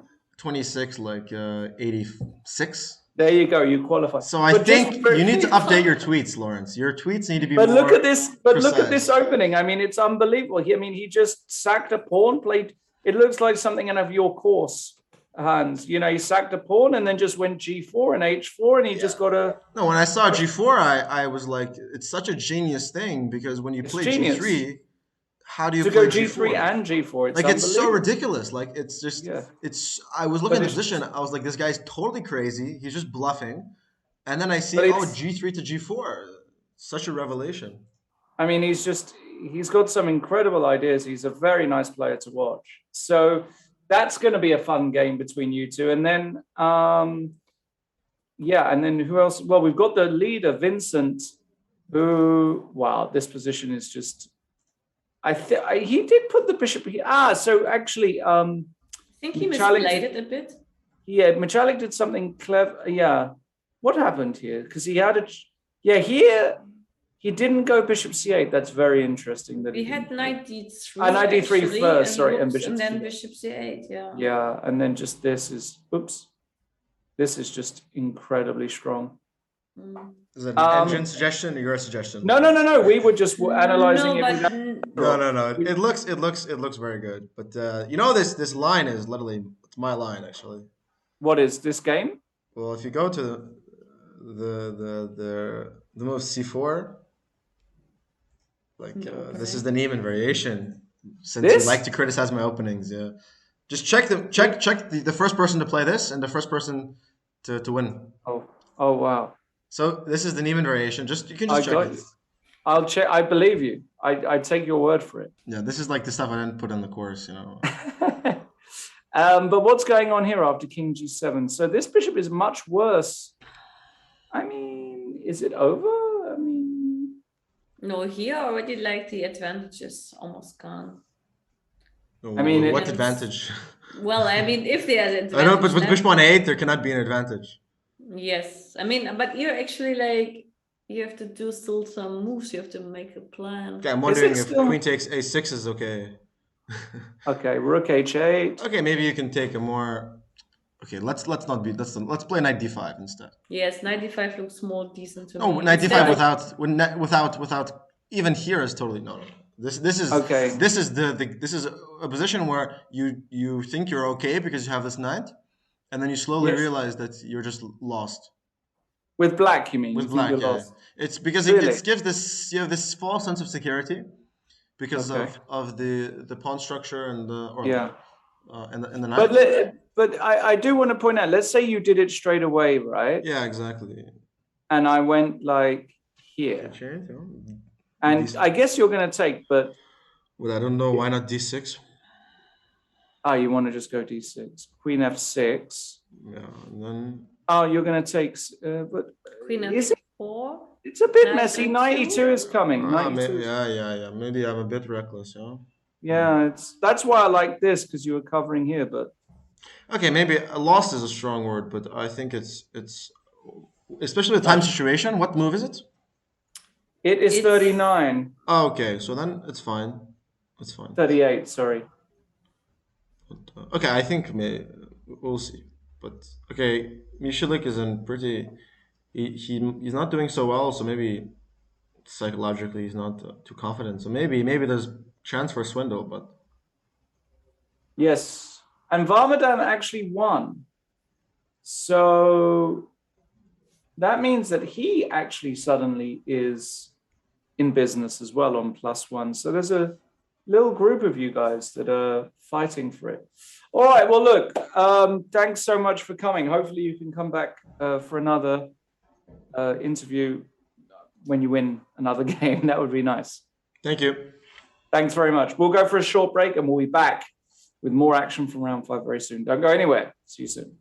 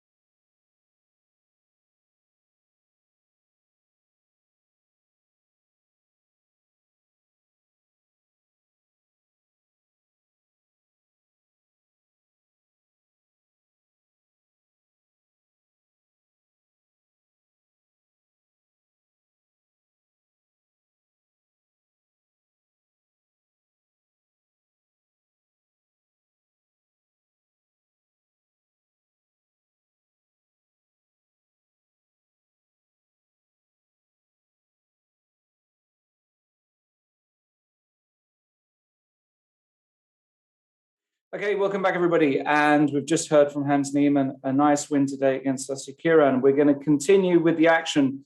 Players approaching the time control. Now, Michalik has just put the bishop on f1, and now queen h4 comes. And my question is, you know, there's some moves here for black. Queen h4, queen e1.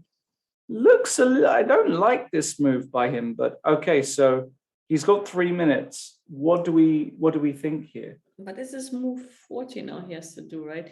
I mean, maybe he missed it after king g1, queen h4, that he doesn't have rook h3 because of knight takes f3. This is maybe what he missed in his calculation. I mean, possible, even though I'm not sure. Because here already after rook h8, it's looking a bit difficult for white, no? Yes, because you cannot protect f3 and h2 in a good way. Very, very dangerous position. Yeah, and maybe actually objectively already not holdable.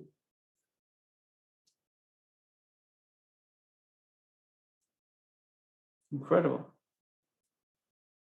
C'est incroyable. C'est incroyable. Yes, I don't see a defense here. No, I don't. And it's really one of those situations. You've got 2 minutes. Maybe I can play king g2 instead. Okay. And if you play queen h4, I go rook h3. Then I go back. And you have to check here, which is a slightly sad story. End of the game, as my German Wait. friend. 92? Oh, no? What is this?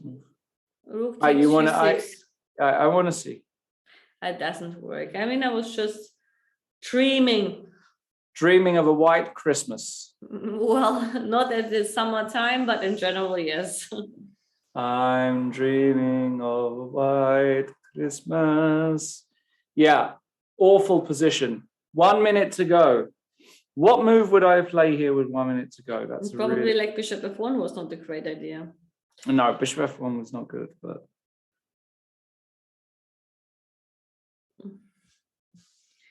hard to say, to be honest, hard to say. Yes. What to do. Very, very hard to say. Very, very, very hard to say. I would like to get my queen back to e3, you know, but somehow it's not legal. And I don't 40 seconds. 40 seconds. What do you do here with 40 seconds? Do you resign? My goodness. Awful position. Maybe he's just going to go rook h3. Well, you don't survive that with the bishop against the queen. No, I understand. Take and queen h4 and then queen e1. Too ugly. Even though, I mean, like, I don't have the bishop on a8 playing. Goodness me. h3, what an ugly move. Yeah, it's a move which you don't want to play, but okay, I can play queen h4 and after king g2, knight e6. Yeah. And now I go knight e2. And I'm fighting. That's true. Still, I don't buy it. I can play knight f4 check anyway, because h3 is hanging, no? Oh my God, yeah. This is Katastrophe. Katastrophe.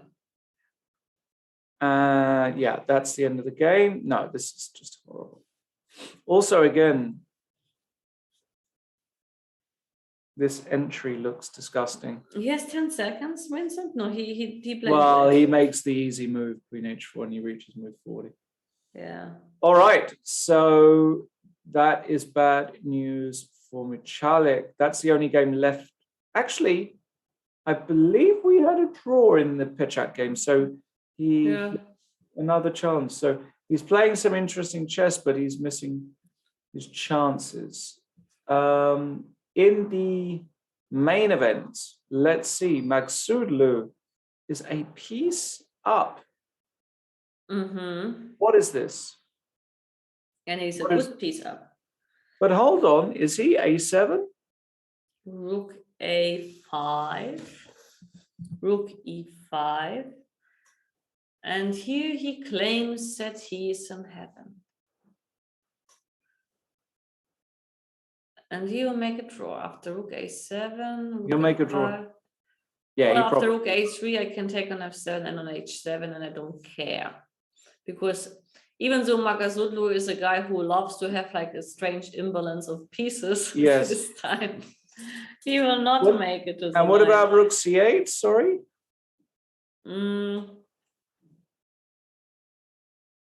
Rook e3 is not working. Rook e5 first. Same idea. Rook e5, something like here, and rook a5. No. Wait, after this move, I can maybe play rook e3 as well, which could be a candidate. Because yeah. your knight is trapped after knight b1, bishop c2, and rook d3 check. Very nice. Also, bishop e4 is threatening. So this doesn't work. So you have to go bishop g6, no? Wait. Okay. Rook c8, rook e5, bishop g6. And now I need something decent. Well, you do. h4. Yeah. h4. Just hunt that bishop down. Well, trying to get the bishop on an unstable square, but even the bishop on b1 is not so bad. No, I mean, probably like he will hold. Maybe. Yeah, he's probably going to hold. I mean, actually, like I have maybe like knight e4 check and not this kind of rook c8 stuff. That's also true. Yep, knight e4 check does exist instead of rook c8. I don't allow you to get the rook to e5. I can take it. No, I can't. Sorry, I would can't. love you to take it. I can go king e3. Now rook a5. Bishop c2. Knight d6. Okay. Yeah, I can definitely lose this. Yeah. Okay, so some problems maybe for Vidit, Yeah. possibly. Some problems. Okay. And they read also like 40 moves. Anton has kept the queens on. He's put his queen on a1, but nothing much has changed about the position. No, it's the same. And David. And they reach. Oh, David is playing for a win. Yeah, David is still playing for a win, but difficult to see exactly how. Well, he has an opposite colored bishop ending, but a pawn up. Oh, you mean this David? Sorry. Yes, this David. Yeah, I mean, he's playing, but of course, it's completely nothing to worry about as white. Probably like I go king f2, king e3, which is clear.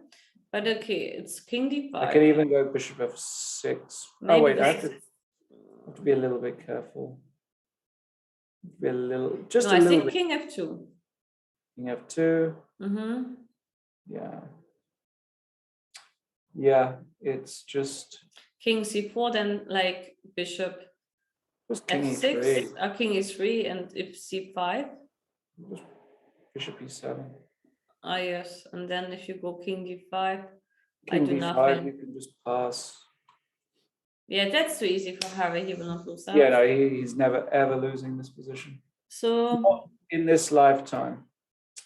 All right, and that means we've covered all the games. So my suggestion then is we do take a break because we've reached the time control, and the situation is clear. Kari Krishna is going to make a draw. Le Quan Lien probably is going to draw against Anton. Vidit might have a few practical problems to solve against Maksudlu. And it looks as though Kema has got a crushing positional advantage. So 4 games left. We'll be back in a few minutes for the final part of this round. Don't go anywhere.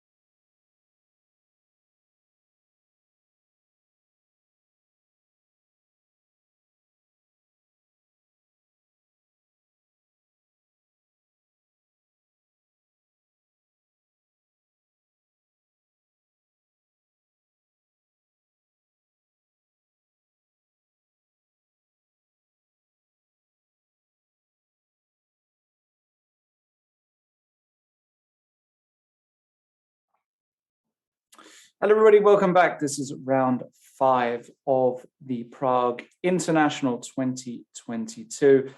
We've got just a few games remaining from the round today. David Navarra is trying his best to do something, but it is a dead draw. Obstacle beschwending. Nothing to do. If c4, you just go here. And if you then distract, you can take, move your king over.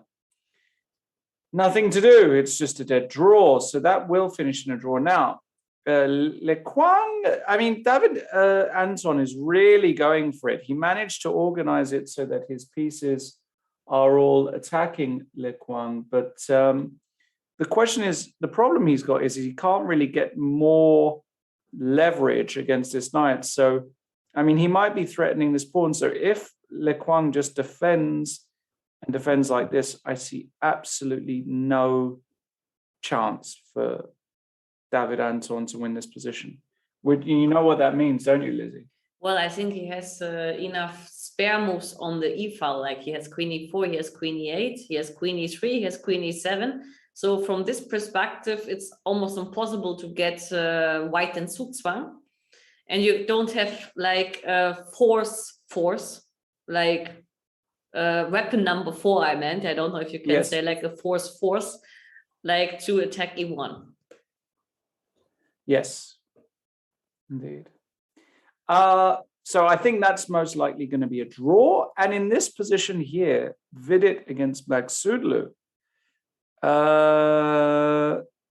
very unclear, it looks to me. I mean, I don't know what you think, but I mean, black is a piece up.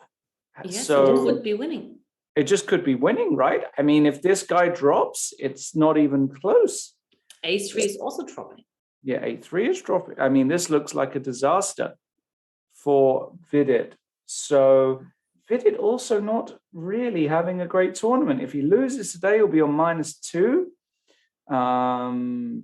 Not what we expect from the man that is Vidit. Yes, it seems like it's not his tournament, but sometimes, like Lawrence, we all know it can happen. Some tournaments go well, some tournaments go not well. That's how it is. Yeah. I can tell you all about that. Yeah, you don't have to tell me. How it feels when things go good or when things go bad. Well, at least I can tell you for the German in this tournament, it's going brilliantly. It is going well. And talking about the Germans, let's go there because Vincent Kemar has entered. The eagle has landed, as we say. And this position is disgusting for white. The queen in behind enemy lines, the knight, the rook. He can just maybe try and get his bishop in somehow. I think queen f2 is just queen f2. Almost the story, right? Because yes. It's not like that you have a huge defending option here, in my humble opinion. Yeah.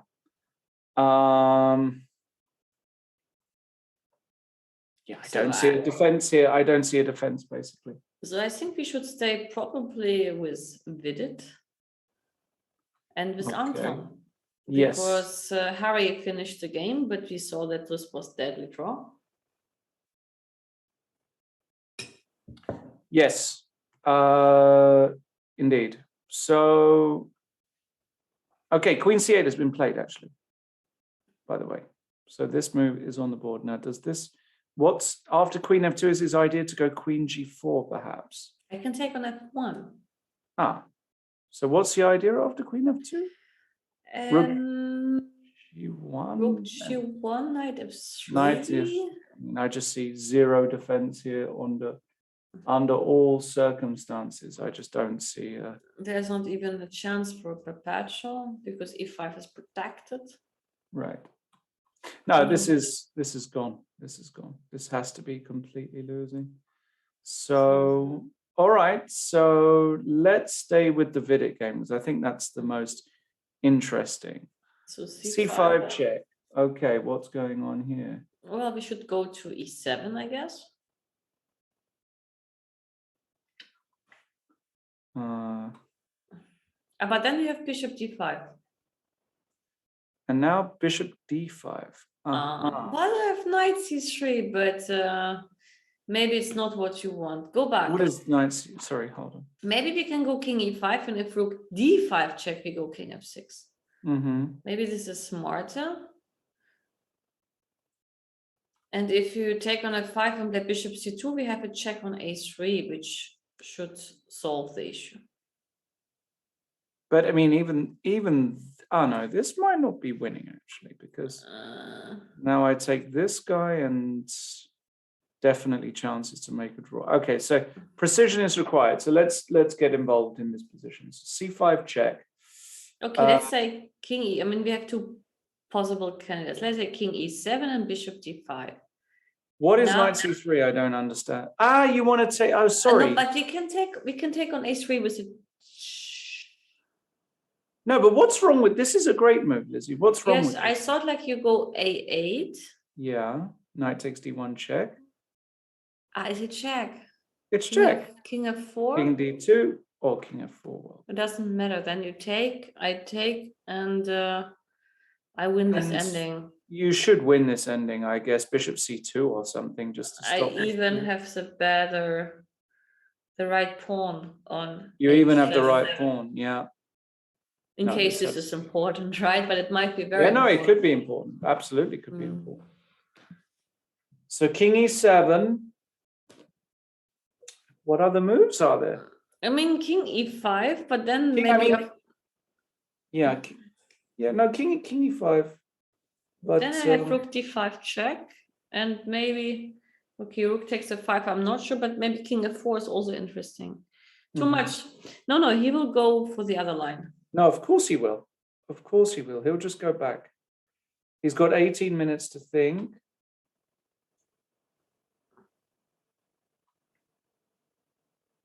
And after bishop D5, knight C3, you're right. This is just the issue. And this issue is enough. Yeah. And it's not so hard to calculate it.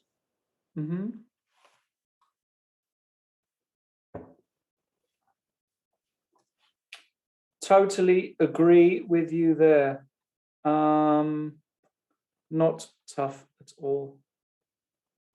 Yeah, I believe Paham will win this King E7 because you're threatening to win the pawn, so you do have no other move. And the other point is that bishop C2, you can take check, and if King D4, you can always now take here, and this always runs into rook A4 check. So you can't even, and if you go King F4,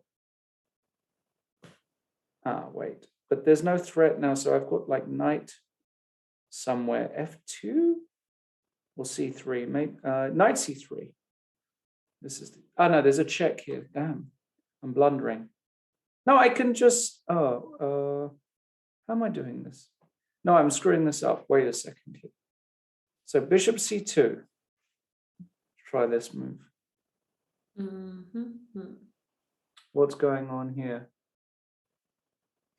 If I play knight C3 nonetheless. You want to do it just anyway. This is just obvious. Yeah, sorry. Yeah, this is just easy because this is. I have even knight D5 check and knight C7 if I need that.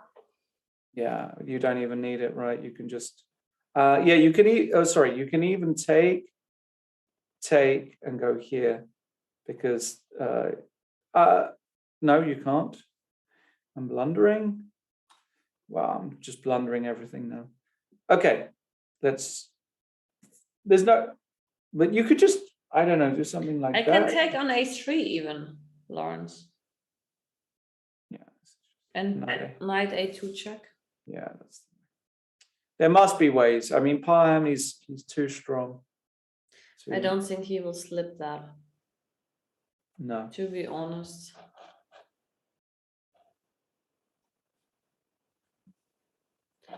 But I guess that our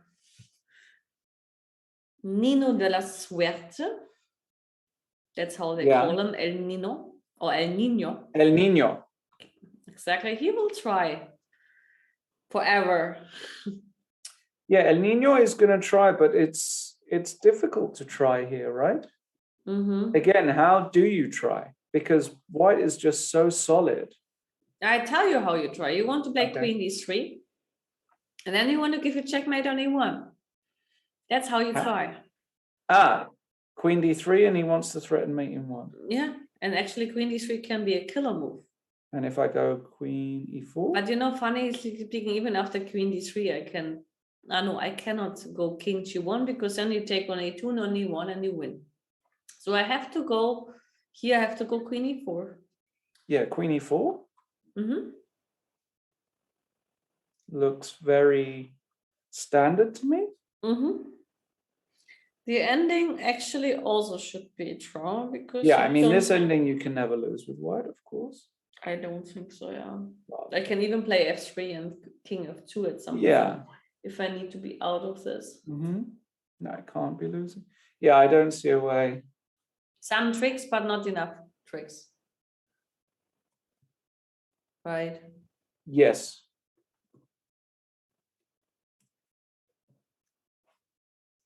Yeah, I don't see Le Quang with 28 minutes on his clock falling for any tricks here at all. Vincent Kmar has won after the move queen f2. Well done to him.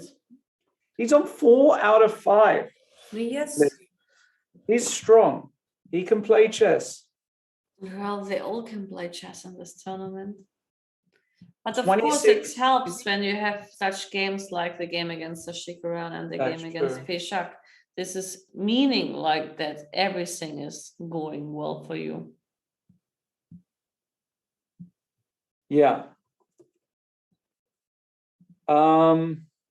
Yeah, I mean, I'm just looking online here. He is now. Oh, try this again. He is. Where is he? Trying to find 2681. On live rating, you mean? Oh no, they didn't update it. So it's plus whatever that is. Oh. Beating with Chalik, that's going to be a lot of points actually. 3 points, 3.5 better. Yeah, so he'll be up to 2685 in the live rankings. No, but he will. He's only 17. I've been saying he's 18. He will be 18 in November, as far as I remember.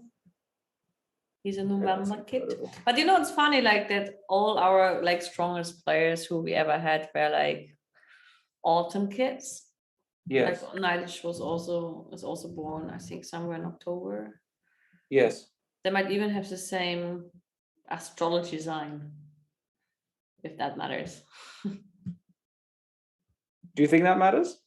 I don't know. I mean, according to the chess-based talk moderator Arne Kehler, the chess style and the astrology sign has some connection. He reports about that on ChessBase. You can follow it. We got a message. Kamer is coming for an Kamer is coming. There we go. All right, so we're going to hear from Vincent. Very interesting game. So I am looking forward to hearing from him. So give us 2 minutes. We'll be back with the one and only Vincent Kamer. Don't go anywhere.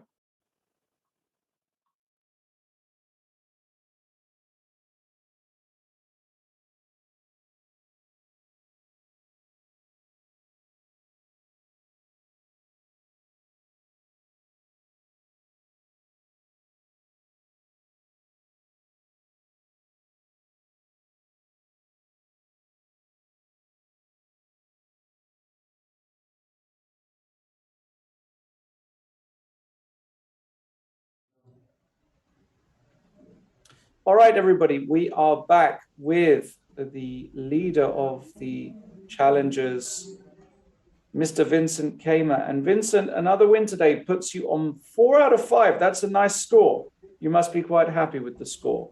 Yeah, I mean, okay. Against Niemann, I maybe gave away half a point, but of course, I also was really lucky against Peshak, and also this Shashikiran game I didn't have to win, so I think overall it's quite okay, but yeah, I mean, it's really strong field. Every game is really fighting chess. So yeah, I'm happy to be there. Tell us about the game today. He went for an interesting line, which, by the way, Niemann, he came in and talked to us, and he said that this move c4 is the Niemann variation. He said he was the first guy to play it. I don't know if I believe that. I mean, the kid's like 17 years old. I probably played this in 2001 before he was born. So I don't know how much I believe of that. But did you expect this line before the game? Tell us about the opening. And no, actually, okay, first of all, he plays pretty much everything, yeah, so rest day is not helping that much. And also in Najdorf, I mean, if he plays e4, it's not like he's usually the kind of who always plays bishop b5 check, yeah. He also has other main lines he's playing, like bishop e3, bishop g5, and of course then that's rather critical. So yeah, I mean, I just had one game already with this bishop f1 against Smets in Bundesliga, and I knew that back then I also didn't have any clue. I just played b6, and it was fine. And yeah, immediately after he played this, after I played bishop b7, I realized that yeah, maybe this was not the best idea because he does have this d4 gf3, and I somehow remember that Engine liked this for white. So maybe it was smarter to play knight e5 first before bishop b7. But okay, yeah. Let me have to c4. Do you have to play with 95? I mean, No, what happens? I don't have to. Yeah, of course, I can maybe get like this hedgehog structure. Okay, maybe just bishop e7, yeah? Hedgehog structure with better some version. tempi up, huh? Yeah, with extra tempi because he's gone bishop e5. Okay, but yeah, I mean, it's not like what I want usually. Yeah, I mean, of course, it's fine, but I mean, it's not that bad, but I think it's not really. I don't think white deserves to get this, yeah, at this point, but yeah, of course, this gf3 is really interesting, yeah? I mean, it's just that it can also go really wrong. I mean, because Gawain, Gawain Jones, he's played loads of games with this structure and had some great results, but it somehow went right for you after I think bishop g5 is not a good move. I think this is already. I think just f4 and d5 and just try to because if he starts. Yes, because if he starts with d5, I have e5 possibility at least. Yeah, and then after f4 there's bishop h6, and I'm not sure whether he really wants to have this. Yeah, I mean, so I think maybe f4 start and then bishop g7 and then d5. This was like critical, I would say. And just e5 is. Yeah, it's not easy. Yeah, could be difficult. Of course, I can always play e5. Yeah, and then I would say it's. I mean, I'm sure Engine gives like 0.70, 0.80 here for white. It would be like my evaluation, but I'm not sure that over the board it's that easy because this king is quite weak, and I can, in the ideal case, I mean, if I can dream, I will get knight to d6, f5, and will win the game easily. So, I mean, it's not that white can just do anything. I thought it's not too bad. Yeah, and g6 is also like, okay, cd4 it can be really dangerous, yeah, because b6, d6, everything's weak then, and okay, yeah. But after bishop g5, I was really happy to see. Because, of course, bishop f7 is not the most logical move, maybe. Yeah, what was wrong with bishop g7 out of interest? I don't know, I think e5. Yeah, we looked at this. D. Okay. Rook d1. And just f4 or what? Yeah, okay, I don't think. h6. Bishop h6, h4. g5. Bishop g3. I can't. You can take, yeah? No, you can't. Okay, it's fine, yeah. I don't know. We haven't used an engine, so we wanted to take, and we take rook g8. Actually, this is what we analyzed. Yeah, because now this is. Yeah, then and this we didn't works. see a good reply because we saw that maybe you played bishop e7 because you saw that after bishop h6 there's a move g5 and you were hoping for that. No, not really. I mean, I was first of all, I didn't even see this in the first place. I was like feeling already this was, but I don't know. Bishop g7 feels wrong. Yeah, if he ever gets e5, it's really dangerous. But yeah, maybe it's the right move. I'm not sure. But I was really happy with bishop e7. I mean. Yeah, I mean, what happened because you've played this phenomenal g5 and it took us a while to understand, but it looks very bad for white all of a sudden. Yeah, I mean, okay, you're playing without the piece. Yeah, basically this DC and f4 probably is only way already. I'm not sure, but yeah. Yeah, so takes, this happened, yeah, and an f4 trying to get it out, and now you played this. Yeah, I'm not sure. Maybe gf4 is better here. It's okay. I have many options. Yeah, so for example, I was thinking about rook g8, f g5, and now, I mean, Okay, of course, it would be really nice to play bishop f8 and then take on e4, but it doesn't work. So yeah, I think rook g6 is a move, maybe. Yeah. Okay, I have knight g8 idea, so probably f4. And then yeah, we'll just have the idea like to go queen c7, queen d7 or something, and then take h6 long castle and try to attack. Oh but, wow! Yeah, I was not That's sure. a very risky approach. It was risky, so that's why I just played bishop f8 and felt like should be good position anyway. Yeah. Yeah, I think you got a good position. You had this importance Wissenschaft, bishop g2, king takes f8. Yeah, and here you've got, if you manage to get a bind on these dark squares, it's positionally over for white, effectively. Yeah, but otherwise he'll have huge problems with this bishop. Yeah, if he plays, let's say, f4, I can just go rook g6, and I already don't know what's his move. We have the queen f3, I can take e4, I think, and f5, because everything's pinned already. Yeah. And, okay, if he goes like queen e2, I have d5. I mean, it's just this pin can be really horrible, no? Mm-hmm. So I think, yeah, queen d2 was right move, yeah. I was a bit shocked because I, for some reason, forgot about this rook e3 idea, yeah, which of course is very... Yeah, Lizzie mentioned it, which was interesting, because I didn't think of it, but... No, we thought like that instead of queen d2, maybe it was wise rook to go e3 rook e3 immediately, actually. Yes. Because if you play knight h5 now, maybe I have h4. And if I play e5, what is the big Then difference? I play rook g3 instantly, and okay, I think rook knight h5, and then maybe you can then take... d6 is hanging, maybe with a check, I don't know. Yeah, okay, even that might not. Yeah, I mean, okay, but I can also never be worse, right? I will go rook no, g6. No, this is not about that. It's just about like finding a better defense for white. No, I think, yeah, queen d2. Yeah, maybe this knight h5 it's like a weird move, yeah, because I don't control f4 yet, but after f4 I somehow have rook g4 and still he has no real move. So I think maybe that was the problem for him.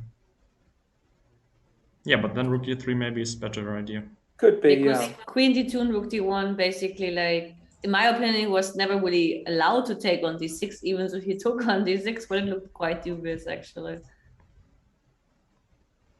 Yeah, so this kind of passage of play looked almost forced. I mean, once we got here... But I was crazy, yeah, but I couldn't believe that this is not like totally winning already, but I just didn't find an immediate win. I mean, I'm nearly sure there was, but I just didn't find anything here. Nodibek gave some interesting suggestion because he was here in more or less this moment. Oh. Yeah, what did he say? It was like a bit later. It was a bit later when like 96 was played, I remember. But okay, I mean, here after 96 for sure, like he should go queen d3. Probably. Yeah, that's what I thought. The only move, but he did. What did he do? Yeah, rook f2. I was like, okay, how can this not lose? Yeah. Yes, and then actually, what did he say? He said, yes. He liked he liked all of this, and now he liked 93, and then bishop c8. Simply. Yeah, 93, rook f1, and bishop c8. He really liked this. And okay, after knight d5. Just king g7. No. And you have rook h8. No, but okay, and maybe this is winning, but it's also not like immediately killing. No, no. There was not an immediate killer actually at all. Yeah, but okay, that's Although what I was searching for something, yeah, because for example, after queen h4, king g1, I have some ideas. Let's say I could go bishop c8, knight d5, rook d5, c d5, and bishop h3, and I spent quite a lot of time with this. And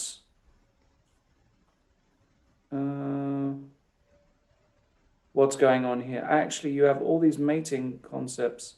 Yeah, actually, this is just a threat, no? I mean, okay, first of all, you have this option. This one. You go queen a6, bishop g2, and then reroute the queen to g4, but I think I can just take g4 and take e4, and we'll win this, probably. I think it should be. Okay, yeah, d6, king f8 should be winning. Mm-hmm. But yeah, I think there's, first of all, maybe queen a5, which was not too clear to me. Yeah, just covering this. Yeah, I mean, okay, I can just lose the game here, yeah, so that's like too dangerous. And also, I mean, I think in the least case he has like queen b8, king h7, queen f8 maybe, which should also be a draw, I think.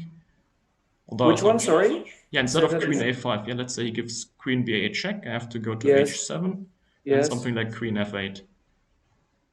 Yeah. Okay, it's crazy because I have moves like f6, but okay, I didn't believe it. I mean, I feel like I'm rather the one who's going to lose this. Yeah, so yeah, I thought about this and didn't find anything, but yeah, okay, then I just went for this. Yeah, but then I think what Notabek suggested looks better than what I played, yeah.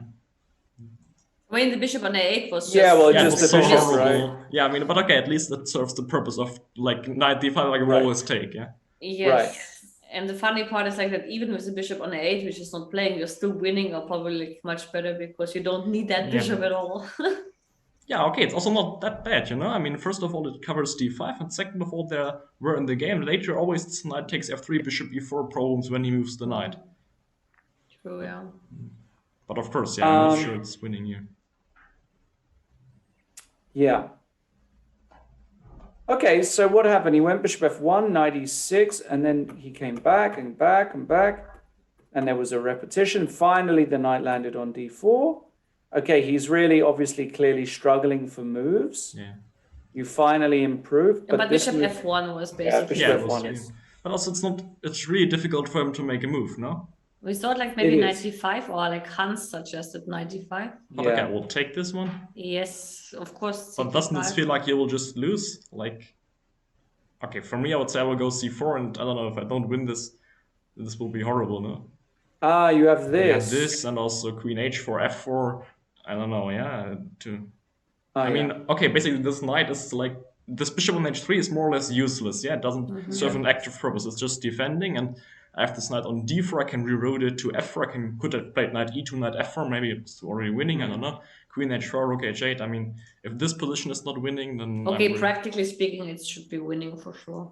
Yeah, I mean, it's... Sorry. I have to save king, yeah, that's just the whole point. No, I understand that knight d5 is like resigning from a human point of view, so... But maybe he should just take on a6 yeah, and take some material and it's like, try okay, to... I think I would have just played bishop c6 actually then. In this position. Yeah, or a rook h8, one of the two, yeah. Okay, let's imagine you go one of them, I go queen a4 and try to get back with my queen. Do I have time? Yeah, I want bishop c6, yeah, I mean, that's what I... Yes, and queen okay, d1. First. Not, but I don't want you to don't let want you to get there, yeah? I want you to play bishop so let's c6. say queen the king a6. e7, and you take, and bishop c6, yeah. Okay, but now at least you can't move your knight. Yeah, we'll just go rook h8, queen h4, yeah, those are the next moves. And you think like that if I now play knight d5... Yeah, we'll go queen h4. And okay, and queen a5, I have knight e2 already. And if I want to ask for queen a5, then knight e2. How much pawns I have? Not enough. I'm just checking, you know, king Not g2. enough. But king g2 you take on d5, I suppose. But sure, no, but yeah. actually, you take on d5, cd5, knight f4 check. Okay, I don't even need to go knight f4 check, right? Like rook h8, I don't know, like if this is not winning. Yes, maybe this is better. Okay, with those pieces, I don't think you have like real chance to survive if I have like any time on the clock to figure out how to win this. Yeah, probably. I mean, it's just dead pieces. No, I mean, maybe an engine can hold, but... Yeah. Yes, but practically for a human it's impossible. Yeah, h3 was a desperate... Yeah, and when you finally... Yeah, but it was really funny that there was one shock moment after queen f4, there's this queen d6 move. Let's say queen d6, queen, yeah, I don't know, queen d2 and king h1. And I was... Or okay, maybe you can also go knight e2, yeah? It doesn't really change anything, but... I have this knight f3 trick, which I think is really important, because suddenly now he might have like this rook g6 perpetual threat. Yeah. Because now it's queen e7, queen h4, yeah? But with knight f3 I'm also covering h4, so that should work. And this is just collapsing for white, basically. Yeah. Yes. Knight c3 I can try, but maybe it's... Yeah, but okay, yeah, I mean, this is just pawn down and pawns on white's color, yeah? White squares has to be lost. Yeah, something like this. And now, solid. I mean, go rook b8, force b3, and then go back, and a5, and okay, you just push the 2 pawns and win, yeah? Looks like an easy task. Yeah. It looks like that after g5, basically it was not a difficult task. Okay, Maybe he it still missed was that quite move. difficult, yeah, but No, yeah, but I mean, practically speaking, for him, after g5, the nightmare starts because suddenly he had to be very precise, and it's very for hard sure. for a human being from the practical point of view. All right, well done with that. Then that means you're on 4 out of. Tomorrow you have White against Krisanovsky, who is, he's he's an uncompromising play. He plays sharp stuff. He likes a fight. So Yeah, no, I mean, okay, he beats Dotchek. I think he also was really close to beating up to Zatorov, so of course it's not like, okay, it's not like because he's the lowest rated player, he will just get crushed by everyone. Yeah, he was really like showing his strength already, so it's certainly not an easy game. Let's get your opinion very quickly on the position of Vidit, because we have this. The Vidit game should be lost. It's much more interesting to get his opinion on the David Oh. game. Oh yeah, we'll get. Sorry, on the what game? On the Anton game against. On the Anton game. If there's a chance for black or not. This is just completely losing, is it now for Okay, White? I have no idea. Like if there are no tricks, of course it's losing, but yeah, I feel like it should be. But okay, King E7. But like our King E5 move, which we excluded, was played, Lawrence. Yeah. He played King E5. Mm-hmm. Yeah, why did he do that? I mean, what else? King E7. And after Bishop D5, Knight C3, we saw it. And we win this ending.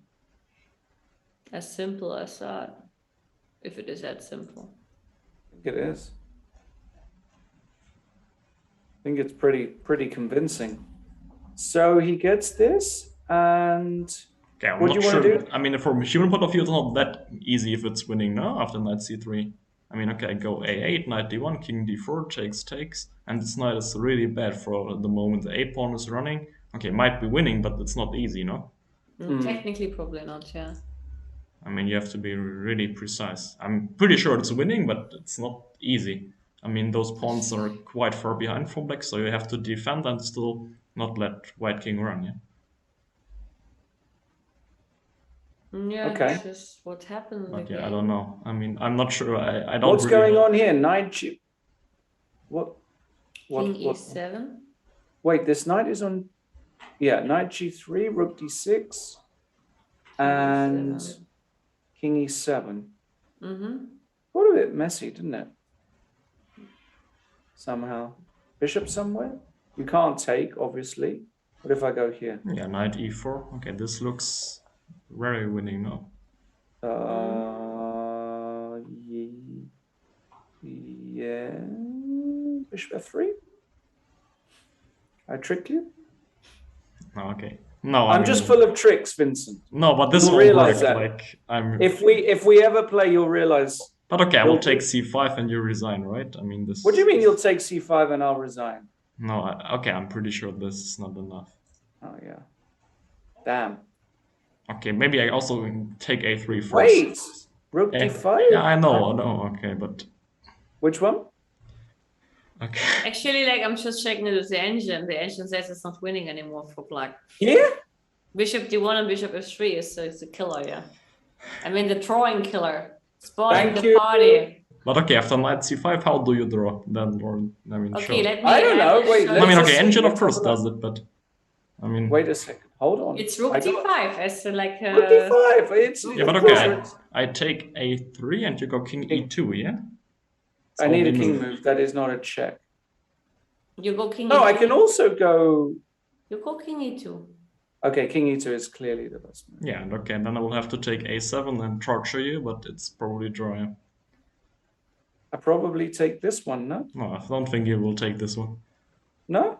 Actually, no, I think if you take A5, I will say it's very close to loss, and if you take C5, I think it's very close to being dead draw, no? Yes, you should take, of course, a knight. Okay. I mean, okay, I think Rook F5, Knight E6, you will lose like most of the times with White already in the practical game.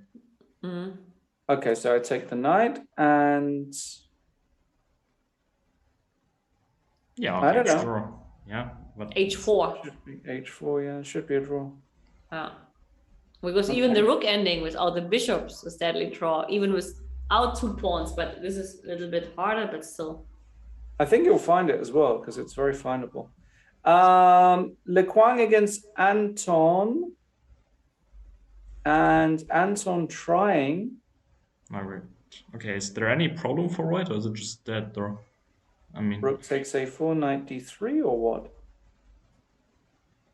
Has to be a draw. What am I looking at here? Rook takes a4 on the board. I just yeah, okay, protect my then I pawn. think they will agree on draw quite soon, yeah. I think Probably. Like, I mean, I don't see- know who's playing forward. Probably Le Quang wants to play already. Yeah, I think that's. Really? Yeah, I mean, he has the knight, and Anton is down to 40 seconds. Yeah, Oh, Anton has only got 40 seconds. That's I think true. I think Anton would take draw already, but Le Quang maybe wants to play. But Now. Anton has been pressing and pressing and pressing. So Anton is never taking any draw. It doesn't matter That's how true. much time he has.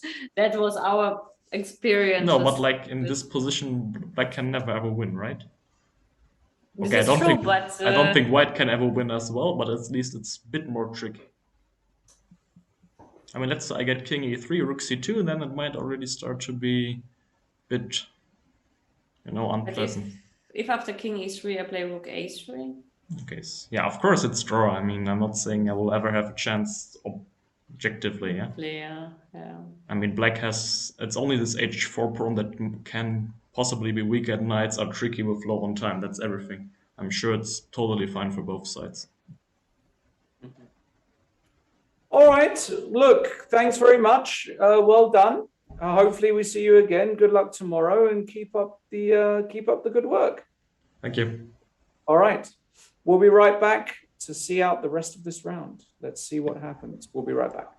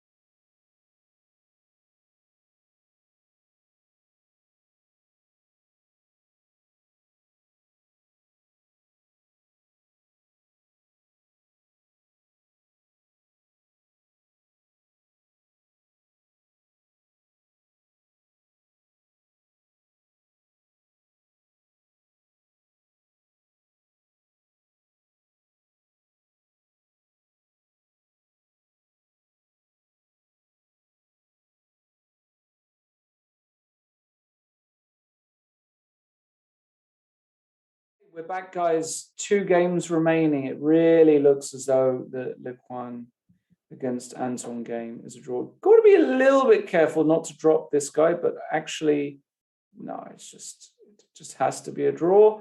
So the really only interesting fight is the one on the board.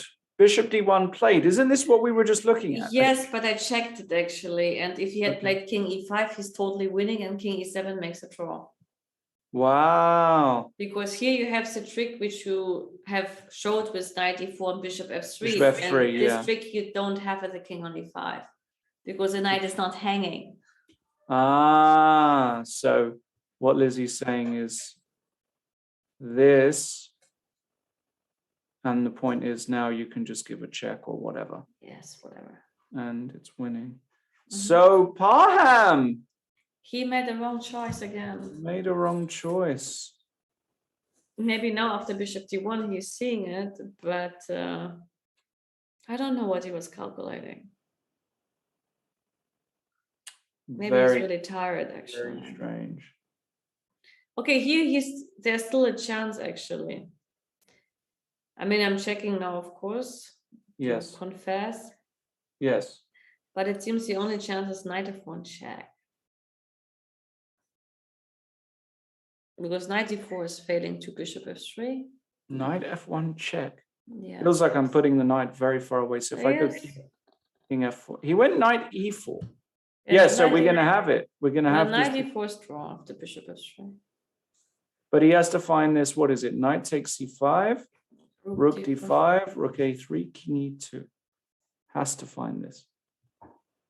Yes, but this is not difficult. Actually, we might be here a long time because he can still play that ending of pawn up. Forever Forever. and ever and ever. Exactly.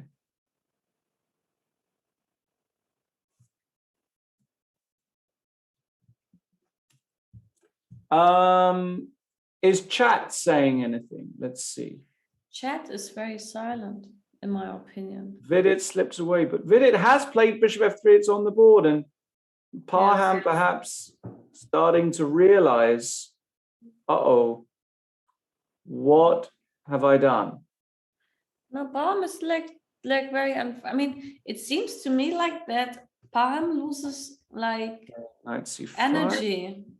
Yes. In this like moment when the hour 4 passes, he's clearly like losing his energy level because he's doing mistakes which he shouldn't do at his strengths.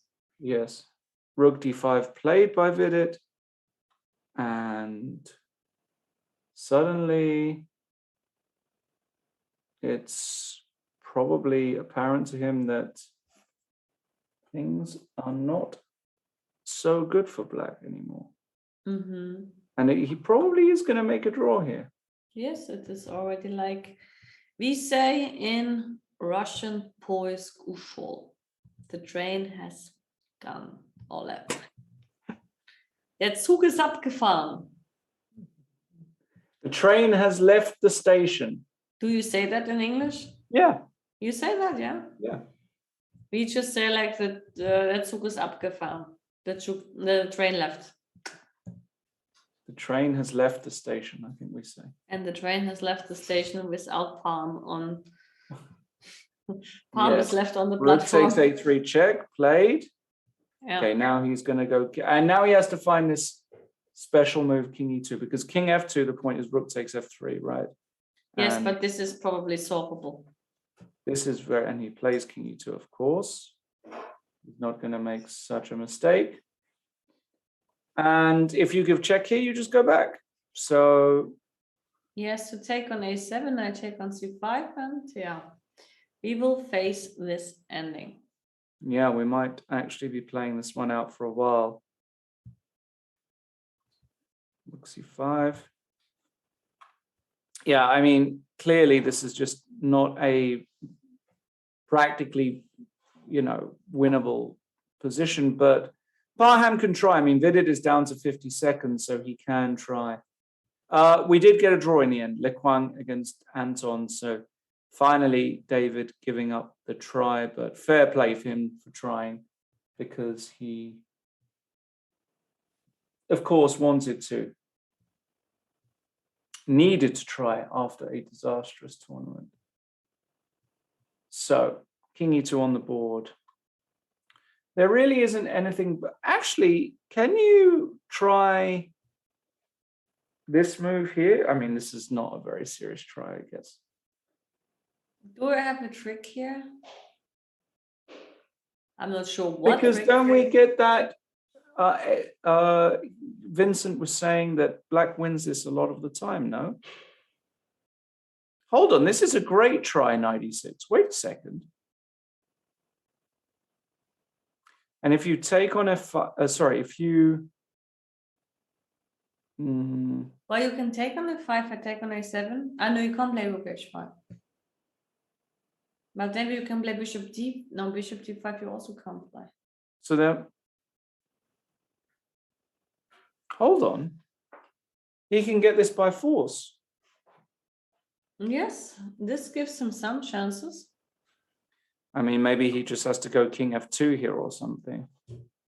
If Vincent says that this is practically difficult. He played 96. Yeah, this is a good move. So now you need a really, I mean, you don't have, you have to take on f5, right? Yes. Right. And now, Also, knight d4 check is interesting, but it will. Yeah, he not- played it. He played knight d4. So he's saying that he thinks he's got more chances in this ending here. Because Which- also now you have to make a king move, and it's not clear to me which one is a move to do. Because you cannot play. This is a game? Yeah, but this is you can lose this position, I think. Yeah, but even like now after knight d4 check, you have to find the king move. What knight d4? Ah, sorry. This is as in the game. You're saying that knight d4 check is not the correct move here is not clear. No, I mean probably the correct move is king f2. I mean, that's the most human move. Yeah.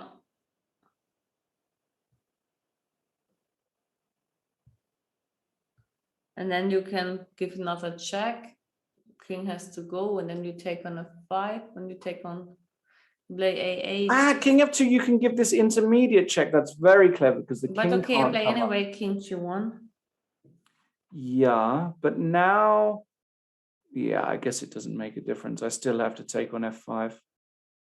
And we Yes, I get just get this position with better king position. Now you, king f6, I guess. Yeah, I mean, I wouldn't like to defend this with white. I can definitely see a universe where I lose this as white. This is absolutely not straightforward. Did he play king f2? Yes, he did. No? He played king f2, yeah. Yep, and the check was given. Was it given or not knight f5 immediately? No, he gave the check. Okay. And now, yeah, king g1 is kind of... Because otherwise, if you play king f1, I can take on h2, even though this ending is supposed to be a draw with 2 rooks and 2 pawns. Yeah, no, you definitely go... Knight f3 or knight f5, I don't know. I see after see. knight f3? No, you take the knight ending. Yes, that's true. No, you take the knight. No, he will take on f5. No, there's no question. He'll take on f5, queen. He'll take, and now he'll just play king f6. Also, now bishop d5 doesn't work. So we'll get some ending like this. He'll play h6, f6, and he'll try and find a construction. Of course, it's still very difficult to believe that he'll win, but with the advanced king, who knows? Who knows? Yes, with the knight, it's very inconvenient. Yeah, not easy to play against knights. We've seen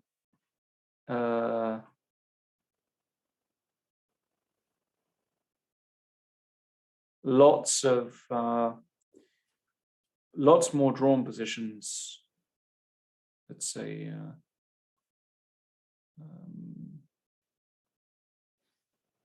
So you think this is white can hold? Yeah, I'm not sure that it is going to hold this. I mean, I understand he's extremely strong, but what is the construction to hold this? That's my maybe. I don't know. I don't know. Yeah, I don't know. He took. Oh wow, he kept the rooks on. This is also, of course, interesting. Yeah, this was probably a wise decision, actually. Keeping the rooks on. Because now he has to go rook f4. That's the only move, right? Oh, no, he has check, rook e3, but that looks weird. I think he's going to go rook f4 here. I have a feeling. Yes, but then if you go rook f4, knight e6, I cannot go like rook h4. Oh. Can. He gave a check. So rook f4, rook a1 check.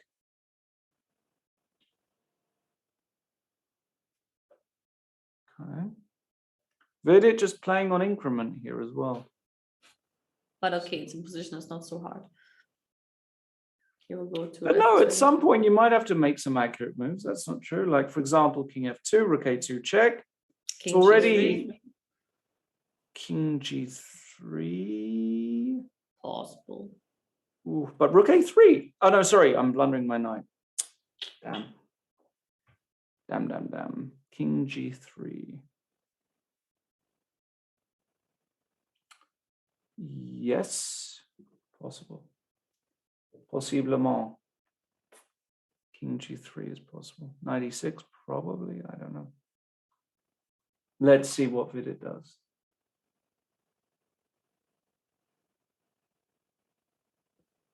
I mean, the position is fairly easy. Tough defensive task, I still feel, for white here. Not easy whatsoever. King g3 played. And rook d2 by Parham. So he's just holding. Now you have to find some kind of decent square, but you can't move here because of knight e2 check. I guess bishop g2 is the move, the professional. Oh, sorry, I'm not bishop g2. Where do you move here? Bishop here? Look, bishop g4, f5 exists also, lots of tricks. Bishop h5, there's a square for the bishop. Okay. Getting this pawn, you're going to play f5 now as black. Bring your king in. Okay. Not so easy. Yes, it's going to be a long fight. Oh my God, we could be here for a while. We could be here for a while, ladies and gentlemen. Forever. We could be here for a while.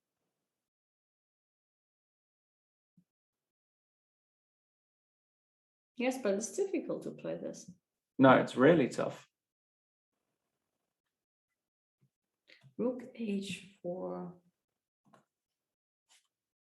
Rook h4 on the board. And this is yes, king f6, I guess. king f6. And then maybe he wants to move the bishop to Bishop e8. e8 and attack. Yeah, this is really good by Vidit.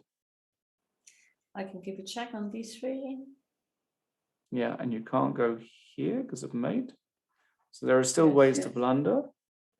But not on a high level standard. No. We've seen, look at Vichy against Mamedyarov from You mean Norway queen Chess. takes f3? Yeah. Move to miss?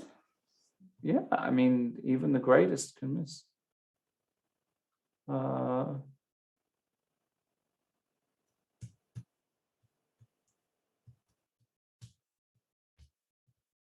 So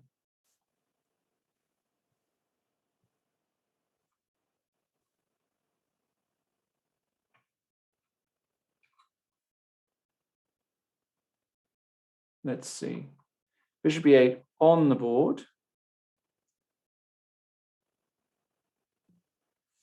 What about just king g7?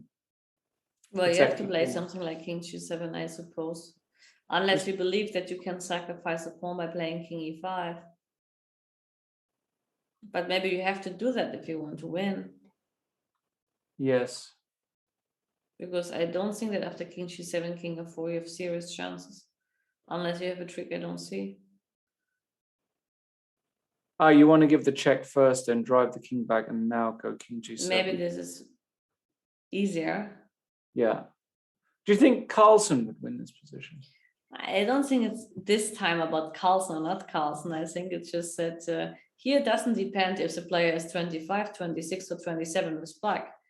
It really depends on white's performance. To be honest, I think here the rating of black is already indifferent between 25 and 28 even, I would say. But with white it might make a difference. Okay. Even so very little. Yes. Yes.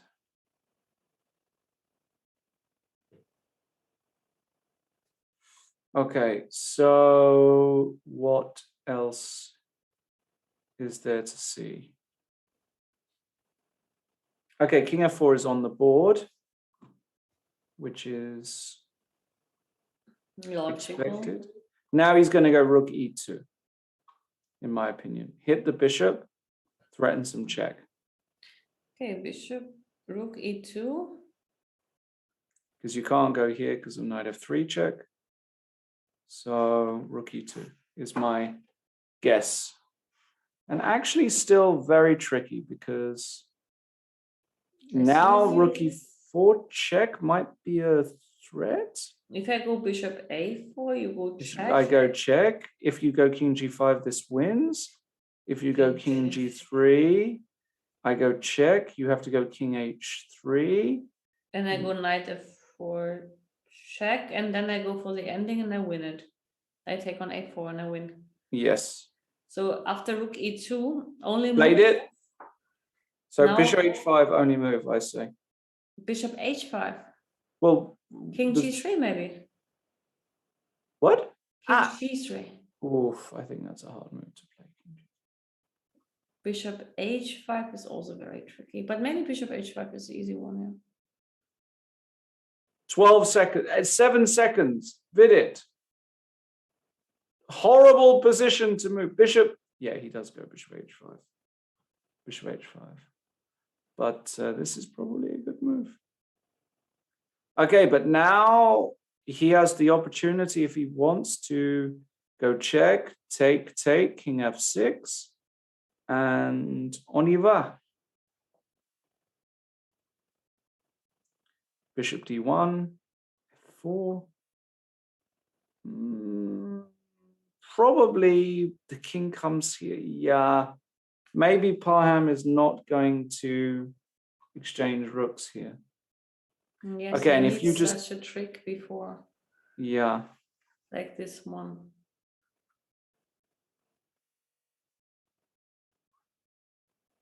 Rook e4 check was played. Rook e4 on the board, king g3. I think he might go for it. Because actually here he doesn't have another choice, no? Because rook e3 check king f2 is already awkward. So I think he's going to go for the ending now. Actually, he can move the knight. Sorry, he might play that move. Right. Sorry, he can And move. transpose his free pawn to. Yeah, I think the e pawn is better than the f pawn. That's certainly true. We have more space.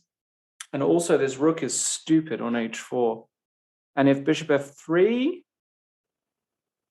yeah, you can now go rook e3. You can play this position. This position is playable, 100%.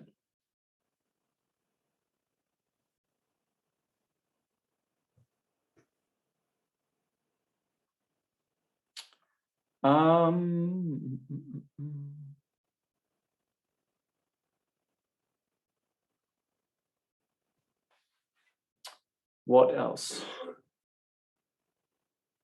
Okay, what's going on here? King h6 was played.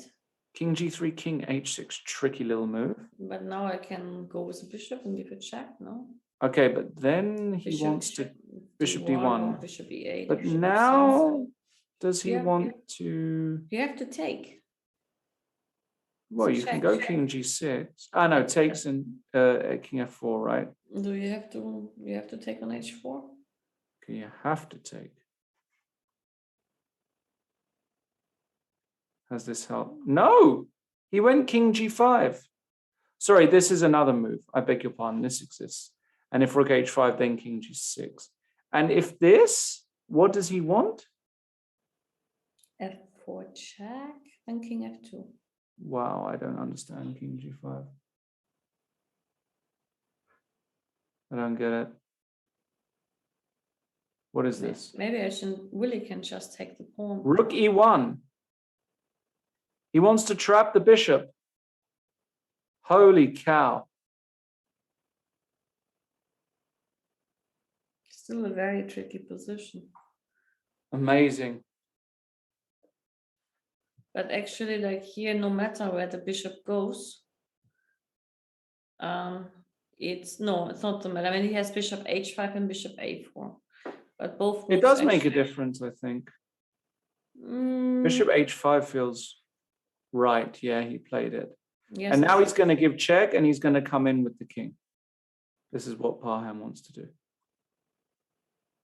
He wants to give check, king f4, and if rook d7, he wants to go rook d3 and give this check. And Yes, say, but the bishop is guarding very important squares. that's true. That's true. I'm not saying it's anything, but that's what he's going to do.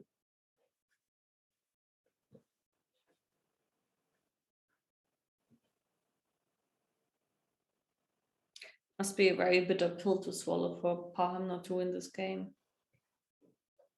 Well, he played f4. That's an unexpected move. But f4, I don't Very see unexpected move. what does it give? He wants to go rook a1, rook a2 check like this. Or rook b1, he's going to put the rook on. Because it's on he checks on the dark square. But I don't believe this. He's going to go rook b1.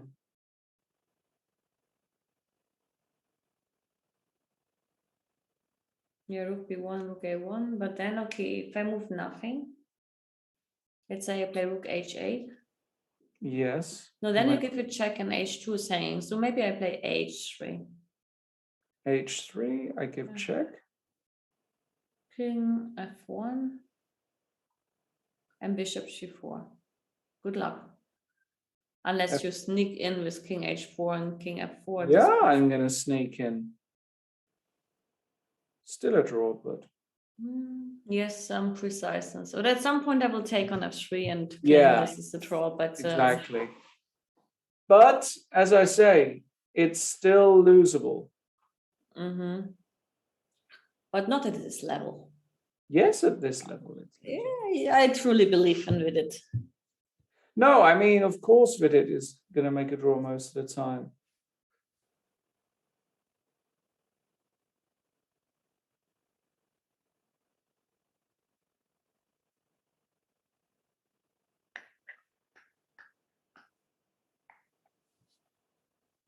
Okay, rook d7 on the board. Check, king e1. Yeah, this is well done by Vidit. This is well done by Vidit. Now you have to go knight f5. Yeah. But it's becoming more and more Drawish. drawish. Knight f5. I can even go maybe rook d5.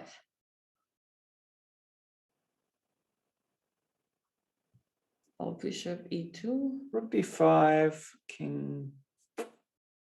I like rook d5. You like rook d5. But actually rook d5 can be dangerous, maybe, no? Rook h2? No, I thought like also rook h2, but maybe even king takes h5 and king g4 can be dangerous here. In this, I mean, sometimes there are these tricks. And king f3. And you get in the long corner out, and that's very dangerous. Yeah, you've got to be careful here. I wouldn't do any of that.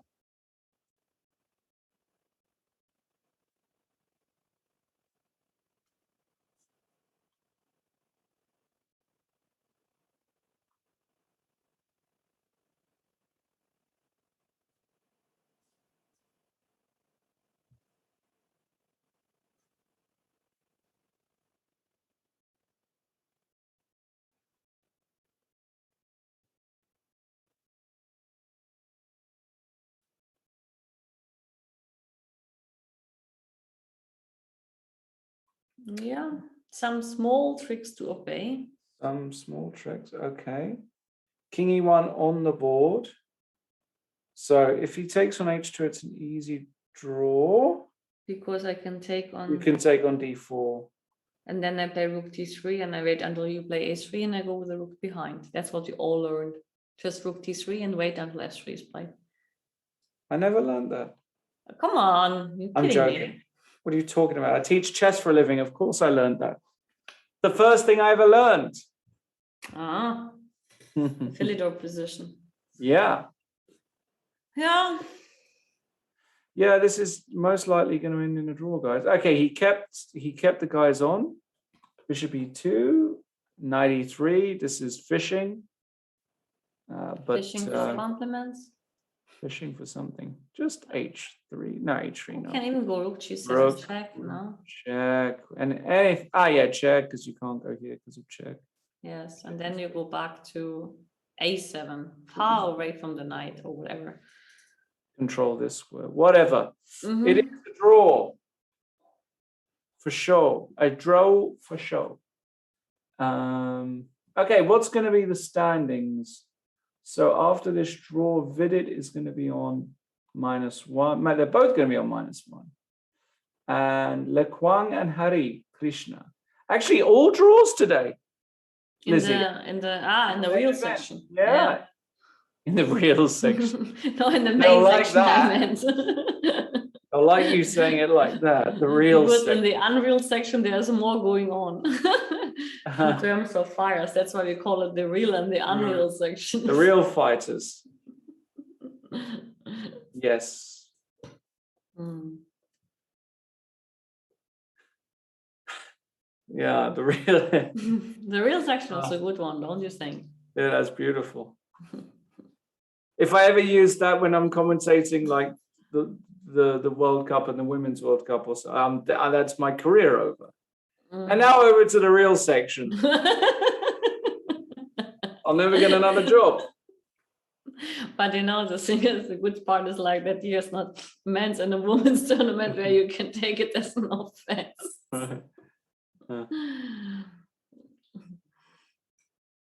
But actually, the unreal section is much more thrilling, you know, because there are more results. So actually, after king h4, I can go probably king f2 and king f3 and try to mate you now. Yes. Just go king. This is the classic. So yes. Yeah, you can't even do this because it's mate. Imagine that. That would be tragic. Rook c1 check. Gonna go king f2. Rook h1. Probably gonna go rook h1. I can give a check. G7. He can check. He can put the bishop on g4. He can do anything he wants. And if it was also easier. Yeah, bishop g4 is really a very simple solution, actually. Yes, that's the easiest solution. That would be my solution. Yes. Oh, yes. Poor Paham, he missed his chances today. Yeah, he missed his chances, and that's the difference between being 27-16 and 27-75. For sure. Chances like this today. I think sometimes it depends also on your shape and on your kind of energy level. And I think actually seeing like Parham's games here, he clearly has like certain drawbacks in terms of energy level when the 4 hours passing by. That's what it feels like when you look at his games and his mistake level. Yeah, bishop g4 was played. I guess we will have a draw. He should now probably save his energy because there's just no moment. Even though it's bitter, but yeah. This is the time to admit it's just a draw. There's nothing to do. This is really the time. Also, you can. It's time to admit. Time to admit, yeah. That the train has left the station. You can also say the horse has left the stable or the horse has bolted. I think you can say that. Well, you're the British one. I don't know. What do I know? Rook f1 check. Trying hard. Okay, king e2. Now what does he want? Just imagine he takes on g4 and Mrs. King takes f1. Even that's a draw, maybe? Well, maybe not, actually. Let's not. No. Let's not. Suggest that. Don't do that. Please don't do that. No, I mean, he just has to go back to h1 or whatever. He goes king h4. Loves a risk, this guy. He wants to come in with the king. Can I go rook g7? I think you can play any move here. It's good. Rook g7 I like. So if you give king g3, I can give a check.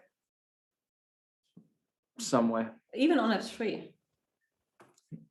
Ah, you want to do it like this and bishop g2 and Yes. win. And once again, trick me.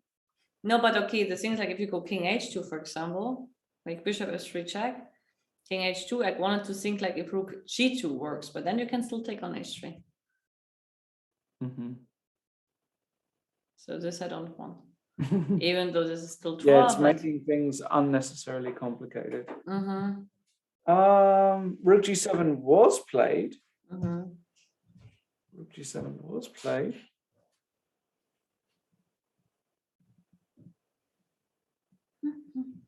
I think king g3 wants to actually just go away with the bishop. I mean, even bishop f3 check. What's wrong with this check? I don't know. What's wrong with bishop f3 check? If king h2, then I play h4 and actually like, let's play. Uh-oh. Let's play. That's true, actually. Imagine, he can't lose this, surely. Yes, but this like you don't want to play already. What is this point? Rook g1.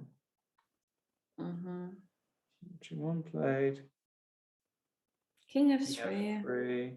And then okay, time to take the bishop. Just time to take the bishop, dude. Okay, and a draw has been agreed after rook f1. All right, disappointing for Parham. Probably had a win at some point, but he's just missing key moments in these games, costing him dearly because he's had a few positions already where he was winning or close to, and he didn't convert. So, very quick update. That means the leaders of the Masters group, well, nothing has changed. All draws today. Le Quang and Hari Krishna on 3.5 out of 5. Navarre and Nguyen and Vallejo on 3. And in the Challengers group, it is the German #1, Vincent Kemar, keeping the lead by half a point from Abdusattorov, who is on 3.5. So those guys leading the field. That's it. That's all we got. Any last words? Lizzie, before we sign off. Well, I wish everybody a lovely evening and I hope to see you tomorrow. Yes. We'll be back tomorrow, same time, same place, 3 o'clock for round 6. Thanks for tuning in today. It's been a long one. Looking forward to seeing you guys tomorrow. Take care.